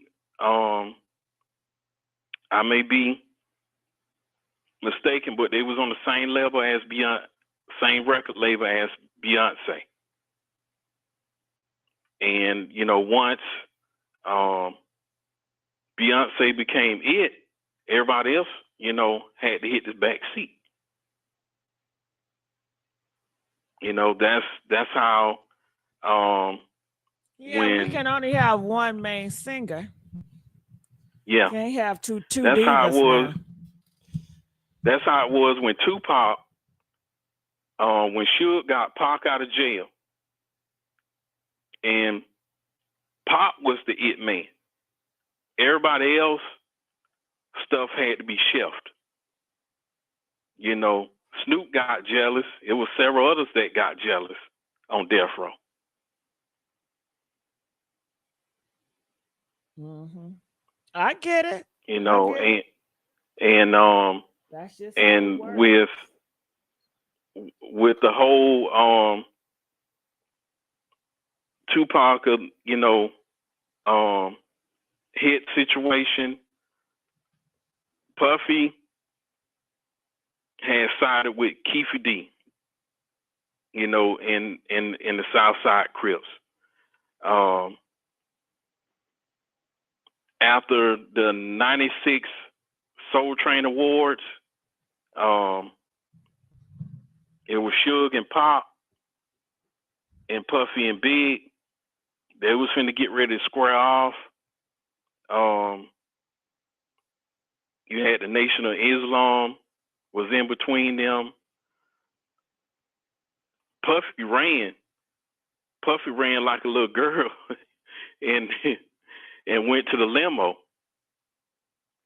That's why when Pop came out with the song Hit 'Em Up, when he had that line in there, I see them, they run, he was talking about Puffy.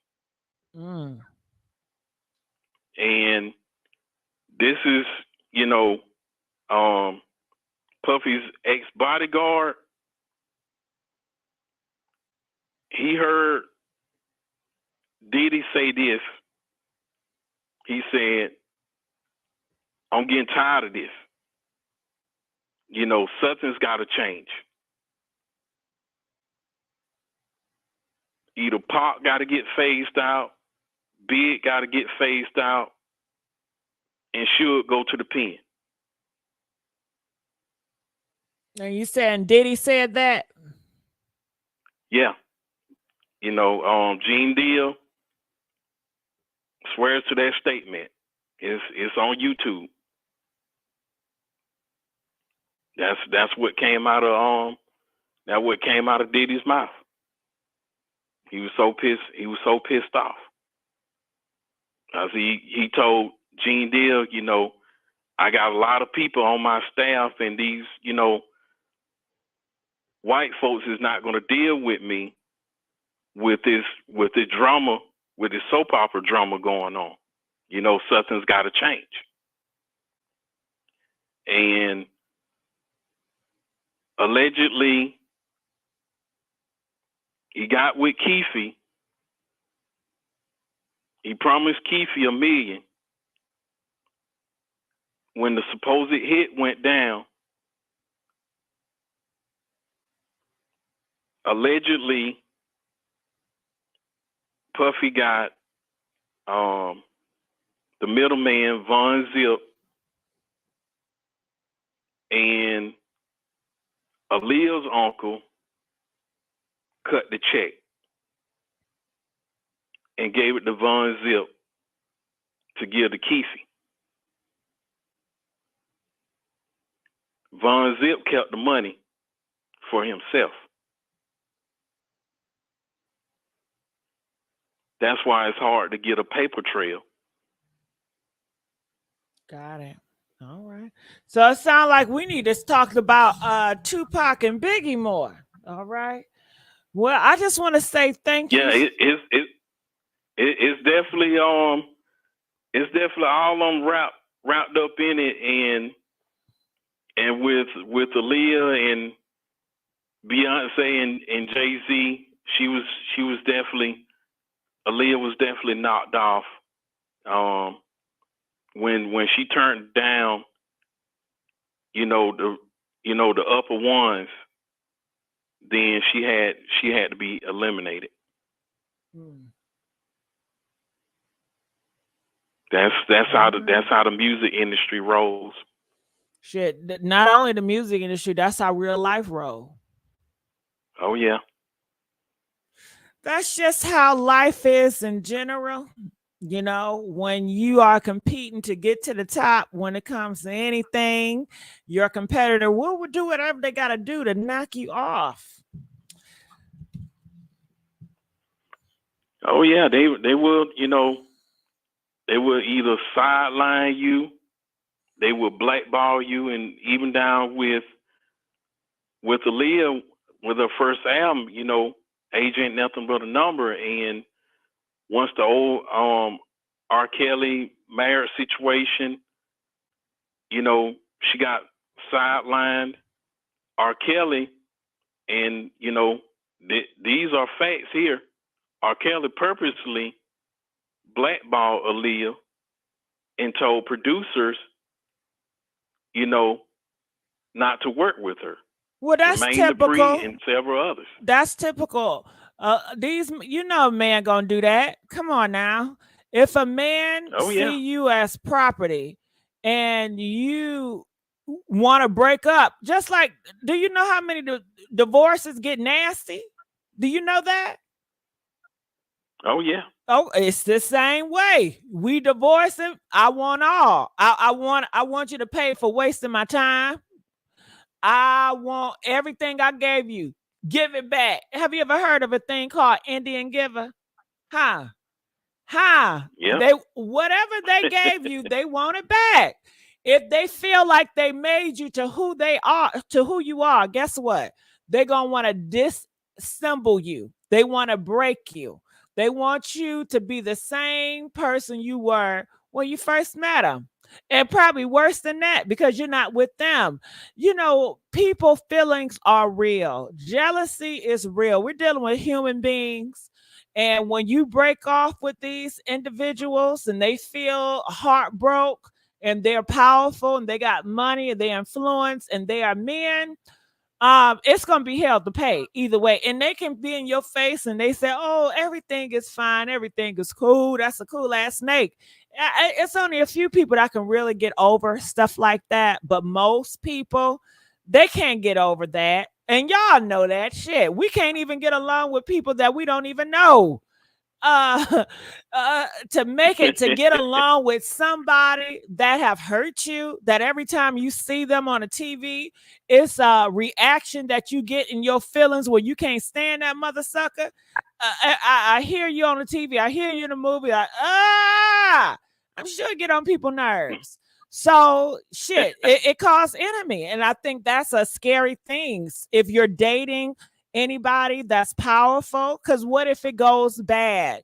What if they want to retaliate? Are you going to be able to handle that? That's why sometimes it's not good to get in bed with these high power people, because if they're going to make you do some shit you don't want to do and you break up, they may retaliate. But with Aaliyah, they said she didn't have a choice because her parents pushed her there. And they said Aaliyah, her parents wanted fame for her more than she wanted fame for her. She didn't even get a chance to really know who she was. She didn't get a chance to really discover who she was because, her family them pushed her into that life, trying to get famous, getting all that money. And did you hear her mama was doing a do with R.Kelly? Did you hear that?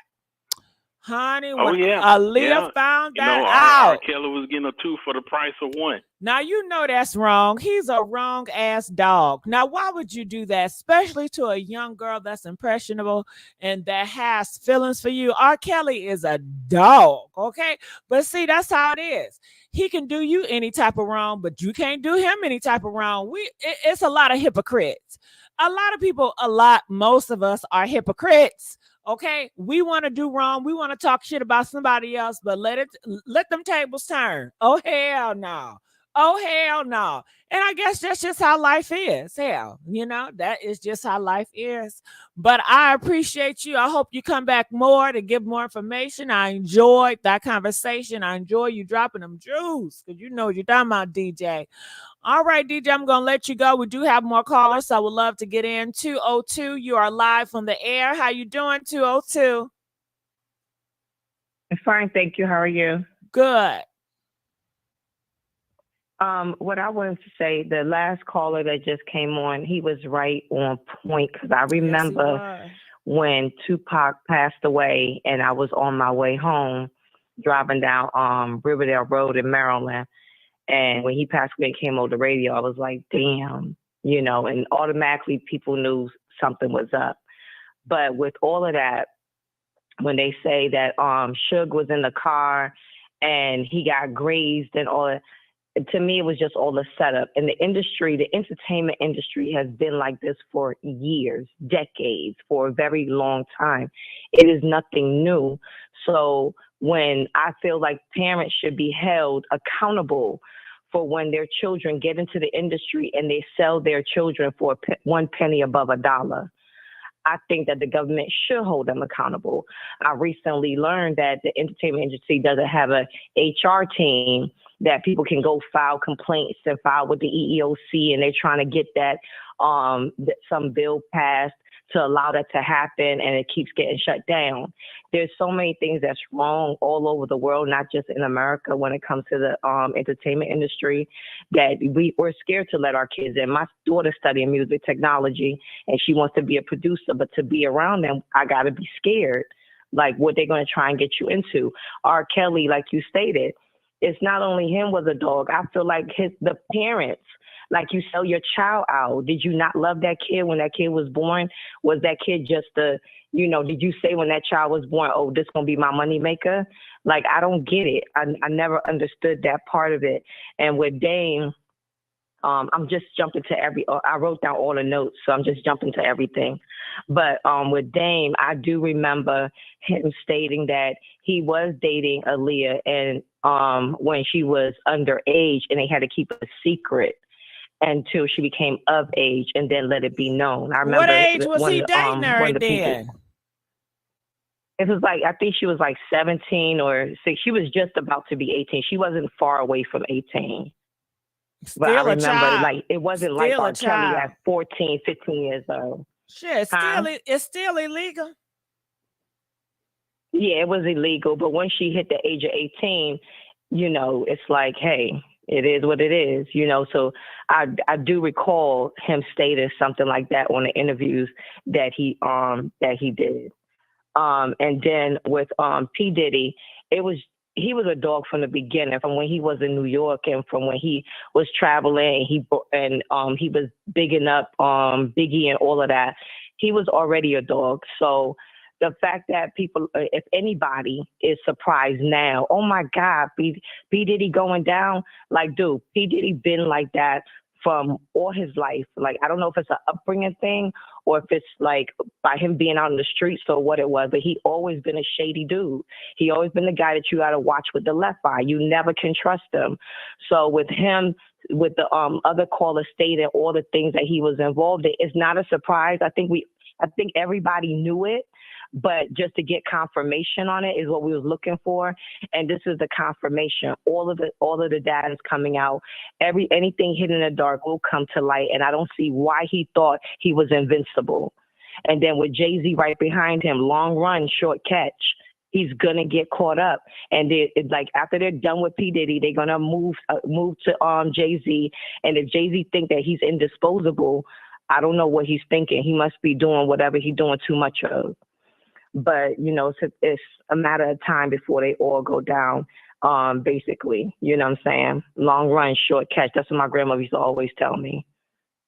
Mm-hmm. And I think I went through all my notes. And then with with not only in the entertainment industry, but with the government itself, you have government officials now that date women, and you have one up here in Baltimore where he dated a girl and he kept stalking her after she was like, I don't want to be with you. He kept stalking her, harassing her, threatening to kill her, having police officers. That's how a lot of men are. That's how a lot of men are. They're territorial. So yeah, that's all over. So it's just to go and just state like in any industry, in any business, it's territory. It's I own you. This is what you're going to do. And if you ain't going to do it, then I'm going to dismiss you. So for me, with the new generation coming in, I just think that they should learn from our mistakes when we were younger. You know, when I was in my 20s or in my teens and I didn't know better. I'm hoping that this young generation that's coming in take heed to all the lessons that's being taught, because they have more opportunity to know because they have it right there online. They have people talking about it. With me, we have to go look at magazines and all of that. Y'all don't have to do that. Y'all can just go right online, pull it up, and they talk about it and they tell you. So when you get into something, always have a backup plan. Like I tell my kids, always got a backup plan. Don't just go to college and see, okay, that's it. It's never that's it. You know, always have a backup to the backup. So that's all I have to say. Thank you for hearing me out. Oh, anytime. Thank you for calling. Calling our next caller, 678. You're live on the air, 678. All right, calling from 702. You're live on the air, 702.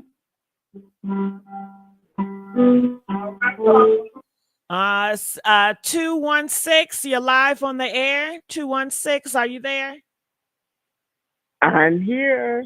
Talk to me. I just want to add to, you know, I've listened to all the things that everybody's been saying, and it's sad and it's so on point. But I just wanted to stress the information that I got just listening about Blue Ivy and her coming out.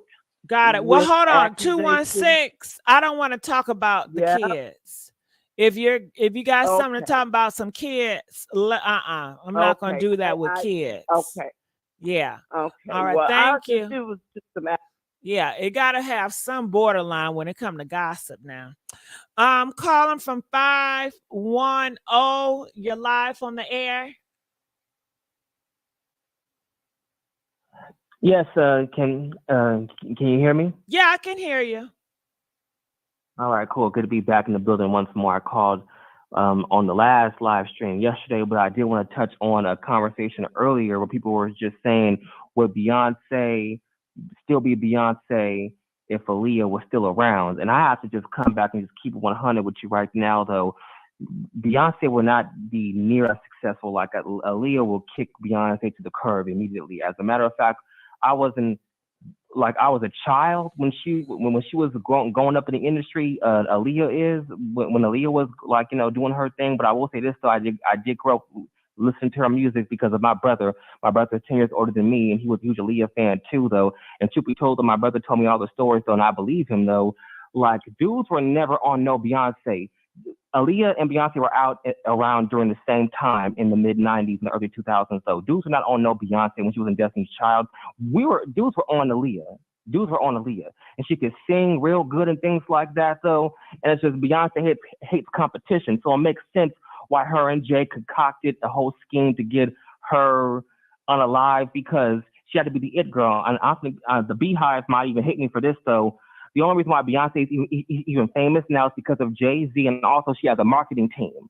She has her mom, her dad, and a whole group of people though to brand herself right, and like Queen Bee, and Sasha Fierce and all this other nonsense things like that. If you take away the marketing team, you take away Jay-Z, you take away all that though, she would be nothing. Can she sing? Yes, she can though. But as a matter of fact though, I've had people in my family, women who could sing, and they did covers on her songs, and they sound better than her.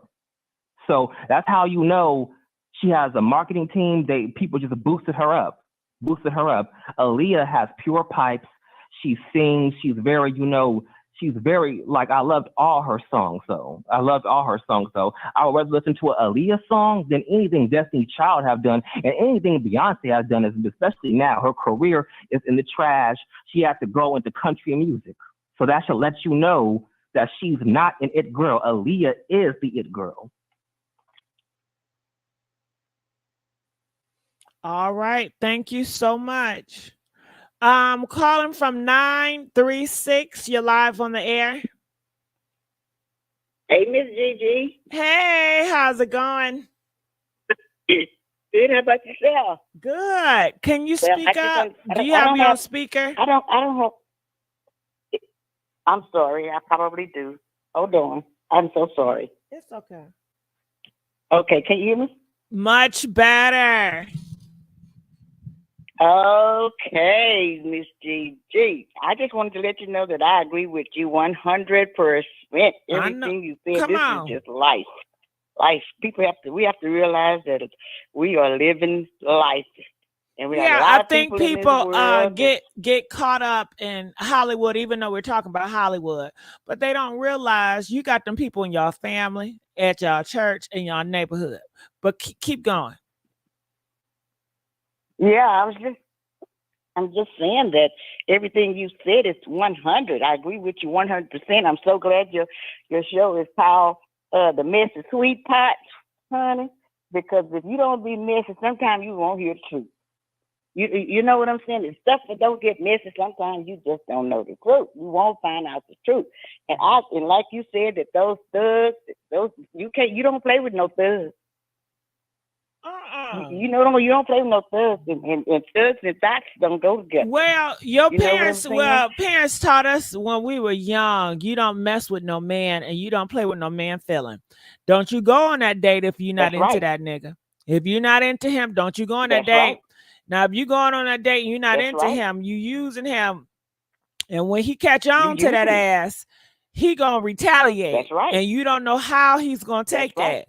You hear women on the That's right. news all day getting bust up in their face That's and right. getting taken out of here because of these men, they feel like they're getting played or whatever. It don't make it right. But at the end of the day, Don't make you it got to right. protect yourself and you got to be smart about this now. You trying to That's right. That's right. preserve your life, because You at right. the end of the day, You when right, you GG. goes against him, he gonna take you out of here. You ain't gonna have a chance. That's right. So He gonna take you out of here. I got your you right. best bet I is see it. to get some safety about Yes, yourself ma'am. and some smarts, And because that's you ain't no smart. That's match right. for him. Because Okay, this you is ain't no life. match. This is life. That's right. Mm-mm. Like you say, it's a business, and what door they need to, what position they need to fill. You know what I'm saying? And all of those were young girls. You know, Beyonce was young. Her dad pushed her into. I don't know how her and Jay-Z. Yes, actually, into. I guess she's married to him, but I don't think she's feeling him. I think Beyonce wanted to be more like Aaliyah, so far as being free, to do an Aaliyah. I hate to talk about the dead, but Aaliyah knew that she was. A lot of people liked her. She was it, so she would go and take pictures with whoever she felt like she could do that and get away with it, and she was could have been just oblivious to the fact that it don't work like that. Like you say, when you dealing with thugs, you're dealing with people that. No, she know what's going on. She know what's going on. I'm not gonna act ignorant and act like she did not know what's going on. Yeah, but she was young. Aaliyah, well, let me tell you And her- something. Let me tell you something. Okay. Age ain't Okay. nothing but a number. Number. Yeah, she was young, but you know what? Yeah, she yeah. had experience. This young Yeah, you're girl right. I was agree. in a whole fiance with the grown man. This young girl have You toured sure right. around. This young girl have I done agree. business. This young girl have seen a lot. She's not your average child, clearly. Okay. So that's what I'm saying. That's life. so That's why I agree she with grew you. up mentally a little bit before her time. Wow. So she knows what's going Wow. on. I don't think she's a dummy. And I'm Wow. not gonna play her like she's naive and a dummy. Wow. I think See, that that's what I'm talking about. at that stage, she's still trying to figure out and learn who she is and where she want to Yeah. go and how she get Yeah. out and how she Yeah. does stuff. Yeah. See, I like the way you break But it she not down. no Yeah. dummy. Because She sometimes, have yeah, experience yeah. now. We miss stuff. She has I'm experience. glad I listened to you. Mhm. So we can miss stuff because you can come back and make it, make people realize something is the real deal. You know what I'm saying? Hell And yes, I love that. yes. I love it. I love it. I Mhm. love it. I love it. And and you just keep on doing it, keep on bringing bringing the truth out and making your points and stuff like that, because people need to know this is life. This is real life. Some people don't have this is life. This is life. And I don't know if she was sabotaged, but a lot of those people felt like they were just doing their job. You know what I'm saying? You know, and What some you people mean doing their oblivious to stuff. job? You know, when she when she got on the when they gave her some type of sedative or something, somebody had, I'm thinking, that's just me thinking, that somebody said, was give her this. So they were just following orders. Maybe they had no idea that what was going on. You know what I'm trying to say? But some people, they just in it for the money. They want to keep their job. Oh, you talking about that airplane? You talking about that airplane? Yes, ma'am. Well, yes, ma'am. She told him, I don't want to get on the plane. I don't feel comfortable. So they should have respected her feelings. But back in the 90s, nobody respecting women's feelings. Right. They don't give a damn. That's back right. in the 90s, what was a consent? Ain't nobody talk about no damn consent. You know what I mean? Now That's you right. got to get somebody That's right. consent. Yes, But in the ma'am. 90s, what is a consent? That's a new word. There ain't nobody talking about no consent shit. Okay. You see what they did with these girls? Freak offs. They were touching and groping. They was doing too much. Oh my God. At the freak off, where these men said, hey ma'am, can I touch your bum, please? Can I get consent? Back in them days, they didn't know what the hell that was. They didn't have no respect for girls and what they say. You know, women had to speak based on their body language and their actions and how they dress, spoke volumes, how you talk, what you do, how you do it. It spoke volumes. It was more that's what it was. If you came over a man's house 3:00 in the morning, he's expecting to get in some cakes. Now, you just don't know what's gonna happen, right? You don't know. You don't know. But back in those days, girl, it was more simple. You already knew what it was. Okay? You already knew. You already knew. But I think you know, Jay-Z, he wanted to go for the throne. He was going to be the king. He knew he was going to be a king. And, you know, a lot of kings, they want a queen to sit up on that palace. And he chose, girl, you better tell it. He chose Aaliyah to be his queen, to sit up on the throne. You better come on here. And she said, Your Majesty, no thank you. So you know what he said? Off with your damn head. Off with your head. What you say? I'm gonna find me another queen that's gonna be better and higher, and I'm gonna make sure she would never reject me. Okay, and that's what he did. Off with her head. Shit, ain't no real king. And I'm talking about king from back in the day. I'm not talking about y'all fake ass kings. Y'all call everybody at the corner store a king and a queen. Everybody's ain't nobody no goddamn kings or queens. Y'all need, okay? At the corner store. We ain't talking about the modern term of a king and queen. We talking about the traditional term of king and queen. Yeah. Okay, honey, a king gonna have to have a queen sitting next to him on the throne. It's a must. Right. He got to. So he needed that piece in order to succeed and to give the story and the magical that he was going to have. And Aaliyah didn't do it. And a lot of kings are not going to allow someone reject them to live up on the land. That's a shot on them. Right. They're going to take your ass out. And whoever you was with, okay, they're going to take their ass out or they're going to make them suffer. Okay. And for she messed around with the friend. The friend? Oh, hell no. Business partner? Oh, I know he was mad. Nigga. You could have had any hoe you wanted to. Why would you do this? You know how I cared about her. You know I needed her for my business. That was my property. I was investing in that shit. You think I'm just hugging her just to hug, nigga? You know what's up. Okay, so honey, he said, okay, y'all want to do that? That's cool. He played a G like a king is, you know, and he set that ass up, and he made it so good. It would not track back to him. And that's what you know. He playing chess. He is playing, and they are still playing chess. And honey, still doing it. Listen, still playing the game. Right, still, honey. I'm on the sidelines looking at it. Okay. I'm on the You better say sideline that. looking at it, just looking I know it. left and right, right and left. I know it. Just I already talking. know it. Right. I'm telling you. I'm Girl, telling you. that's I'm how I telling you. I see hear it. you. I hear you. That's how I Like see I it. say, I think and you be calling it. You be giving a different insight on it. I don't care what nobody say. They gotta back it up. Yes. Yes, yes, They gotta back it up. And you're perfect. You're good. You're good with what you do, GG, because you enlighten people. Whether a lot of people look at it like the word, they take that word messy, but the thing about it is that they don't realize it's a messy sweet. Sweet messy. Yeah, Messy sweet. shit, You they know all what I'm messy. saying? Yeah, they all messy. Don't let them fool you. They messy too. They messy too. I know, but they don't know how to be messy. Some people don't know how to be messy sweet and bring the truth out. Right. They just be it messy and sloppy, girl. That's what they sloppy and messy with it. Yeah. Sloppy But and I messy. just wanted to compliment you and speak my little old 2 cents. Well, I'm glad you let did. you know that, the love is real, child. I love it. I sure do. It's a blessing to hear your voice.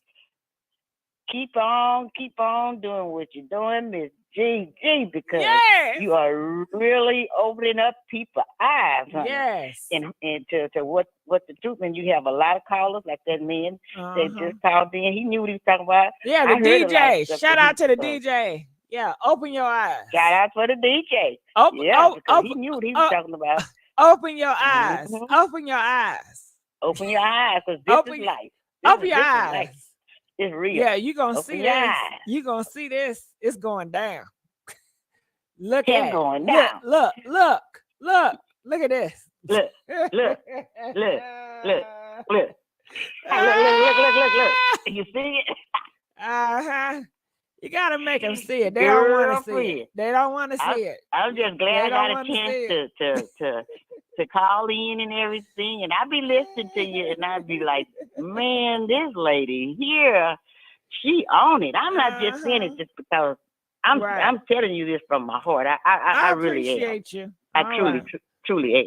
Well, call me I'm telling you back. this from my heart. You own it, and you ain't just on here saying stuff just to be saying stuff. Yeah. You know what I'm saying? I feel you, and baby. I can tell. But 936, I thank you so stuff. much. Okay, I'm gonna let you go at this time. Calling from 216, you're live on the air. I'm back. This is me again. I just wanted to apologize. I just got a little bit upset. Why? But I do like your show. I love your show. Thank you. Why you get upset? Well, I just got upset because I did mention one of the kids' names, and I didn't intend to do that. Oh yeah. And I really wanted to talk about, Aaliyah. Aaliyah, it was very nice. They very nice to me. And I just heard a show where Dame Dash, and I don't know, I really felt like he really, really liked her. I think he was really sorry that it all went down like that. And I think, on the show, he was trying to show the remorse he felt for not being able to do more about her. And I don't know but it was on today. He was really, really down. And I just, it's all of the things, we do things, you do things to people, people forget that it all comes back. It's all going to come back to you. Mm-hmm. And so if you can do good to people, good will come back. You can do bad to people, bad is going to come back. And it may seem like people getting off. I heard some people say that, that he may not do any time. He may not do this. No, well, let me tell you, 216. Tessa Tales said she's counting the days. I listen to Tessa Tales. Tessa Tales said he's going to jail. I don't know either. So he going to jail, and if he ain't going to jail, he's already in jail. His mind is a jail. Okay. So right. I believe that it is what it is, baby. You never know how people suffer, from the things that they, have done. My stepfather, I was molested as a young Okay, we're not gonna go into personal. we don't want to go too much in No, person. he just passed away, but I ended Yeah. up having to take care of him, and I forgave him. I ended up taking care of him, but he had to pass away, a lonely way. So you never know how people are going to pay for things. You don't never know. But Yeah, but you're you do right. know You you don't gotta pay. know. All right. You Well, do know we do know you gotta pay. But I right. do like this show. You know how to all I watch a lot of them. But you're the only one I think that kind of let people really get out what they want. How they feel. I try. I How they try. really I feel. try. Well, thank you so much. I Well, do got some other callers, babe. Calling from 504. Yes. Yes. Can you turn the radio down? Yes, Gigi. Gigi, I would just like to say from the beginning, when Beyonce first came out as a single, as a single, and her and Aaliyah had that interview in New York, I feel to believe everything was already planned out. That Beyonce really knew that she was going to take Aaliyah's place, and not only did she take Aaliyah's place, but they also got rid of Biggie, Tupac, Prince, Michael, and Whitney. And I feel to believe it was already planned and mapped out how everything was going to go down. And that's all I wanted to say. Thank Gigi. you. Thank you. So they already knew what was going on. From Ain't that day one, something? Beyonce already knew she was going to take Aaliyah's place. That was the plan. Did you feel like Beyonce knew that she was going to pass away? Yes. Yes. What? And Why didn't Beyonce knew. tell her, say, girl, you know you about to die? Well, Beyonce, like I said, when they both did this thing in Madison Garden or in New York, when Beyonce was interviewing Aaliyah, Beyonce already knew what was up at that point. She already knew. She was already in. I love how you said parent.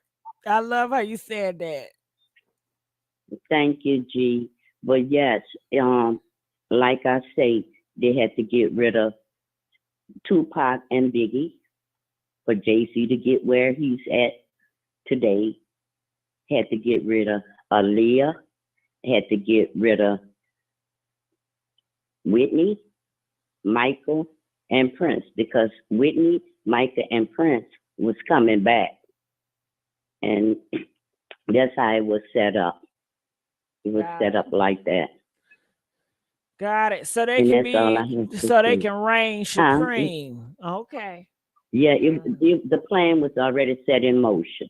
Got it. As All soon right. as Beyonce was chosen to take Aaliyah's place. And when she did that video, 711 or something like that, that was in reference to Aaliyah dying on that plane. So Beyonce was already in the knowing. She was already in the knowing. All So right. I just want to thank you. Thank you, you. G. Thank you. Dream, how you doing? What's going on, Shelly? What's y'all thoughts about everything? And I see we got some callers calling in. We're gonna get to y'all. Yeah, I think everybody believing it. It sounds like everybody believing that it was a plan in motion, and how everything transpired. And I agree because when the caller had called and was speaking about everything that happened with the plane, that article came out in I think like 2021 in the New York Post with the young man that actually loaded the luggage up on the aircraft, and he said that I think his name was Kingsley or something of that nature, and someone else wrote a book about it, describing everything that happened during that time, and then that's how the uncle was able to get such a large insurance policy because he was able to prove how much she would have made had she not passed away. because no one had ever gotten that big of an insurance policy before. So by him able to show all the movies and everything she had lined up, that's how his payout was so grand. Yeah, from the airline. Yep. Uh-huh. Mhm. Ah, boy, it's just so tragic. It's just so terrible, man. Innocent people being taken out by greed is crazy. It's crazy. Yeah. That's why a lot of times when you go into these neighborhoods, stop wearing all that jewelry. Don't be wearing nothing flashy because Yeah. it'll take you out of here based on what you got. But So my you heart dropped too when they said where they saw Diddy at the airport, because that was the same airport that Aaliyah was supposed to be flying into. When I instantly heard that about him, my heart just dropped because I immediately started thinking of Aaliyah for some reason. oh yeah, the connection. I feel you. Mhm. Mhm. Okay. Calling from 224. You're live on the air. 224. Hello. Yes. All right, I'll come back. Hi. All right. Okay. Calling from 312. You're live on the air. Hello. Yes. Hi. Am I in with the show? Yes, you are. Oh, good. First of all, I just wanted to say that I just enjoy listening to you every night. You guys be Hey, so on point. love it. Love Every it. night. I do home care and I come on home and the first thing I turn on is what you all are talking about. Yes. But I just wanted to say, you know, with all this going on, do you think 50 Cent had something to do with all this? Some With people Puff say he Daddy? did. Hell yeah, because he's going to the top now, ain't he? They said all you gotta do is look Yeah, 'cause around and see who gets to the top. That's it. That's a lot of telling. What do you Yeah, think? because I'm just thinking, I think he had something to do with him because he's You know he so did. You mad know at these him. niggas And the same. They all the same. Shit. well, I didn't, like before all this happened, I really didn't think. I knew Puff Daddy was out there, but I thought he just liked a lot of different women. I didn't know he was, going both, what we call it, swinging both bats and everything. I didn't know he was doing Well, that. it's a lot of that So going on. It's a lot of them doing that. So yeah, yeah. but I hope. I'm like, where's KFC? Is she in You tonight? know Because I didn't what? hear I her don't know tonight. what's happened. Maybe she threw in the gloves. Maybe she tired. Cause She can't do it okay, no well, more. I like the way she be sticking to her guns and everything Yeah, too. you know Because I love KFC. KFC, you out there listening? I love you. You know I would never do anything. I don't want you guys to think that I'm trying to not to have her on. I love her. She's okay, respectful. She no, I doesn't just think cuss. She does not get right, emotionally irate. She just keeps to yeah. her talking points, and I can Well, respect she that. reminds me of my mother. My mother was like that. My mother would have said when I heard her talking on there, my mother would have said the same thing. Let's make sure, of everything. Some of the stuff he might be guilty of, but some things are also fabricated. And when I hear her talking about that, I said, that's my mother. That's exactly Yeah. what she would have said. Let's wait and hear all the facts and make sure. Because the thing about it, to me, and I don't know if you all picked up on this, is when Trump get involved with things, it's kind of iffy with me. Well, it's That's politics. It's everything's gonna be yeah, politics, and it's the year of politics, so yeah, it's gonna be a whole bunch of trickery going yeah. on. So it's some stuff, you got to watch that when they get involved with it. So, but some of it, I think he is guilty of some things, but then some of it, I think some people jump on the board just because, just to be in there with everything that's going on. But some of it, I do think and what happened to that 13-year-old girl he was supposed to adopt? What happened to her? The Ava, they said that she's still missing. They said that on her Instagram account, she did post a message, but people are saying they question if it's really her. So they said the person on the Instagram that was Ava, people not sure if it's her or not, said pray for her father, meaning Diddy. And that is the last they have heard. Dava has not came out or anything because she know I guess people are gonna try to pressure her to talk or do some interviews or something like that. And maybe she just don't want that attention. Maybe she want that pressure. Maybe she's scared. Maybe Diddy got her in the corner somewhere. I don't know. Listen, to me, she looked like a younger version of J-Lo. That's where, because I saw a picture that you had up there with J-Lo on there. And then you notice when she was on the picture with Aaliyah, J-Lo was looking another way, and Aaliyah was looking happy and everything. And she was just looking just flushed and everything. That little girl looked just like J-Lo. So that's what I was thinking about. And I was like, I wonder was that girl really adopted daughter, or was she just there for other reasons and everything? That kind of shook me a little bit too, because if you think about it, it's right up his alley, young people and everything. And I just see it strange that he adopt a 13-year-old girl with a bunch of dudes in the background laughing in the video and all this. It just didn't seem right. Yeah, sound like a R.Kelly move. It does, but right in your face. You know how they do it in plain sight, right in your face and everything. And I just want to know, do you ever watch some of the pictures of Tyler Perry? You mean TV shows? Yeah, his shows. Yeah, I watched the one last night with the strippers, and I watched the sisters. Okay, don't that remind you of what's going on? Which one? Not sisters. The strippers? Not sisters. Eden.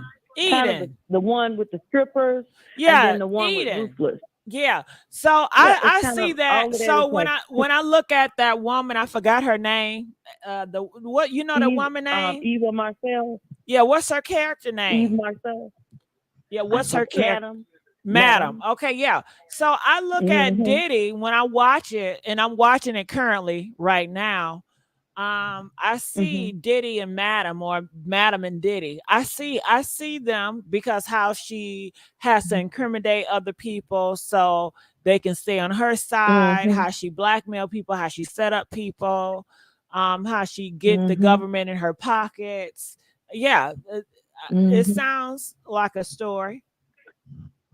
It does. It seems like somebody been to the parties and then wrote all about it. You know what I'm saying? And when I watch it, I just immediately I think about this, and then I think about Ruthless, because Ruthless is another one where a lot of things are going on in that one. Yeah, I didn't watch. He hasn't had that back on yet. Some things I can't watch. I have to turn my eyes on some things because sometimes it's a little too brutal. But when it's not being too bad, then when I can watch it, it's a good series. But right now they're on break or something, until he brings it back. But one day take a look at Ruthless, and then take a look at what's going on, and then you'll see some similar things are happening there and everything. And that's all I wanted to say. But I just wanted to say I really enjoy your show, and I love them all. All these people that call in, these things, I never knew nothing about all this, until I started listening, because I used to follow all this, but I didn't know this much, none of this. And I never knew, only person I knew of Aaliyah being with was Damon Dash and R.Kelly. I never knew she was with Jay-Z and all this. Yeah, I was like, this is something new to me. I think they all took advantage of her because, when we're 14, our mind is not fully developed. We know what to do, but most of the time, a man can come in and take advantage of, she was trying to be up and coming because she was a performer. To me, she was a better dancer than a lot of them. And she would have gave Janet a run for her money because that's how good she was. That's how it is, She was an excellent dancer. That's what I remember about her. And she used to wear her hair so nice. So nice. And when I look at that picture you put up there, all three of them are real nice looking on that picture. But Aaliyah looked better than all of them. And Lil' Kim don't look too bad either. So I don't know why she did her face the way she's done it now. She look real nice. I don't understand. And, you know, but some things ain't to be understood and everything. And Carl Winslow, I'm shocked about that. Carl Winslow, but I did know he was gay. But I'm just shocked to see he was with P. Diddy. I just can't even picture that. I cannot picture that. I mean, I was eating and someone said they got Carl Winslow. And I said, who in the heck is that? He said, the dad from Family. I said, oh, Lord, no, not him. That can't be true. And I had to look it up. And now they're saying Professor Ogilvy from, what's that picture? The Parkers. So he's involved with it too. So it's like a lot of different stuff keep coming out. Did you all hear about that one? The professor. But they gonna. It seems like they're gonna pull any gay man and they're gonna tie. I didn't know he was gay because I thought he was married in real life, but they got his name out there now too. So I was like, wow. I just hope they get to the bottom of it and then just go on and do what they need to do. And if he did it, he should get whatever they think he should get. But if he what do you think he did? What do you think he did? Well, I think for a crime to get locked up. As far as a crime, I think he did something to that little girl. That little girl keeps staying in my mind. When I saw that picture, I cried because. So you think he's going to get locked up for Ava? I think. What do you think he's going to get locked up for? They say in 30 days he's going to get locked up. We know Ava is not even, up on that. So what is he going to get locked up for? Mostly for torturing Cassie. Okay, so you think he's going to get locked up for Cassie? What's the other guy name? Rodney. Yeah, because of Cassie and because of Rodney. Because I think they got the concrete evidence. When you come in there with that evidence, that's all they're looking for. They're not looking for he say, she say, or whatever I say, or whatever anybody else thinks. But if it's on that evidence and on that tape, that's what they'll lock him up for. So if he can prove that he didn't do it versus what they have, the saying that he did, then that's the only way he'll get out of it. But I think they got a lot of evidence because they wouldn't go this far if they didn't. And, but I just,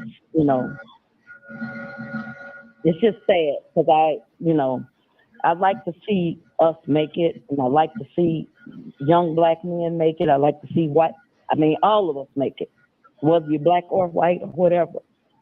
But I don't like to see people take advantage of people and then killing people because of bull crap and all that. That's just terrible.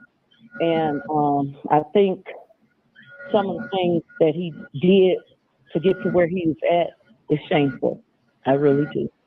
I really do. And I do think he did do some of those things that, they're saying because it's too many people saying it. And sometimes when you hear it more than once, it's some truth to it. All right. All right. I'm going to let you go. Call him from 520. We're back to you, I think. 520. 520. Hey, are you there? Yeah. Talk to me. What's your thoughts about this? Yeah.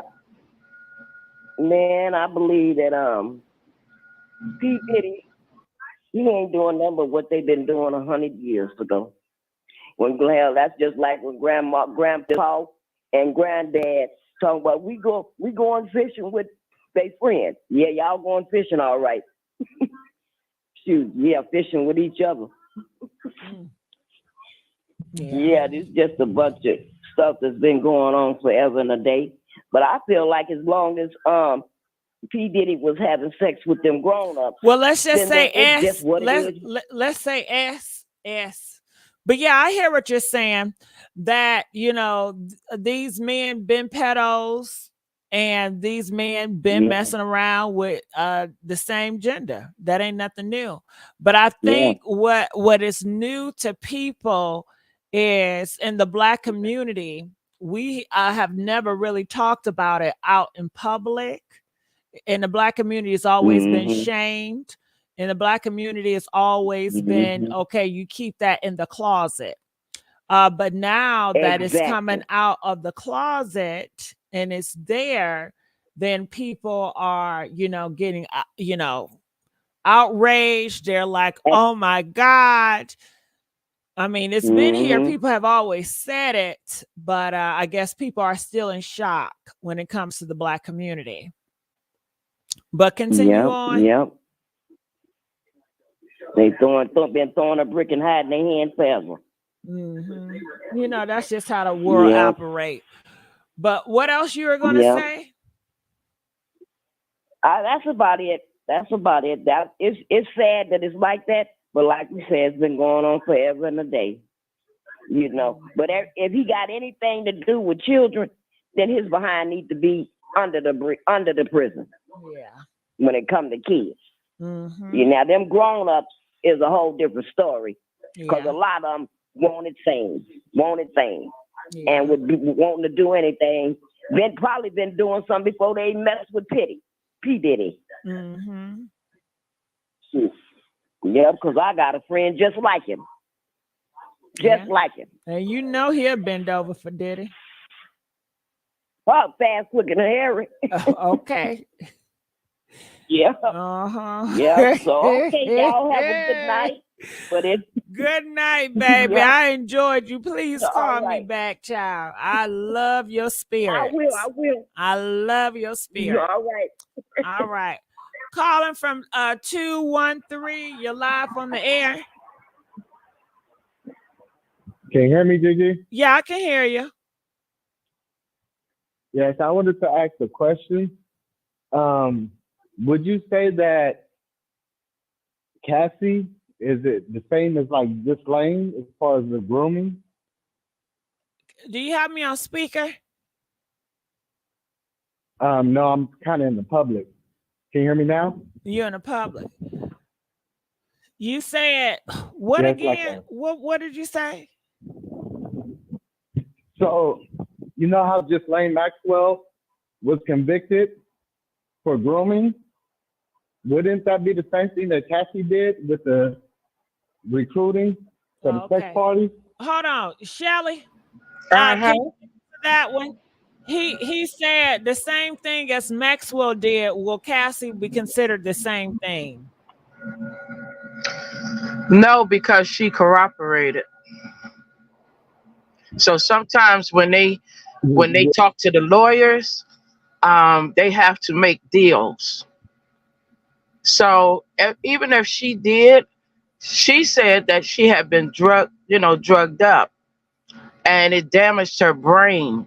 So the way these lawyers work, they always find ways, like loopholes, to get around charging people. So now because she's cooperating with the Homeland and different ones, I'm pretty sure they had cut her a deal. And they have her and the other guy in witness protection. So whenever they take you in witness protection, you get leniency, for revealing everything on the person. So I don't think that they're gonna charge her the way they charged the woman that helped. I guess you're talking about Epstein. Yes.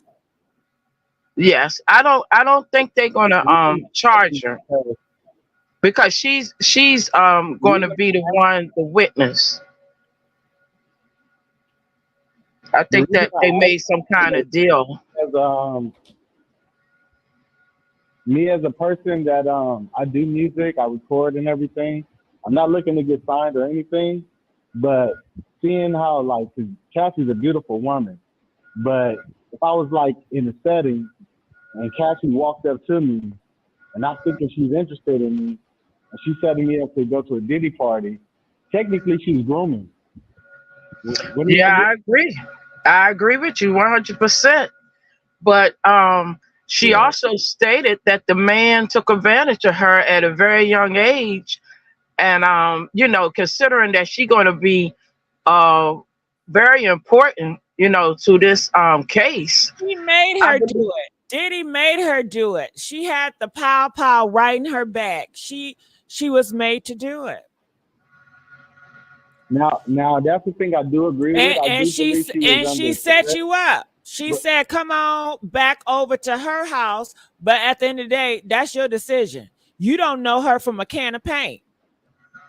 People get yeah, no, caught I ain't over gonna. people's house I'm not all gonna. day. I can't say that's the G word. I cannot paint Cassie as the G word. People get set up all the time, robbing. Talk. Come on, meet me over here, and they set up and robbing, or they set up and they grape a person. That was a setup. Yeah, because when it comes to how everyone's saying that Diddy likes this woman because of her beauty, this is not. I don't think that. I think that he picks women that he know that men are very fond of, and he's using them as bait. And it's like a whole facade. Because like Young Miami, right? Like I'm just thinking like if a Young Miami came up to me with how like her attitude is and whatever, I would just think she's a down girl. And it's like we'll probably hang out or whatever, but then I end up getting drugged, and it's like that shit is. I just can't imagine like how you can like do that to men when you thinking that they're interested in you. Like that shit is fucked up. Like I'm Well, sorry let's about that, not DB, but that cuss. is really Let's messed not up. cuss. Well, I'm sorry. I yeah, apologize. I apologize. yeah. You can't be going home with strangers. I understand what he's saying 100% though, because it's the same thing like how men got mad at Cardi when she revealed what she used to do. So I understand where he's coming from. I In understand a in a it's wrong, yeah. but just like if a girl is going home with a stranger and something Mhm. happened, they're going to tell you you don't go home with strangers. Yeah. So is the guy that told the girl to come and he did something to her or put something to drink, are you going to say, okay, he groomed her or he set her up to grape her? But at the end of the day, Cassie is a victim. She will always remain a victim. Diddy forcing her to do it. She has no power. She has no will. She was kidnapped. Yeah, I can see that, but as far as her being a victim, but I still do believe she was technically neglected to not she was complicit in anybody that was a victim of Diddy. If she brought them to the house, I do believe she's a victim because if she known what happened to men prior to bringing any other man after that, as well as her being raped as well, or Great, raped. I'm so great. sorry, Gigi. I apologize. I'm sorry. Great, but it's just for one, it's very scary for like that shows that we are vulnerable as men. Like other men who bait us like that, that is scary. Like I don't even. Of course, me as a man, I'm gonna defend myself and be ready, prepared to take a person's life. Don't mean to say it like that, but it's like scary that a beautiful woman to come up to you and it's like, wow, you think that that's going to be the girl you're going to be with or you're going to mess around with, and it's totally not. Like, I can only think how these men are messed up based on that. Like, and then with Usher bringing, what is it called, Justin Bieber, like, isn't he, like, I know they say he a victim, but he's also complicit too. What does that technically make him a groomer? I understand where you're coming from. But once they get into this case, we'll see everything that comes out about it. I mean, but I understand what you're saying. They taking a part in it. I understand what you're saying. I think I heard Lil Rob recruit for Diddy too, and it's like these are people that you think can help you with your career, and it's just messed up because it makes sense that the music industry don't have an HR department, so you can't say sexual harassment. So Right. really, you're going into a realm in which you really don't know. And it's like, even though it's sad is what's happening, it is a beautiful thing that it's all getting revealed. Cat Williams Ben told us about Professor Overby. He did tell us that. Like, we thought it was Yes. a joke and he was just saying a name, but it turns out that he was actually telling us stuff that he's been holding on to for years. And then when he realized it was all coming to fruition, he got on there with Shannon Sharp and just let it be out. He said, pretty much showing us all that stuff that we was joking about, y'all gonna see is a reality. And it's like, it's not even a joke no more. It's like I used to watch that stuff and laugh at Cat Williams. Now and I just shake my head because he wasn't lying. Like, that is crazy. Yeah, he said he actually got into the business so that he could find out and expose what was going on. So a lot of people calling him a hero. But yeah, him and I don't know. I'm a little conflicted about Jaguar, but I do pray for the best for her and everything. But it's kind of like I wonder, was she somewhat complicit too, or is she just a victim? Because I know she was some stuff happened to her as well, but it's like she knows a lot, and it's like, how long was you around when the stuff was happening? Weird. Yeah, she been in the business back in the 90s. She worked for Jay-Z. She sang. She made albums, but she got cut off as well. The reason why she came out so hard once her son had passed away, and they didn't do anything. So she went hard. You know, she started explaining how they treated her. But it's So, you know, thank you so much. Thank you so much, Gigi, for letting me speak. And I do love your show. I'm more in aligned with KFC thinking. I love that girl. That lady is amazing when she gets on the mic. Ain't But I she do love amazing? y'all peaceful Where's dialogue. she at? Where's she at? But I do love y'all dialogue, and these conversations are needed because we do need to understand what is happening Hold within on, our stay community. right there. Hold on, KFC. Yeah, what's up? Girl, you got a caller. He said that he supports you, girl. I know I was We listening support to him. KFC. Thank you. Yeah, for like 3 days I done heard KFC. She done hold it strong too, and she got her back up too, but she's been sitting there holding it strong. But these conversations are needed, and I thank y'all for having them because we don't get too much of these awareness on these situations. People just keep it hush hush and just let the stuff play out. But we have to expose this stuff. It's like, I don't want to say it's just that we have a duty, but it's just not right. Like, this stuff should not keep going on without exposure. you're right. All right. Absolutely. Thank you so much. Anytime. KFC, where you been, girl? You gonna come out at the end of the show. You must been busy tonight. Nah. I just want to give my opinion real quick about Aaliyah real quick. Oh, okay. About the Jay-Z and Beyonce I'm gonna being be behind quiet. Aaliyah. I'm gonna be quiet. You got the floor. They've been asking for you, KFC. Go ahead. Okay, I just want to give my opinion on that. Beyonce and Jay-Z behind Aaliyah's death, right? I want to say respectfully, I disagree. I don't think that Jay-Z and Beyonce had anything to do with her passing. Unfortunately, I think it was a terrible situation that happened to her. But I do blame her staff because even Damon Dash mentioned that Aaliyah had a fear of flying. So if she felt uncomfortable with flying, then no one should have forced her to do so. Because really, that video, they could have filmed that video anywhere. She's an artist. Y'all work for her. If she didn't want to fly out, she should have never flown. Plus, on top of that, Aaliyah had problems before where some of her luggage came up missing. So she refused to fly without her luggage.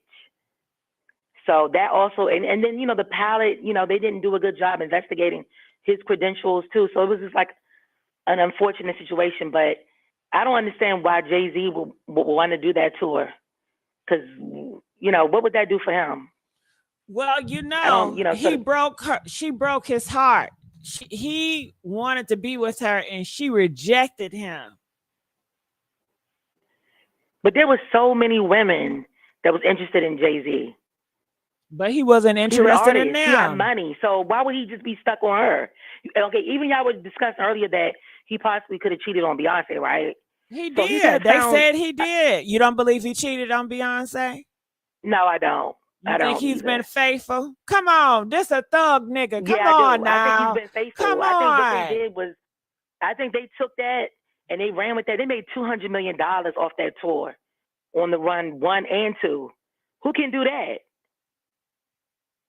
So they took what everybody was saying about them and they made it into like a little mini movie, and they got paid off of that. Like that was genius. That was straight genius, and everybody's been trying to like repeat that same thing. Even Portia Williams and her allegedly what she's going through with her husband. Everybody's been trying to chase that. That was a big payday for them. I mean, Jay-Z is very smart. He's very smart. So is Beyonce. Beyonce is very talented. So when people try to discredit her, it's like, I don't get why they do. Because see, one thing about Beyonce that I like, at least Beyonce has been with the same person since what, like 2006? Everybody's riding her on that. But Taylor Swift has had 13 boyfriends, 13 different men since she's come out, and nobody talks about that. But when it comes to Beyonce, it's always got to be something else. Like people just can't believe it, that they really do like each other or maybe possibly love each other. So I don't know why they try to discredit her all the time. Well, But it's to me, your it doesn't own make any people. sense. It's the black people that do it. And that's terrible too. Because what if Beyonce had been with 13 guys? Then they're gonna talk about her again. Black Exactly. people, we gonna stay talking about each other. It don't matter. It's this. Exactly. We just gonna always judge and bring each other down. I expect it. Because I don't expect nothing less. Right. If you Google in Taylor Swift how many boyfriends she's had, it's 13. I don't keep 13. count. I do not keep count of No, I'm just saying that's Whatever online. she does. That's online. But I noticed for Beyonce, it's like the stand everything she does, people try to discredit it. You know what I'm saying? They just try to make it seem like this girl ain't talented. You can go back and look at videos. She was 5 years old performing. She's definitely talented. And now she's 42. So all that time she spent on her craft and to herself, I don't know why people always think it got to be something suspicious about that. Because I don't believe that at all. I just don't. Now, Dream, what's your thoughts to KFC talking points? Excuse me. My thought is Taylor Swift is brought in for a different reason. She's the hype person. Whoever she's with, their name and their numbers go up. Just like they wanted everybody to come back out to watch football. Everybody was losing interest in football. So when she started dating that football player at football, the tickets went skyrocket high. So she's not going to get the same, backlash as Beyonce would, because that's not what her job is, I believe, for the industry. And then, what was your other question, Gigi? Oh, not just reacting to KFC talking points. No, and I was just saying that he feels that I guess Jay-Z have no reason of setting up Aaliyah. I see that different because no, they don't want too many. You can't have too many people at the top. Why is it only just Beyonce at the top? And if she was so much for her people, her tickets wouldn't have been so expensive. She'd have made them for everyone to come and see. They're trying to get all their money now, in my opinion, before they got to just go off into hiding or whatever. That's why their tickets are so high. She's trying to go over into a different genre of music where she knows they're going to buy the music, they're going to download the streams, and all of this other info. They're doing this big money grab. They're trying to grab all the money they can while they still have this buzz. That's just how I see it. KFC? I mean, I agree, but see the thing about Beyonce, her entourage when she performs on tour is so huge, and like if you ever get a chance to go like one of her concerts, you really do get your money's worth with her.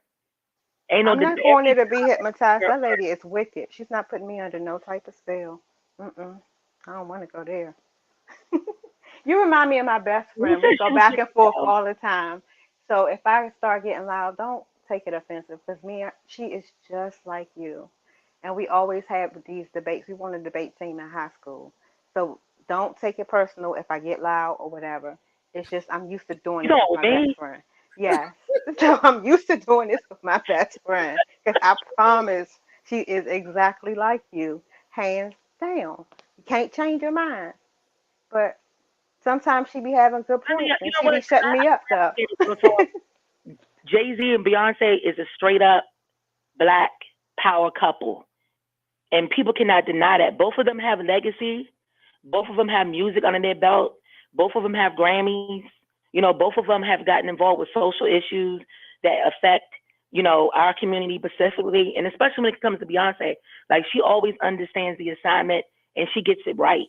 And people No, don't give, she's actually flopping though, you know, KFC. No one's buying her hair product. how am I No one stopping? bought her clothes. Huh? I said, Beyonce's flopping. No one bought her clothes, the House of Darion. No one's buying her shampoo. They're not buying that stuff. Only thing they're doing is But at this trying point to in time, go and get like her, maybe $2 see her billion. in concert, but everything she puts out to try to brand herself, no one's buying it. Just like Macy's was quick to shut down Diddy when all this stuff came out around him. Macy's hurried up and ended that deal because no one's buying his clothes. That was an easy call. But see, the way I look at it too is like I think some of the things Beyonce takes on, some of the projects, she does it just to keep her name out there. Because you know they say sometimes when you stay away from the music, if you step back, people forget about you. So I think when she does little things like Adidas or this, that's just to keep her name out there. So you know you won't forget about her, so she can remain relevant. But at this point in time, I don't think she would really. She's not gonna miss no money because she could just go on tour again. Okay, well, to say your point, if Think she's about just it. putting things out there to keep her name relevant, she will miss money because she's pouring money into products that no one's going to buy. So she's wasting money pushing a product that no one's going to buy. Okay, but how did Taylor Swift get to be where she is? And they just announced yesterday that she became a billionaire, and I don't hear her music being played all like that. I don't hear. I mean, I know she does, but I'm saying I know she goes on tour, but I don't hear people jumping over hurdles to go to her tour. She doesn't tour that much, so how did she get to be to a billion? She has a different backing. Everyone has someone that backs them. None of them are really That's what I'm what they. saying. I don't. In my opinion, I don't believe none of them really have what they say they Well, have. KFC, Taylor Swift is white, okay? And white people are going to stay Exactly. loyal to their people. Beyonce I didn't want to say because you fans always say are, you don't want to talk about race. I don't.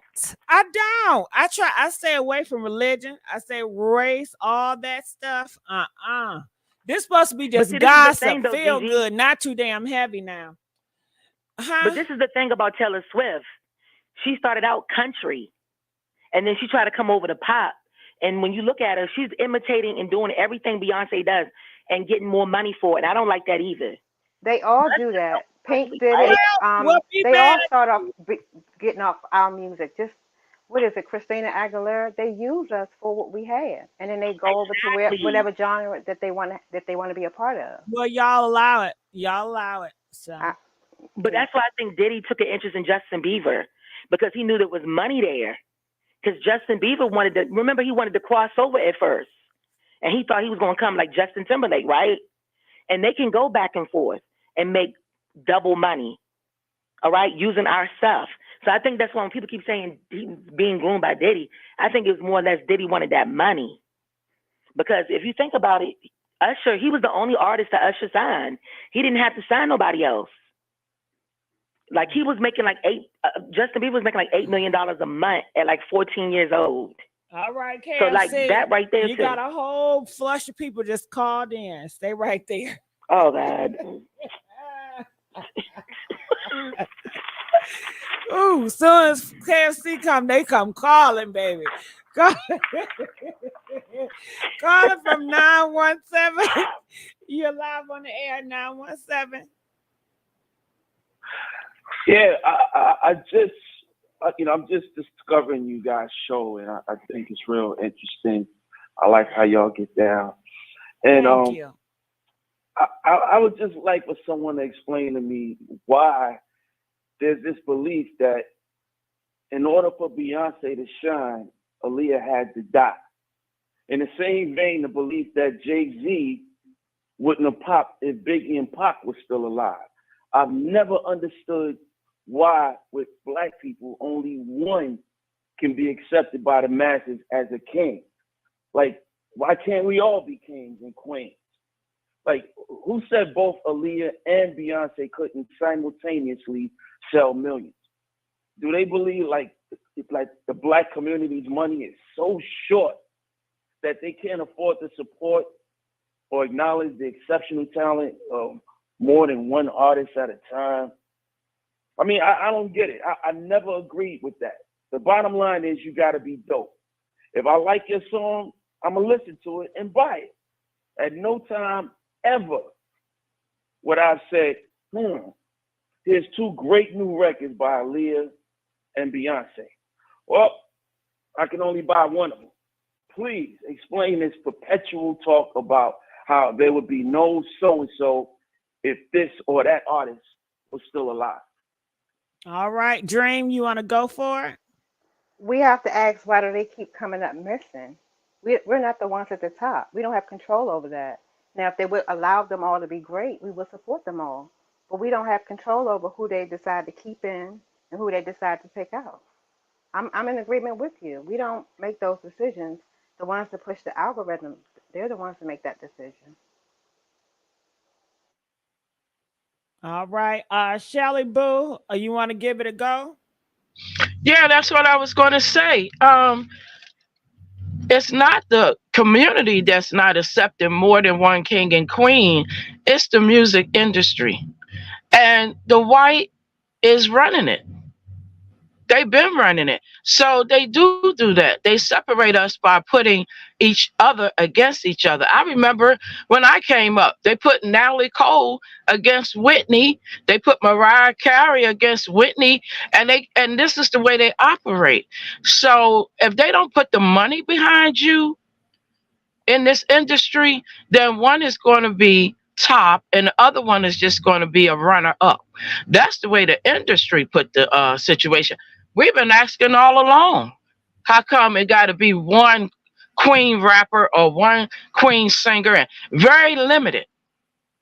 And we found out that it's whoever they promote more and whoever they put the money behind, because the record companies was always ran by the whites. And that's why we were so proud when we saw people like Diddy and Jay and them coming up. We were hoping that they can do this thing the right way. But now what do we have? They let the white man fool them, and now they went into the cesspool that the white man had going on all along. And whether people believe that or not, when they get through to this case, you're going to see they falling like dominoes. Instead of us building our own bridges when we get the opportunity, we seem to fall right into the pattern of what the sleazy folks been doing. And the same thing keep going on and on in this music industry. So it's not the community that is looking up to certain artists.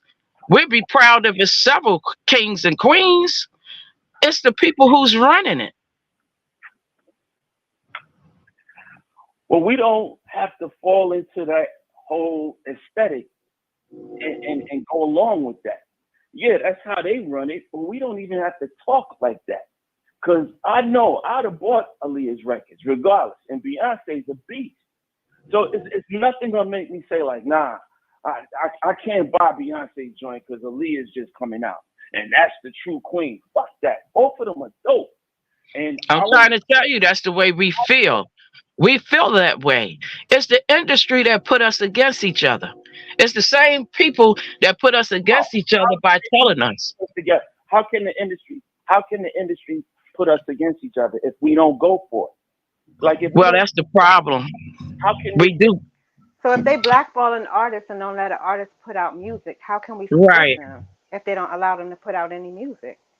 But if they were doing direct to consumer, you will see they will have more sales. But they have to go through what's in play now. Once they're bumped out, then we will have a wider variety of artists we can choose from. You're going to find out because they own distribution. And that's where the money is. You have to get the product out there. So if they only allow a certain amount of product out there, that's why you have one king and one queen. So you can look this up, distribution. If Jay-Z and P. Diddy wanted to do something so that they could have more kings and queens, they should have went into distribution. And they found that out. But by that time, they had gotten so deep into the white man's cesspool. We're not being smart.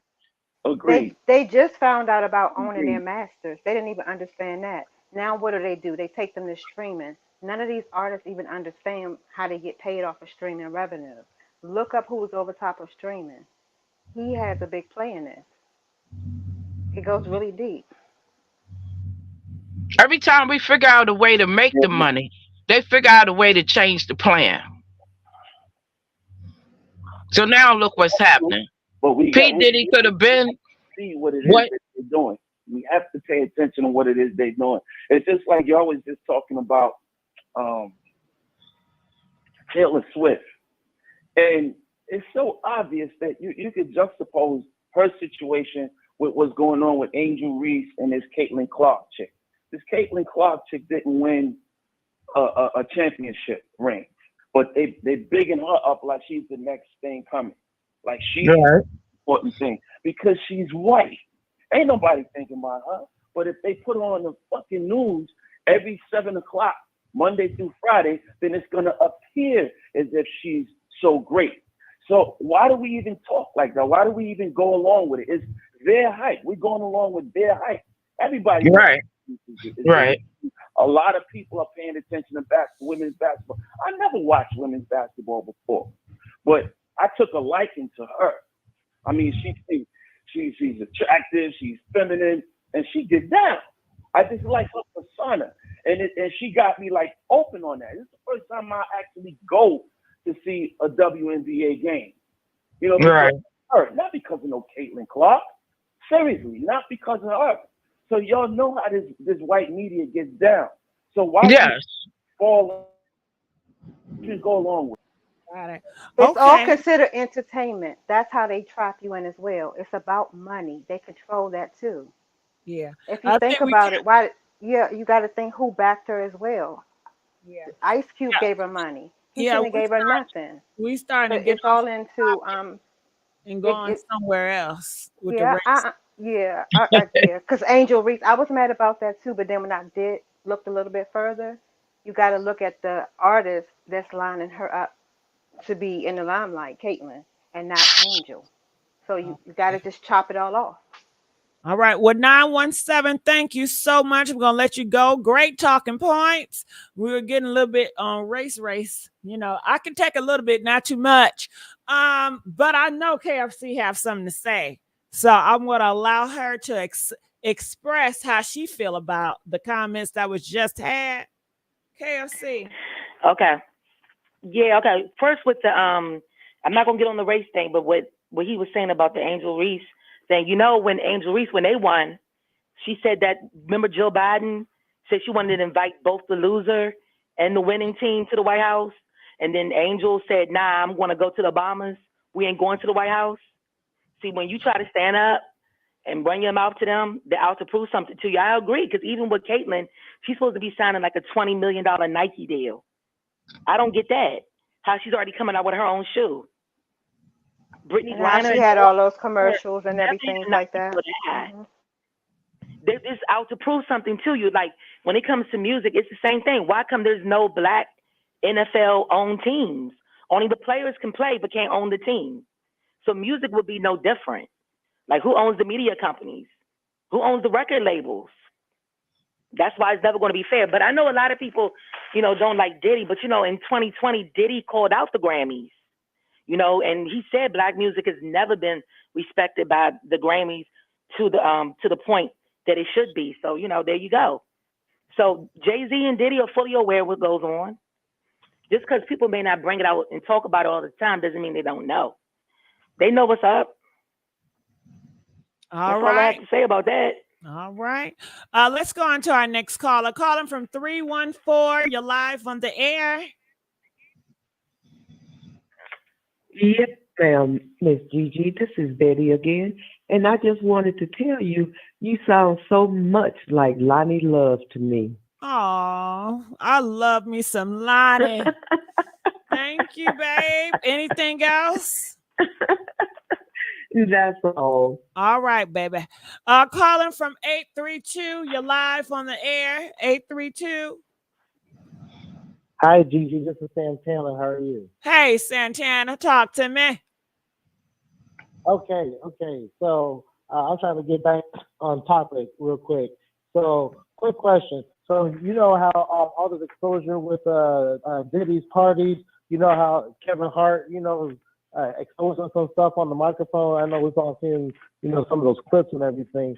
Now, do you think somebody like Kevin Hart or somebody like Jamie Foxx, who we've known before, saying that he used to record the footage and stuff to the parties, do you think that they can also, as well, too, be liable for this stuff, being aware? I mean, if you're a host of a party, obviously you've seen stuff go down. And if you, like Jamie Foxx saying, yeah, I've been recording this stuff for years and everything, you kind of like either you're incriminating or you're on the inside and you're incriminating him. And that's probably why Dream, he was out for in a coma. Yeah. Gotcha. Dream, go ahead. What did he say? My husband was looking at me like, get off the phone. What did he say? What did he say again? I didn't hear you. Can you say it one more time? Shelly. We got OG. Hold on. But I want to bring. Hey, OG, how you doing? Hey, what's going on, Messy Ooh, panel chat? I'm mad at you. Where you been at? Cause I've been missing you. I've been missing you. I miss you too, but I be having to take a break off these YouTube streets. I understand, but I'm still gonna be mad. I'm still gonna miss you. That's all I'm saying. All right. All good. So the caller said, Jamie Foxx was videotaping this and Kevin Hart was doing interviews with the parties. He says, shouldn't they be arrested too? The people that was videotaping? Yeah, Kevin Hart and Jamie Foxx. Because Jamie Foxx said he videotaped Diddy doing his freaky parties. And we saw Kevin hosting a video footage at the party. So he said if this stuff was going on at these freaky parties, Kevin and Jamie Foxx saw it, they should be arrested too. How do we know all of them weren't consenting adults at that party? I mean, you do have people that swing and they all okay, good question, Dream. So 832, they enjoyed their stuff. It was an adult party. Oh, because it was an adult. So like I said, Jamie Foxx, though, he said he's recording stuff for years. So yeah, we saw Kevin Hart host one party. So Jamie Foxx, he's been known and hosting this. I mean, you even go back to Jamie Foxx's stand-up comedy. He's been talking about it. This is not something that just came out recently. So they were saying that it was adults. They were adults freak off. Is it a crime for adults to do it with adults? So we'll actually go into the whole incrimination of the drug aspect and forget the minors and stuff with all the drugs and stuff that's going on. I mean, you pretty much videotaping stuff that's not legal, illegal activity, pretty much. So I mean, that's incriminating. And doing drugs, doing them sugar. Yeah, exactly. Forget the minor part. It's all drugs. Hold on. So should they go to prison because Jamie Foxx and Kevin Hart has witnessed people doing drugs, and that is a crime? OG, your thoughts on them going to jail for witnessing other people do drugs? Yeah, doing hardcore. Yeah. That's a tough one. I can't judge that call. I can't make that call because and more so recording it too. More so recording them sugar boogers. You're recording this. So how do we know they didn't bring their own sugar boogers to the party and that's just what they do at the party? I guess he's saying it's illegal to have drugs in any way. But go to the corner and get the people that's selling it. You don't get somebody that got a habit. Go to the source. I'm all about the source. You want it to stop? Do like they did in other countries when they didn't want to make it legal. They started a program for everyone. Either get off of it or pay a fine. That's interesting. Okay. Then I had another quick one too with the Justin Bieber and Usher. So we're saying that Diddy essayed Usher, so Usher a victim. But in the same sense though too, Usher is the one that brought Justin Bieber to Diddy. So isn't it like Usher was grooming him as well too? So he's kind of like the victim and he should also be held accountable at the same time because he gave him up to Diddy for that time frame. But we don't have. I mean, I don't know if that happened or not. Only person we know for sure that that happened to that can say that they witnessed that was the one security guard. No one has ever said they witnessed what he did to Justin Bieber. So if they witnessed that that's what happened, yeah, he got to pay the cost. Ultimately, everyone's going to pay the cost for any bad deed that they did. Even we will. So I'm not saying that they get away with things like that, but if that's the case, it's going to all come out. This is one of the things he'll have to suffer repercussions for as well. All right. Yeah. 832, thank you so much. Now, OG, I definitely want to hear your thoughts about the Beyonce, Aaliyah, and Jay-Z, because I know you have a lot to say about that. Okay, fresh me, kind of give me a little refresher on what exactly is being talked about when it comes to Beyonce, Jay-Z, and So, Aaliyah. Aaliyah passed away on the plane. She did not want to be on that plane, OG. She kept telling y'all, please, I don't feel comfortable. They sent another plane. She said it's too small too. She didn't feel comfortable. Next thing you know, they gave her some sleeping pills and she was knocked out. Do you know they placed her on a plane with a pilot that was not qualified to fly, and the whole thing went up in smoke. People feel that Jay-Z got her out of here because Jay-Z wanted to be with Aaliyah, and Jay-Z spent money on her, tried to woo her, and the whole time they are saying that she wanted to be with Dame, which is his business partner / friend. 90 Dame got seconds. the guts to tell Jay-Z, hey man, she not feeling you, she want me. Jay-Z was a cool snake and say, all right, but people feel like he's not going to let that go. And he took her out of here, somehow set up, you know how Diddy and Jay-Z, they get these bodies one way or another. And then he did a song, an album with R.Kelly, which was messy because Lord have mercy. So you get the gist of 60 seconds. Yeah, so I think, first of all, we got to look at the one who told her to get on the plane because she had to be back at a certain time, and that was Hype Williams, right? So Hype where's Williams, he at, OG? Somewhere in Hollywood, I guess somewhere. But the question is, I think we need to start with him because he knew that she didn't want to get on the plane, and for her to have to be drugged to get on the plane and be forced to get on the plane when Lenny Kravitz was sent his plane for her. That's the question: is why Hype Williams specifically wanted her to get on that plane. That is the question. I think that's where the questioning should start. I don't know if y'all remember, but Hype Williams was 10 the one seconds. that was directing the Rock the Boat, which was her last video done. And why did they have to go over to the islands when they was already, I think, in Miami or something, or could have went to Miami, something like that, I think they were saying. And if he just wanted to film a video on the beach, a nice beach setting, why go all the way over to the islands when you got Miami and places like that? So I think that the original question should be, well, why Hype Williams profusely wanted to go to the Caribbean, and why did he specifically want her to get on that plane? That's where I would start with that. Can you Now, tell us why? if it comes to any type of relationship or conversation, possibly with Jay-Z having something to do with it, then that's a whole nother story. I do know I've heard Jaguar say that when they were doing the concert at Madison Square Garden right after Aaliyah had passed away, they was doing Jay-Z's concert, and Dame got into it with Memphis Bleek because Memphis Bleek disrespected Aaliyah and said, Aaliyah's is dead. Beyonce is the queen now. Now, this is alleged. I have to say alleged because this is a story I heard that Jaguar Wright told. And that Dame Dash and Memphis Bleek got into a fight over that. And she said that's the day she left the business because she said she was done with it, where she saw where it was going, and she felt like it was a setup, that people had set up Aaliyah. She's always felt that way. I don't know necessarily, but I know it is fishy that Hype Williams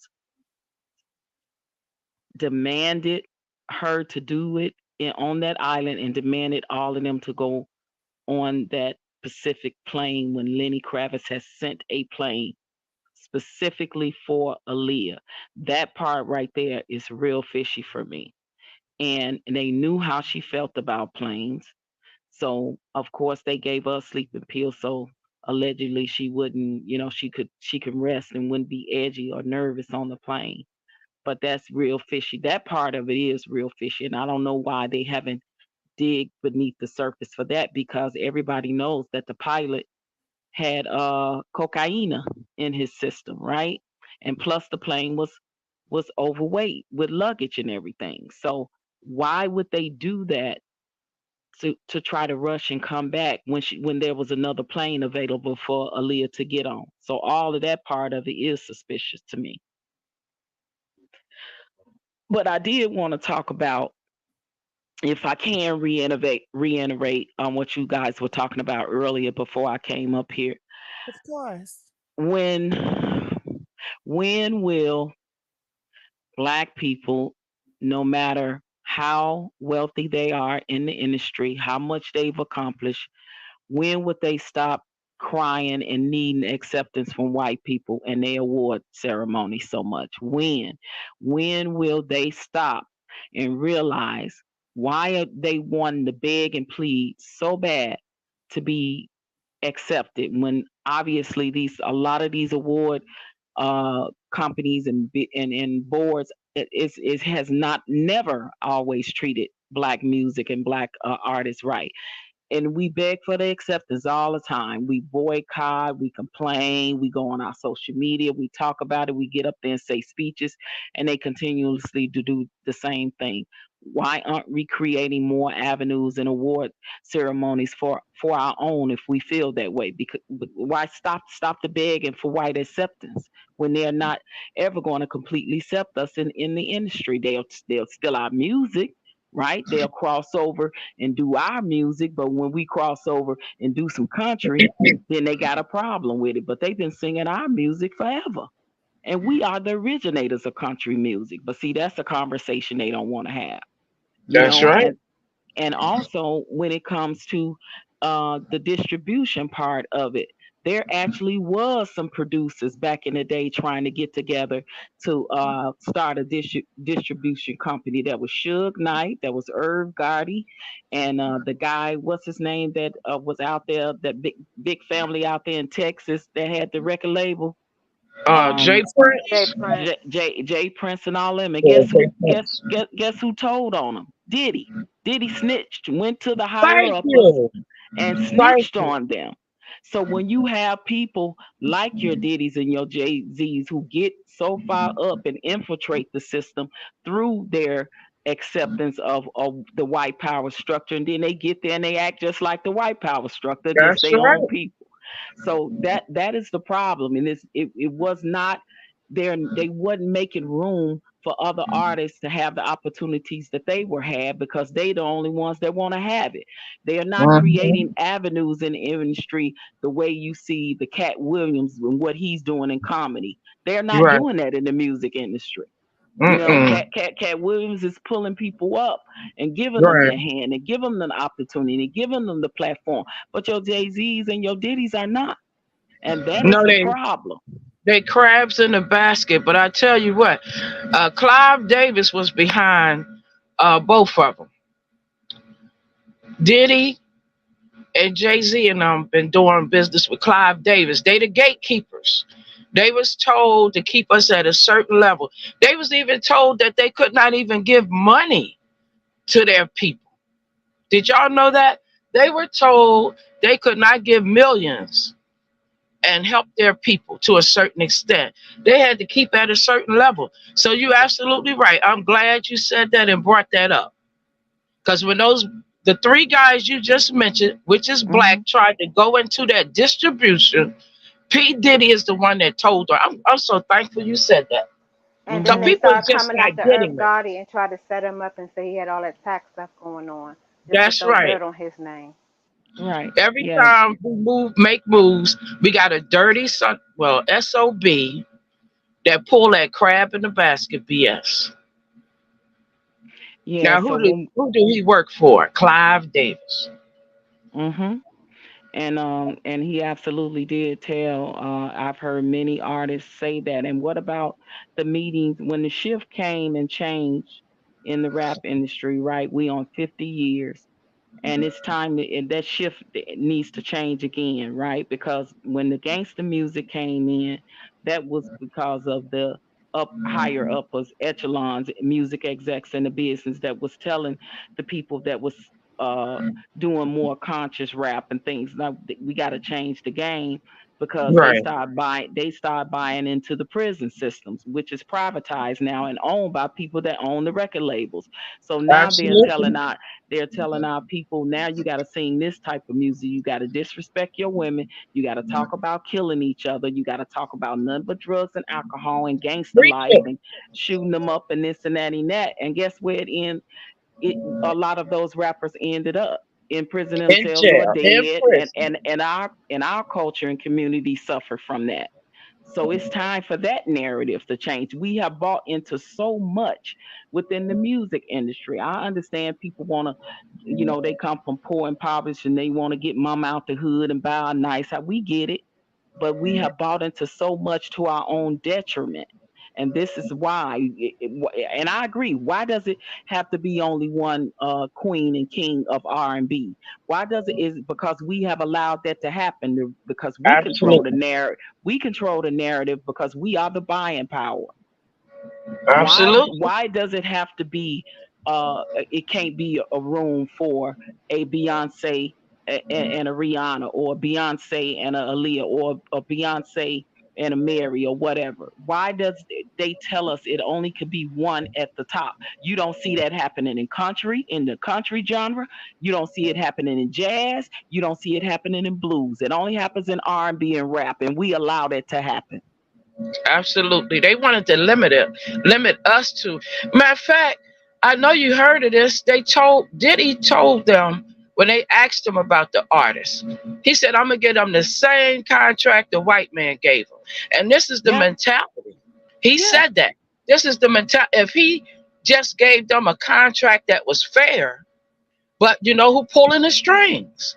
So I know we don't talk about race, but it goes back to who been running it. And all you gotta do is see the faces of who running this whole thing. Right, since Well, OG brung it up, I get, Shelly, OG, I be giving y'all passes. So if y'all brung it up, then we stuck. So I don't mind. No, no, it it's just the facts. It's just the facts who's been running this. And we got too many people in position like Oprah and them that once they make it in there, they still play that game. They don't think they can flip the game. You got enough money. How much money do you need? Once you get there, flip the game and don't worry about what what the Caucasians say, the people who running it. That's how we run our own. But they so paranoid to let go, thinking, oh, I'm gonna lose my money. You wasn't at this time. Now you'll lose your money because now the Caucasians figured out digital money. So and now we they figured out digital money so they could take all money and control it again because there's too many so-called black billionaires. Y'all not watching what this game is really all about. Too many and people that is not watching. and it's not even barely two handful of black billionaires, right? When it comes to black people, and to think that we only 14% of the population, and we only own 2.1% of the wealth, that speaks volumes, right? As to how far behind we are as to oppose of our white counterparts, right? So Absolutely. when you look at the music execs who run the industry, that they'll get, I don't even like to call them gatekeepers no more, because the upper echelons are the gatekeepers. The Yeah. Diddy's and the Jay-Z's are, what's the people that the slave master used to get the black folk to run the other slaves? What they call them? The overseers.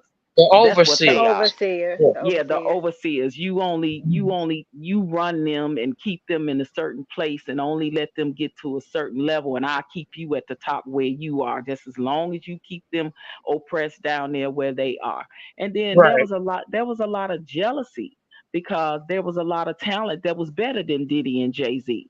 So that was Absolutely. another thing that was the problem. If you a lot of people don't know back when I was coming up in the tunnel was very popular in New York, and they would have those Hmm. battles. DMX came and slaughtered Jay Z in the Yeah. battle. See, it's a thing about with us that we jealous of another person and thinking that because somebody else may win this or be better at this or do this, that's gonna stop your bag, and we have that mentality, if y'all want to say crab in the bag or whatever, and that's Crab why the in the Diddy's bag. and the JVs continue to exist. They don't want Absolutely. nobody to run it but them. Once Clarence Avant was passed away, once he passed away, he was the godfather of the black sector when it came to music. Once they got Right. him out the way, then it was who gonna be we gonna be the two top Seans in the industry, and now one of them is falling. So guess what? What does that make Jay Z even more powerful now? Right. Or is he gonna be next on the chopping block? See, because they'll let you get so big and so high, but soon as you go against the grain with them, they gonna give you your ninja wake up call all day, every day. I don't care how wealthy you are. If you turn, Absolutely. if you stab them in the back or do not follow the status quo, they gonna show you. They gonna give you that ninja wake up call every time. Every time. Every time. It's a dirty business. It's a dirty world. But we have not woke up. Our Yeah, community has not woke up. I just want us to stop accepting and begging and pleading for the acceptance of these awards and create our own. Yeah, we got the BET and the Image, but why not create the Black Oscars for the movies? Why not create Absolutely. the Black Grammys, the Black American Music Awards? These are the awards that they always whining and crying about. Oh, they skipped over me for 3 years in a row, and they upset. We the masses in control that. Yeah. And look Create what your happened. own lane, and you won't have to beg for white acceptance if that's the problem. And then they keep selling it back to the white man. Look at Bob Johnson. When they started BET, they took over MTV and everything. Look at Bob Johnson. He turned around and sold it right back to MTV. This Well, is why we can't keep our own. isn't it black owned again? Then who just bought BET? Didn't isn't it black owned again? I need to No, check. it's still Caucasian owned. Oh, it is. Tyler Perry put a bid in it, but then once Tyler Perry decided to go in for it, they changed the number and they went up, I think, 3 times as much. And then Tyler Perry backed out. They shouldn't have sold it in the first place. Because Bob Johnson is black. yeah, they trying to make it difficult for them to buy it back because they want to control the masses. At one time I heard Byron Allen was trying to buy it, and then at Right. another time I heard Diddy and some other people was trying to get it. But Diddy didn't have enough bandwidth behind him. So the guy that owned Essence magazine is the one who bought Diddy shares in Revolt. His name is, I forget his name, but anyway, he's a part of the whole Essence ownership magazine, the Essence Festival, like all of that. He's a billionaire as well. He just bought Diddy shares in Revolt. Right. So again, when we lose leverage by selling these companies and don't keep it either in your family or keep it in the culture or things like that, we shouldn't cry over when we get mistreated by the people that run these award Right. ceremonies, the people that run the media, the people that run the television and the movies. We shouldn't. No. We need more Tyler Perry's and Spike Lee's. We need more of them, and we do have them coming up. A lot of independent filmmakers are coming up, but we need to support them more too. Well, we it's too late now. We going to war. They still running this thing. We going to war and they changing all money to digital so that they can knock back down the black billionaires. So I don't know what's going to happen from this point. I just say do like Prince, party like it's 1999 before the Grim Reaper come, because just enjoy life. better have some good moments because it's not gonna last. The world about to change. And for the Absolutely. worst. And again, just say it's finna change again because it changed during C-19. So now it's finna change again because of this war. So when you talking about as far as like Beyonce and Jay-Z, and I think they just recently named Ray J. All these people are now separating their assets. So that Right. speaks volumes. Pay attention to what's going on. Now all of a sudden, since this whole Diddy situation, they're separating their assets. And if they so Ray J, I think he pulled out all his access business, whatever he was connected to with Diddy, and I think Beyonce and Jay Z has done the same, as well as separated their own assets, just in case something go down and somebody come after one of them or both of them. Right. So That's pay why they attention say to that. follow the money. They say follow the money and watch Yeah. where you put your money. Because like Shelly, I was hoping you was going to speak on how they even changed the frequency of the music to make everyone and all Yeah. that other stuff. Well, Gigi don't like to get too deep into that, so I try to stay within the realm. Y'all But already got me with the race now. I mean, it just ties to all of this. Uh-huh. But It yeah, just one day, ties to it. give me time. Give me time. One day, give me time. I It's think, night. I don't want no damn dreams. yeah, Okay. I Yeah, think, yeah, I think that if we was to stop being so indoctrinated and conditioning to destroy our own selves, we could have definitely had and accomplished more. When I look at and think about the life of what's the young man that the boy murked in California that had bought up the block in California, the rapper, what's Nipsey. his Nipsey, yeah. yeah, That Nips. like we needed more Nipsey hustles that was doing trying to do what he was doing for the community, but we always have somebody of our own color and race that comes in and infiltrate and destroy that, and it's sad because that leads to more of us being behind the eight ball and nobody wanting to come back to the hood where they grew up and put back in to the neighborhood. I believe if people like Pac would have still been living, Pac was a revolutionary, even though he was toiling with the thug life, but he was raised revolutionary from his mom, his Yeah, godmother. Like I believe that things would have changed. He would have changed, helped change the culture. I right, It was believe too positive. They didn't want that positivity. They didn't want us yeah, I catching on to believe what it. he was saying. Yeah, and I believe if the record labels and the media and people around him and Biggie wouldn't have hyped up this East Coast West Coast thing, I believe them two right. men could have sat down at the table and worked it out. But They because would. we don't stay out of our own way, sometimes it be to our own detriment. Mm-hmm.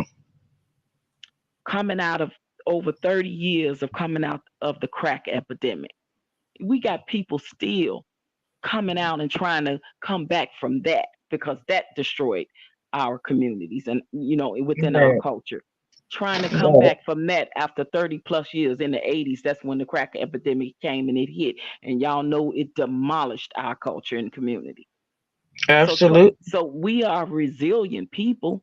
We can do it and come back if we would just stop doing what we're doing to each other. And again, that's a mentality that has been passed down from generation to generation. And Yeah, unfortunately, when you have people with talent that's gifted enough to get in the music industry, but it does nothing if your mentality has not changed. And it's the absolutely. same mentality. I don't want her to be better than me. I don't want her to make a one more dollar more than me. That is the problem. And it's not just in the music industry, it's just in our everyday life. We that way in everyday life. Absolutely. Can't stand your neighbor to have more. We trying to compete, keep up with the Joneses. Oh, you go get a brand new Cadillac. I'm gonna go get a brand new. I'm gonna get a brand new Right, Benz. I'm gonna get a brand new Jag. I'm gonna get a brand new right. Maserati. Like we always trying to one up each other. Yeah, yeah. At the same time while pulling the other down. That's why we are where we are. And the ones that do make it out, which is a small percentage of them, they get up there and they do absolutely nothing. Nothing that Nope. nothing that means anything. where it can spread. They'll come and do some a little here, a little there to write it off on their taxes, but it's Right. nothing that really hits the community like it needs to. Where the food that we living in food deserts, where the fresh produces and grocery stores and things of that nature in our neighborhood. Right. Right. It's so much, that they can do to give back and they don't. But when a hurricane come, guess who they begging for money to help to help the people over there when the hurricanes come. The They poor begging the people. average everyday working middle class and poor people when they the ones Mhm. sitting on millions and billions that can Yeah. build that city back up. Right. Yeah, it was some kind of That's the scam problem. with that. That was some kind of scam with that. Oprah and that guy asking poor people for money for Hawaii. But yet Exactly. And nothing theirs happened to didn't their burn down. houses. Yeah, theirs didn't burn down. So it's all a freaking conspiracy. It's all the same crap. And nobody's waking up. But a few of us. Always been with black, always supported black business. I had a friend and I stopped hanging with her because we would go to the mall and all the people come up. Can you support my business? Can you support? And I would be giving out all my money to the black business. And she gonna fuss with me. Oh, you stupid. They not gonna do nothing with it. They fooling you. I said, well, whatever it is, I leave that to the man upstairs, but I do my part. Any black business around me, I support it. But she used I, to fuss with I me about it. Yeah.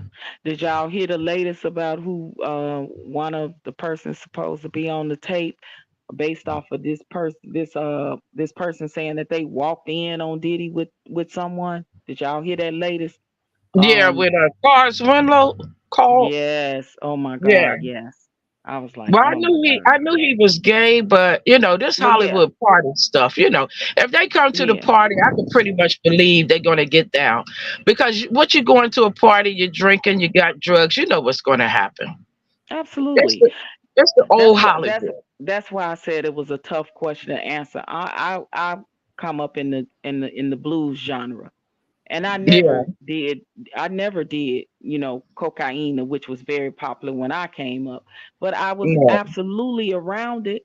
And I say now, if I risk calling the police, it's myself who's innocent and a lot of other innocent people gonna go down with this. So right, am I gonna try to just be on this stage, do my job and leave and not risk the opportunities of the things that I saw in the industry? So that's a very tough question to answer, because had I called the police, myself and other innocent people would have been in jail that didn't deserve to be in jail because three or four other people wants to do cocaine backstage. You see what I'm saying? right, So right, it becomes a you caught between a rock and a hard place when you just trying to come and do your job. You on tour, you way away from home where you live.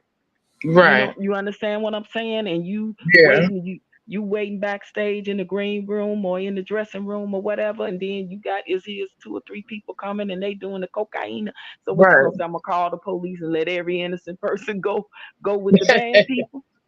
So I right. mean, it becomes, yeah, that's a tough call right there. But I was around it my whole life. I never did it. I never went to I went to industry parties, but I never Right, engaged in, and I knew that they were escapade parties. Even back when I was right, coming up, they were called orgies or What an some old word. swinging like. Yeah, right, yeah, the old word and the s swinging and and all that stuff, and people right. having threesomes and stuff like that. But what can you do? You can't tell grown people what not to do. No, all you could do is Because it leave was the their party free because will. All yeah, you it's could free do is will. leave the party if you don't Yeah, engage in it. And then if they get busted for doing something illegal, then that's on them. You know what I mean? I got up out yeah, of there. I knew same thing. If you stay around a certain time, you know what time it is when that after party starts. yeah. Everybody knew The about the double. about the Diddy after parties. If you are caught there at the Diddy parties after a Yeah, certain time, that it right. turns into a whole nother party. Yeah, the freak And when show. and when you left, people respected your decision. You just left. I'm Right, done with Absolutely. that. You just left respectfully. Exactly. It's a lot of people that I believe that went to Diddy parties that were absolutely innocent. They left early and they didn't do nothing. Not Yeah. everybody that went to a Diddy party is guilty of something. People did leave. I mean, I've been to some parties like that. And they offer you everything, But when they explain to me the feeling you're gonna get, I said, hell no, I ain't doing that. I'm talking about the cocaine. The lady told me, just sniff some, take your hair back, you're gonna be on a high. And then when she said, but you're gonna feel the drip in your throat, I said, the what in the what? Oh hell no, I don't want nothing like that. Right. Why would you want a drip in your throat? Right. I So mean,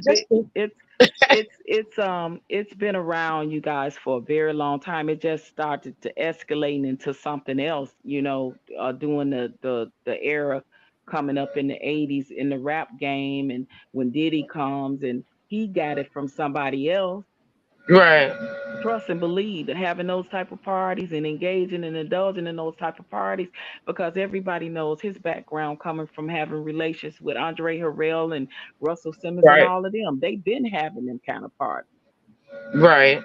Everybody knew that from back in the 80s and 90s they was having them kind of parties. It just kept escalating and escalating, and then Diddy decides he want to get malicious with it. He wants, you know Yeah. what I mean? Like he Yeah, wants to take it too sneak. far. Yeah, he wants to sneak and hide hidden cameras. So now I'm gonna drug you and do this to that or the other. Or even if you Yeah. decide to engage willfully, I'm still gonna record you without your knowledge, because if I ever need to blackmail you or have something over your head, I got this tape. Yeah, he went too far like they usually do. Right. It's just like they said, they got tired of sleeping with the groupies, so then they wanted to start sleeping with each other. It's just extra. They got to go too extra all the time. Yeah. Well, you guys, I'm enjoying this conversation. We are getting to that time, and we have so many callers. And I just want to say I apologize for all the callers I did not get to do today. But guess what? You got another time to come tomorrow, okay? 9:50. I come on every day. But Yeah. see, I know a lot of times you want to talk about the R word, and I don't allow you to. I did allow OG to go freely. And I know they said Right. a lot of things, and I do want to hear what you have to say. Okay, well, going back to the Aaliyah situation again, the reason why I say I disagree with Okay, what you they're didn't want saying to say about. anything with the race? Yeah, I'm going to say something. You want to Oh, go back to the okay. race? Well, yeah, I was No, allowing see, you Aaliyah because I saying it's gave like them this. free range to talk about race. So I Okay, wanted to no give you problem. the same. Okay, but with the Aaliyah situation, right? If Jay-Z and whoever wasn't loading the plane, how can that be associated back to them? Because the investigation stated that once the plane went straight up, it came straight back down. So that They wasn't. talking about the arrangement. They talking about who arranged it. Hype Williams wasn't even supposed to be there. But what I'm There saying was is, I another know that she producer. went out there and made it safely, right? And they were saying that when she got there, some of her luggage was missing. So that's why she said she never wants to fly separate from her luggage again. All right, so that's how that plane ended up being so heavy like that. Because think about it, she went over there and didn't have any problem. It's coming back that she did. So if they Yeah, had they anything was. to do with her, she would have never made it over there, right? Why let her go over there, film a video, and then all of a sudden that happened like that? She was They weren't never supposed to supposed to go be over on there. that plane, period. She was not Yeah. supposed to be on that plane. Right, That's she what wasn't supposed to be they're on it, saying. period. But what I'm saying, they're saying the plane Yeah. was overweight. But as soon as it went up, it came straight back down. That couldn't possibly be someone doing that because they're trying to set you up. Especially if they're not there watching the plane be loaded. Well, someone sent that plane for her. That wasn't her original plane she was supposed to take back. That wasn't her plane. Even the people that But were then boarding, she it was didn't like, want no, to this is find not out her supposed to be our luggage. plane. But they didn't say there was anything wrong with the plane. They were saying it was too heavy. It was overweight. All the stuff on it. No, she said, I They don't was want to get supposed on to this stay. plane. That's Yeah, and the that's pilot was I don't think it's fair to say that Jay-Z had anything to do with that.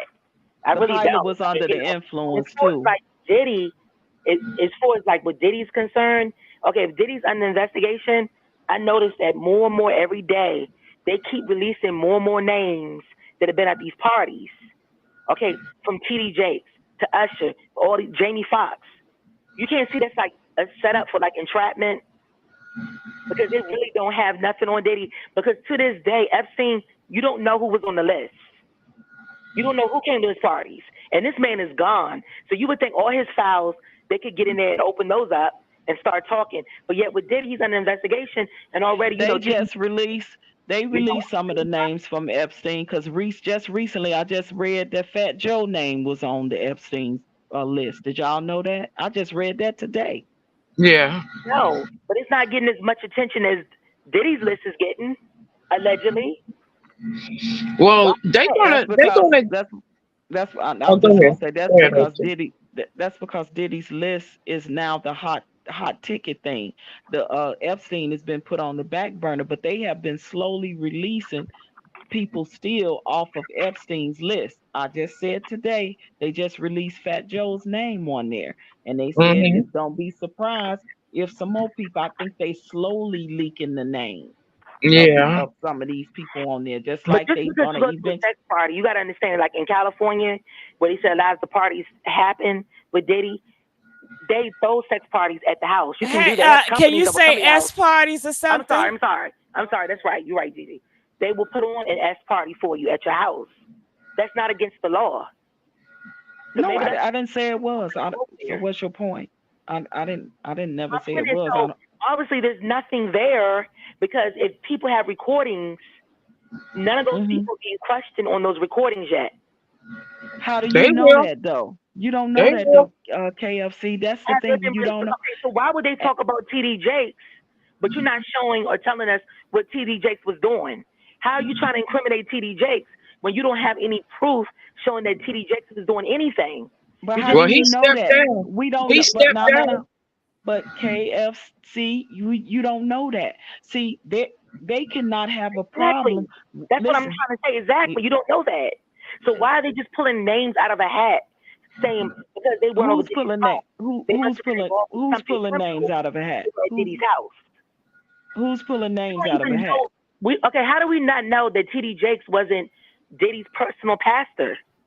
I mean, they're not telling you the dates and times, or even if a party was going on when TD Jakes went over there. Because TD Jakes is on tape.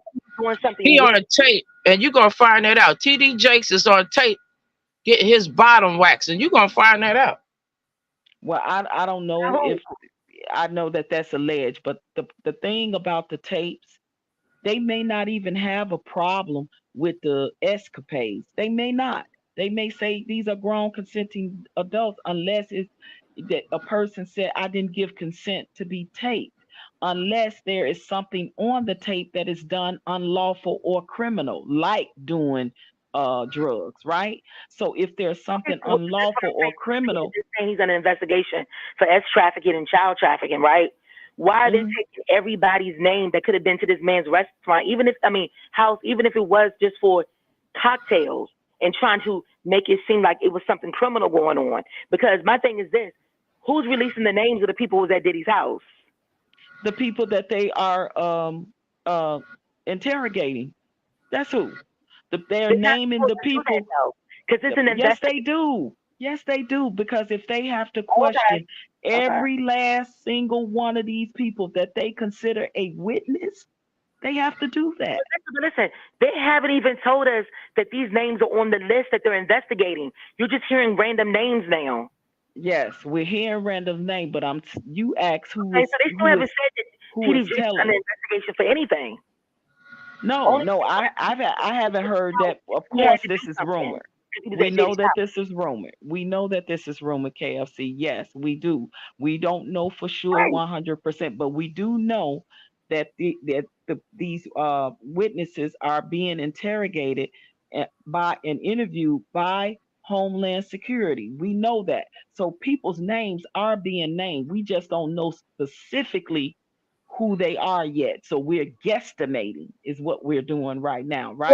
Well, TD Jakes is a recovering homo. I don't know what word you want us to use, but when he first brought in order to get that, when he first brought out the Potter House, he out the Potter House, his church in Houston, Texas. Everybody know this. He came out and said he was a recovering homosexual. Can we say that word? And he started in Virginia first. He's gonna get in his car every time and drive from Texas to LA when he won some of that. No, I'm not talking about now. I'm talking about when he first got over to Texas. Flashlight and do it, because I'm like, that doesn't make sense. You can get that in every city. You don't have to go to Diddy's house to get that if you want to do that.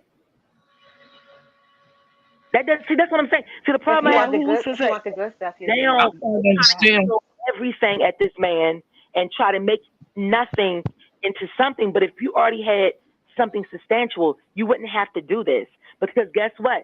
All the people that you are investigating, we shouldn't even hear their names.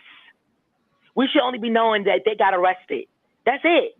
You saying, well, TD Jakes, okay, TD Jakes could be his pastor that comes to the house and pray with, because you know Diddy's mother's 84. So that could be his pastor come over the house and have Bible study. KFC. That doesn't mean he was there at a party. KFC.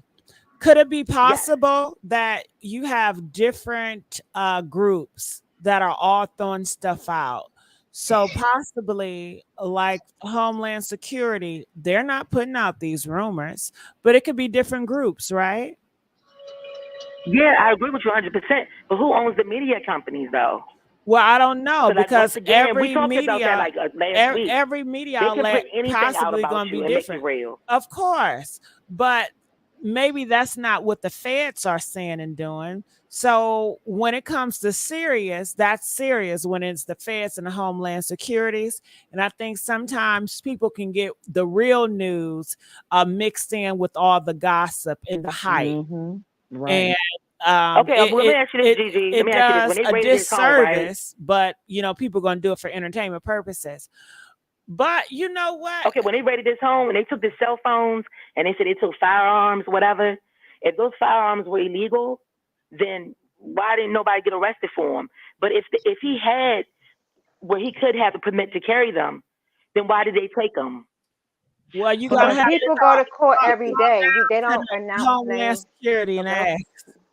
Yeah, because people go to court every day for different things. They don't come out and make an announcement on everybody that goes to court. They have to do their investigation first, and you haven't given them enough time to do a thorough investigation before you start requesting names, because then you can contaminate witnesses.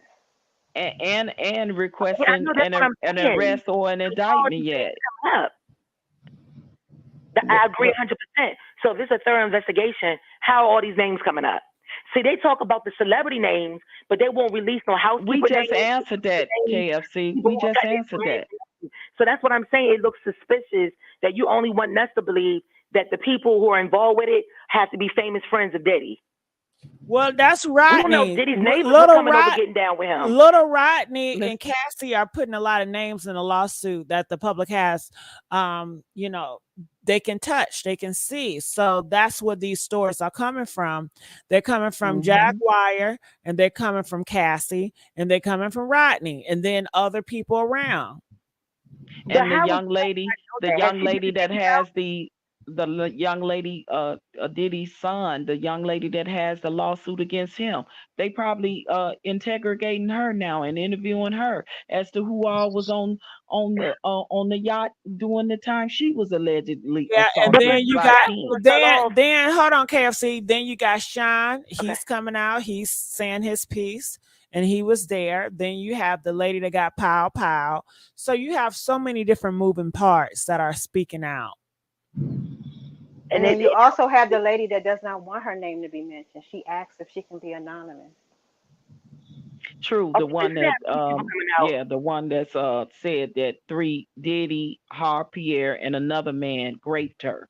Yes, that is true. She's still unknown right now. And people are guesstimating her name. They was guesstimating it was Tierra Marie. They was guesstimating it was somebody else. I forget who the other girl they was guesstimating, but I heard it was a Caucasian girl that lived in Canada that was in Detroit. So we don't know. These are guesstimations, yes, because nothing is in stone. It is nothing in writing yet. So we know we are attaching these people because they are in close proximity to Diddy, right? They have known to go to Diddy's parties. They've known, to say things, rumors, alleged things.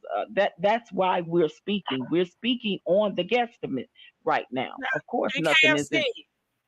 I'm sorry to cut you off, OG. You shocked me. You shocked me. What I Because do? OG and Shelly, they was up here talking about some Black Power and Black Pride. And Nah, because I know you always get on me about that. So I was like, let me just be quiet. I know. That's why I was thinking about you during that whole time. They was talking about Black Pride. And I said, well, I have to give Gave you a pass. time. And I want to see. I didn't want to butt in because you know when I used to do that, I'm putting you on mute. So I was like, that's why I don't say nothing. and KFC, I just want to say thank you because you're so respectful. You're not combative. You're not, causing trauma. You don't feel entitled. You don't try to take over. And you don't. You have a sense of understanding and you see where things are going. So I appreciate that. But I really thought that because this is your platform. I'm not here to disrespect you. You know what I'm saying? I play by your rules, and I get that. I know you're not. Right. But I thought you was gonna be like, yes, I love you guys talking about pro-blackness and this and that. That's what I because I know you said you didn't want the R word, so that's why I was like, let me not say nothing. But I was giving it a time. I was opening up the door. Okay, well let me get to the door real quick before you close it. All right. when they were talking about what's going on with us, the reason why everything is so imbalanced is because they own everything. And one thing that makes me upset is that we did all the work, but we're 250 years behind them as far as wealth is concerned. That's the problem. They will always have that upper leverage over top of us. So, they've been studying us for years. They've already planned ahead. They already know how they're going to move it. And that's something that we have to deal with. Well, they've always been in power, and they're afraid of losing it. That's why they are the ones that have committed the most heinous crimes to keep the power. They have been the most immorals, the caves. They the one that been the most raping, the pilgrims, the colonizers. They the ones and they've done all of that to keep the power structure, right? I mean, we did all the work, right? We even built the White House. We did all the work, and what do we have to show for it? Absolutely, I agree with you 100% on that, KFC. Black Wall Street. Just imagine if Black Wall Street was still here. I agree. Just imagine that how they burnt that down because they didn't want us to do better than them. So that's like in every sector, in everything. And so like people were getting on Jay-Z about his criminal past, and I'm like, you know what? Who put it in? Who flooded the community with it? The CIA did. They brought it in. So if he had to pull himself up with the bootstraps and then throw it back on them, hey, he had to do what he had to do. They shouldn't have put it in our community. I agree, I agree to a point, but it's what he's doing now that's the problem. He's doing the same thing that was done to him. That's the problem. That's what they want us to believe about this man because Black success is always met with racial resentment. So they want you to believe because he got here is because he was this and this and that. They don't think we're intelligent enough to actually get to a billionaire status. It's always got to be some extra luggage with that. And that's so unfair. I mean, that's so unfair because not all Black people have gotten involved with criminal activity. So have they, though. All the white collar crimes belong to them, but nobody puts them on blast, right?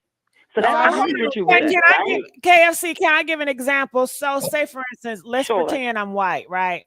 And I see a Black guy with a Mercedes. And my first thought said, he must have stole that. Right. But let me ask you a question. Or he must have sold, paraphernalia to get it. Okay, but Gigi, let me ask you a question. What if he parked that Mercedes, right? And got out and you're walking up on him with your purse? What are you going to do to your purse? Grab it and run. All right. So why are you grabbing the purse if you just saw him get out of Mercedes? Because he's still a nigga, right? What makes you think he would need your purse? Hey, he stole that Mercedes. He's going to steal this purse. I thought you said, you didn't say, did you say he stole the Mercedes? Yes. Or just a Black man driving Mercedes? I said no. Either or. If I was to see a Black guy with a Mercedes, one of my first thoughts probably be he stole it or scammed to get it. And that's so messed up because that's messed up because Ted Bundy would walk around with a suit and tie on and pretend that he had a broken leg or a broken arm, and women would run over there to help him, and then he'd knock him across the head and end up abducting them and killing them. And so it's like, see, that's not fair either. See, nothing is fair. Yeah, it's not fair. No, I get it. You're correct, but unfortunately, that's how. And that's what really makes me and mad. this is not. They want that stigma to be on you. Yeah. Well, we're gonna always have a stigma on us. We're gonna always have a stigma on us, KFC, because racism is never gonna die. It's never gonna die because racists raise other races. It's never gonna die. We gonna be dead and gone, and it's still gonna be here. Everything though, like they talk about black women wearing weave. That's all the Kardashians have in their hair. It's hair extensions. See what I'm saying? And yet they imitate what we do, and no one talks about it. But they call us out all the time. Like look how many men Kim K has been through. All right, and no one talks about that. She had what made her famous was the sex tape with Ray J. But yet people are so quick to talk about Beyonce. They have never released a sex tape. You know what I'm saying? So it's like that's that double standard again. Well, they say Beyonce got a sex. They say she got one. They got. They say it's alleged that she had one. I've seen hers. It's alleged that she had one, and I think Pimp C was the guy that I think that got a hold to it or something. Yeah, he was pimping her down. And I personally, they said Pimp C was grabbing her, throwing around, pimping her down on that tape. That tape would have been released. Yeah, that's why they didn't want Jay Prince to start up a label. Not if just throwing people under the bus. Not if somebody halted the tape. It's because it's alleged. Oh, go ahead. I'm sorry. Oh, no. Shelly, you was there. They said that Beyonce breath is stinking. And part of the reason because she be munching. I don't. Well, I didn't say that. You know, Nas said it. Shelly did not say that. Yeah. Yeah, I heard that too. I don't know how true it is, but I definitely heard that. Her breath, right? Uh-huh. I don't think so. Because when she danced, the dancers be up in her face too much for her breath to be stinking. They ain't gonna say nothing. They ain't gonna say nothing. They might be afraid to say something. They getting paid to take that funky breath. I would tell you, you would be surprised. You would be surprised at the artists that have S tapes that has not gotten leaked out necessarily to the masses, right? The way the R.Kelly one did, right? I was in the blues genre, and I actually walked in the studio on guys watching Stevie J and Eve tape when they used to go together. Stevie J leaked Eve's tape, him and Eve's tape. I saw it with my own eyes. Mm-hmm. So it's a lot of those girls. You don't know if you recorded or not. I mean, how do you know? What? They got cameras that could be in TVs, cameras everywhere. So it's like it's hard. That's why you should just cut the light out in the dark, and then they don't get nothing. Girl, then you might get the bumps. How you know? You got to look at it. You know, you got to. Yeah, exactly. And they have infrared cameras that you can record in the dark, so that's not going to always work. And do y'all know Diddy leaked him and Cassie's tape? Yeah. Tape? Because it got to 50 cents. So yeah, a lot of women, especially the female rappers that were exploited, where the guys that they were going with at the time, where they thought it was safe, that they was doing something private with their man. Later on, after he got mad at her or they broke up, those guys leaked that tape. They leaked the tape. And they be like, "Woo! I didn't know she'd do that." Have a conversation with them like, "You don't want to be recorded." Well, they don't care about that. Just like Diddy, he got all them cameras. He got all them cameras. But KFC, you know, I love it. I hope I see you tomorrow, KFC. Yeah, I'll come back on. All right, baby. I'm gonna let you go. Any last words, Dream? No, I was just saying, you know, if you're ever curious about someone, just follow the money trail and see where their source is coming from before you just blanketly support somebody. And then if you really love an artist, go to them and try to support them individually. Don't let just one person be on the top. And we all need to find a way to come together and just watch where the dollar is even going to exist anymore. Be careful where you spend your money because our money is not circulating in our area anymore. You know how they say our dollar is just the first one to go out of our community? We need to find a way to bring it back. All right, Shelly, any last words? Well, I played back some of our discussions, and I heard satanic moans and groans. I heard a lot of stuff on my speakers, so I don't know what's going on over there, but I heard it. Over where? At your house. Ain't nothing going on in my house. Did y'all hear some moaning and groaning? No, it was on my speakers when I played this back from the other night. And I was just going to ask you what's going on. But you can tell me later. I'm serious. I'm serious. I heard a whole lot of, I'm telling you, when I play it through my speakers. Shelly, stop scaring me, god darn it. Well, I don't know what's going on because ain't nothing over here.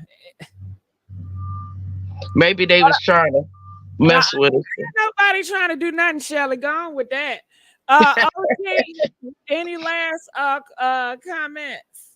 Yeah, I don't know. Y'all was talking about Lil Kim. I see her face up here, so I don't know exactly what y'all was talking about with Lil Kim. Lil Kim came in the game. You know, she is the queen bee. She set the tone for your Cardi B's, your Meg Thee Stallions, your Nicki Minaj's. They all wanted to be like her, and they all mimicked her. They just took it to another level and changed the game. And now we have so much ratchetness in that part of it where we saw a little bit more class when Lil Kim was out. We did not see as much as the ratchet. Now I know she did do some over the top stuff, and it's unfortunate that the men in her life made her feel so insecure to the fact that she thought she was ugly, and to the fact where she got addicted to plastic surgery, and she got this what is called body dysmorphia, where she actually continuously got addicted to changing her body type, her skin type, and everything, to the fact that where she's almost unrecognizable now. And it's so sad in the industry that it was men that told her she was too dark, her nose was too big, her lips are this, that, and to the fact where it messed her up mentally, psychologically. But these are some of the things that happens to the women that get exploited. Now they don't care who they exploit. You never should have to bargain your career with them forcing you to do something you don't want to do. And that's what it has come to in the industry. It doesn't matter if you're male or female. Either way, it don't matter if they want you to be with the same sex or a different sex. If you didn't get in the game, and a lot of these artists didn't get in the music industry to do that. They got in the music industry to share their gift, to get into music, to do what they love to do, whether it was acting, singing, dancing, no matter what it was. But they to have to use that and leverage and bargaining chip of people in power to take advantage of people like that. That's where the problem lies. And this is why the system, that whole music industry, needs to be torn down and rebuilt again, because it is contaminated. It is absolutely nefarious with the things that they are forcing, or putting that type of pressure and forcing these artists to do just to even have a career. It happened to me, and I was in the blues sector. I was asked, how big do I want to be? Do I want to be big as B.B. King, Millie Jackson, and all these people? I was propositioned. So if you don't have some type of integrity about yourself to be able to say no and be okay with knowing that your career ain't gonna go to that next level, you have to be okay with that. And it happened to me and a lot of other people. You know what I mean? So, and it didn't matter what genre you were in, because the ones at the top, they run it all. They run it all. And they will absolutely get your own people to blackmail you, to proposition you, and all of that. And it's unfortunate. When we were in some of those meetings, the meetings that Busy Bone talk about, when they was ready to change the game, I was in R&B at the time, and that's why I switched over to blues, because I didn't have to deal with that part of it where they were forcing me to sing and say words that I didn't want to say. I switched genres, and I went from R&B to blues. But I watched what it did to R&B, and I watched what it did to hip hop. And we 50 years, and it's time to change the narrative again. There's a what do you call it? A petition going around with that young man, D1 Music, where he's trying to change the game and bring back some good, positive, conscious rap, bring back good, positive rap. He's got in that petition, no more disrespecting women, no more talking about the gang life, the paraphernalia life, anything that is illegal or nefarious. This whole gangster mentality, it's time for it to go. And we have the power to change that narrative.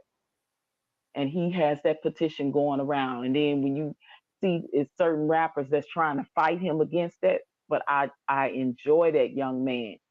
I enjoy what he's doing in the narrative that he's trying to change. And we have the power to change it. It's power in numbers, and we the one buys it. Whether it's streaming, we buy it through streaming, or however we do. We control the narrative. We are the masses. So we have to take back the control of that. We have to tell the Diddys of the world, the Jay-Z's of the world, no, if this is what you continuously doing to our people, it's time for you to step down. You either gonna, if you're doing things illegal, you need to pay for that. If not, then you need to step down, because you're not doing anything to broaden the horizons when it comes to the music for anybody, our people or anybody. They only letting a certain amount of people in this circle or in this square or whatever you want to call it, whether you want to call it the Illuminati or whatever it is. You have to go through something in order to get where the Rihannas are, the Beyoncés are, to get that big. Trust me, it didn't come just by talent alone. It's other things that they force you or blackmail you or trick you into doing. And you wake up one day and don't even know it until they show you the tape. So I just want to say that we control the narrative. We have to make the change, and the change starts with us. Thank you, Messy. I digress. Thank you, OG. And DJ, I see you there. Sorry, we don't have enough time. Hope I hear from you more, OG. I'm sure I will. I love you guys. And I want to thank everybody for giving us your time and your ear. Thank everybody for calling. All the callers were so great. I appreciate it. Those of hosts, you know who you are. You know if you one of my favorite hosts. I miss you today. Hopefully we'll catch you on another day. And make sure you guys like, share, and subscribe. And I will see you guys tomorrow at 9:15 p.m. All right, peace. Bye, DJ. DJ.